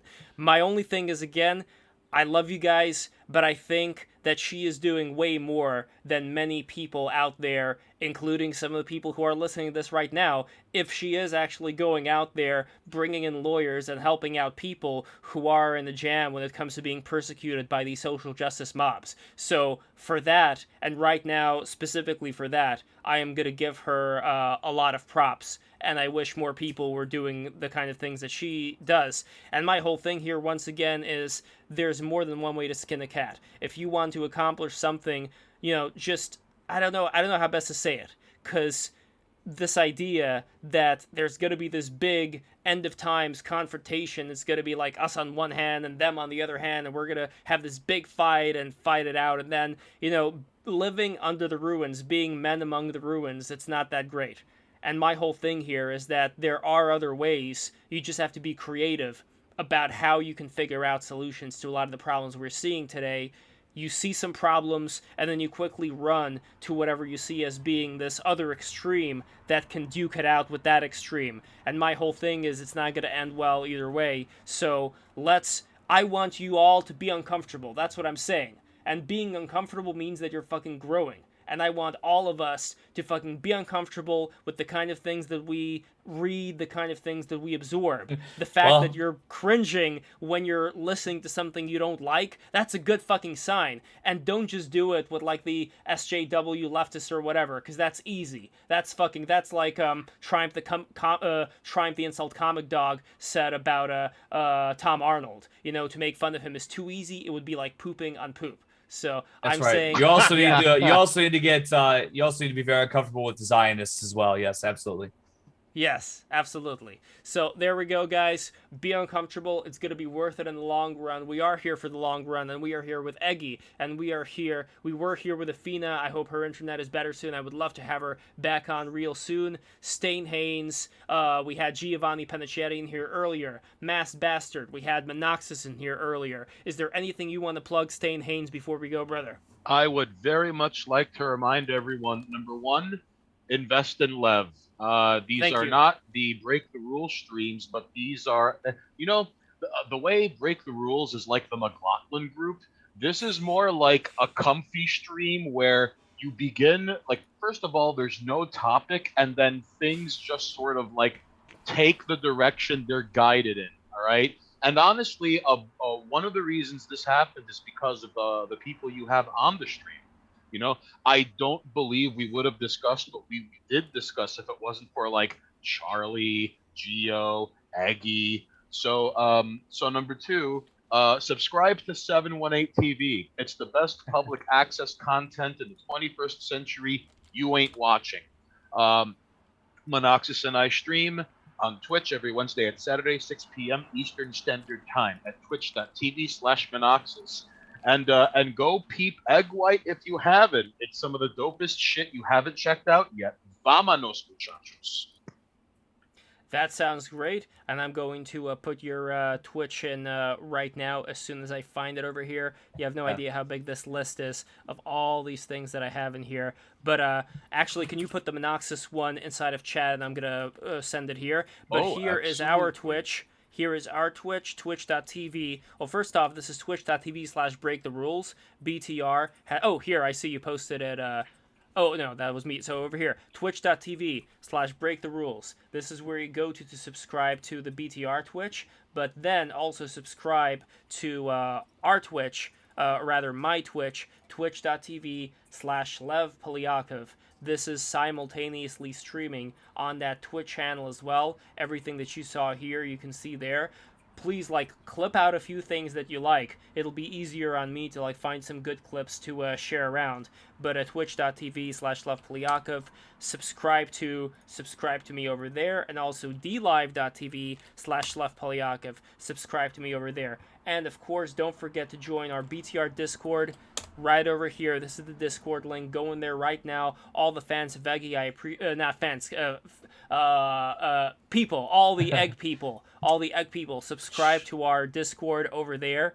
And also, of course, breaktherules.tv. Subscribe to BTR. This is the mothership live stream. This is where it all goes down. We have events every Tuesday and Thursday, and every Sunday I am streaming right here on the LEVSTREAM, youtube.com/LevPolyakov. I'm streaming right here, drawing more of my stuff. Eggy, brother, I would love for you to come back, and I really appreciate the fuck out of you.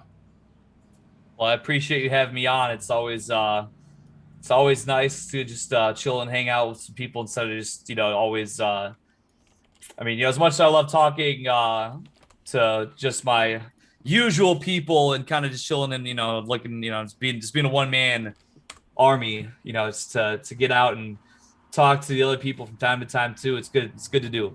And I appreciate you having me on. Thank you very much. Thank you very much. And with that, I shall bid everybody adieu. Don't forget to subscribe. Smash that subscribe button right now. We gotta grow so that streamlabs.com/LovePolyakov would not be the only way that you could sneed us the super chats. So, by the way, I do want to talk about the Star of David later on. It is a very interesting symbol as far as like it was also like a magic sigil and stuff like that. It's pretty interesting. And it's also the heart chakra. It's the meeting of heaven and earth together. But anyway, with that being said, I am going to go right now. I am just looking for how to end it. Here we go. This is the end stream icon. Everybody, take care. Good night, everybody. Thank you so much. Bye-bye. Oh, and also shout out to Porcarosa Rides Again, Alex Plotnik. I don't know where you are. I see your avatar here. You're not saying anything, but I look forward to having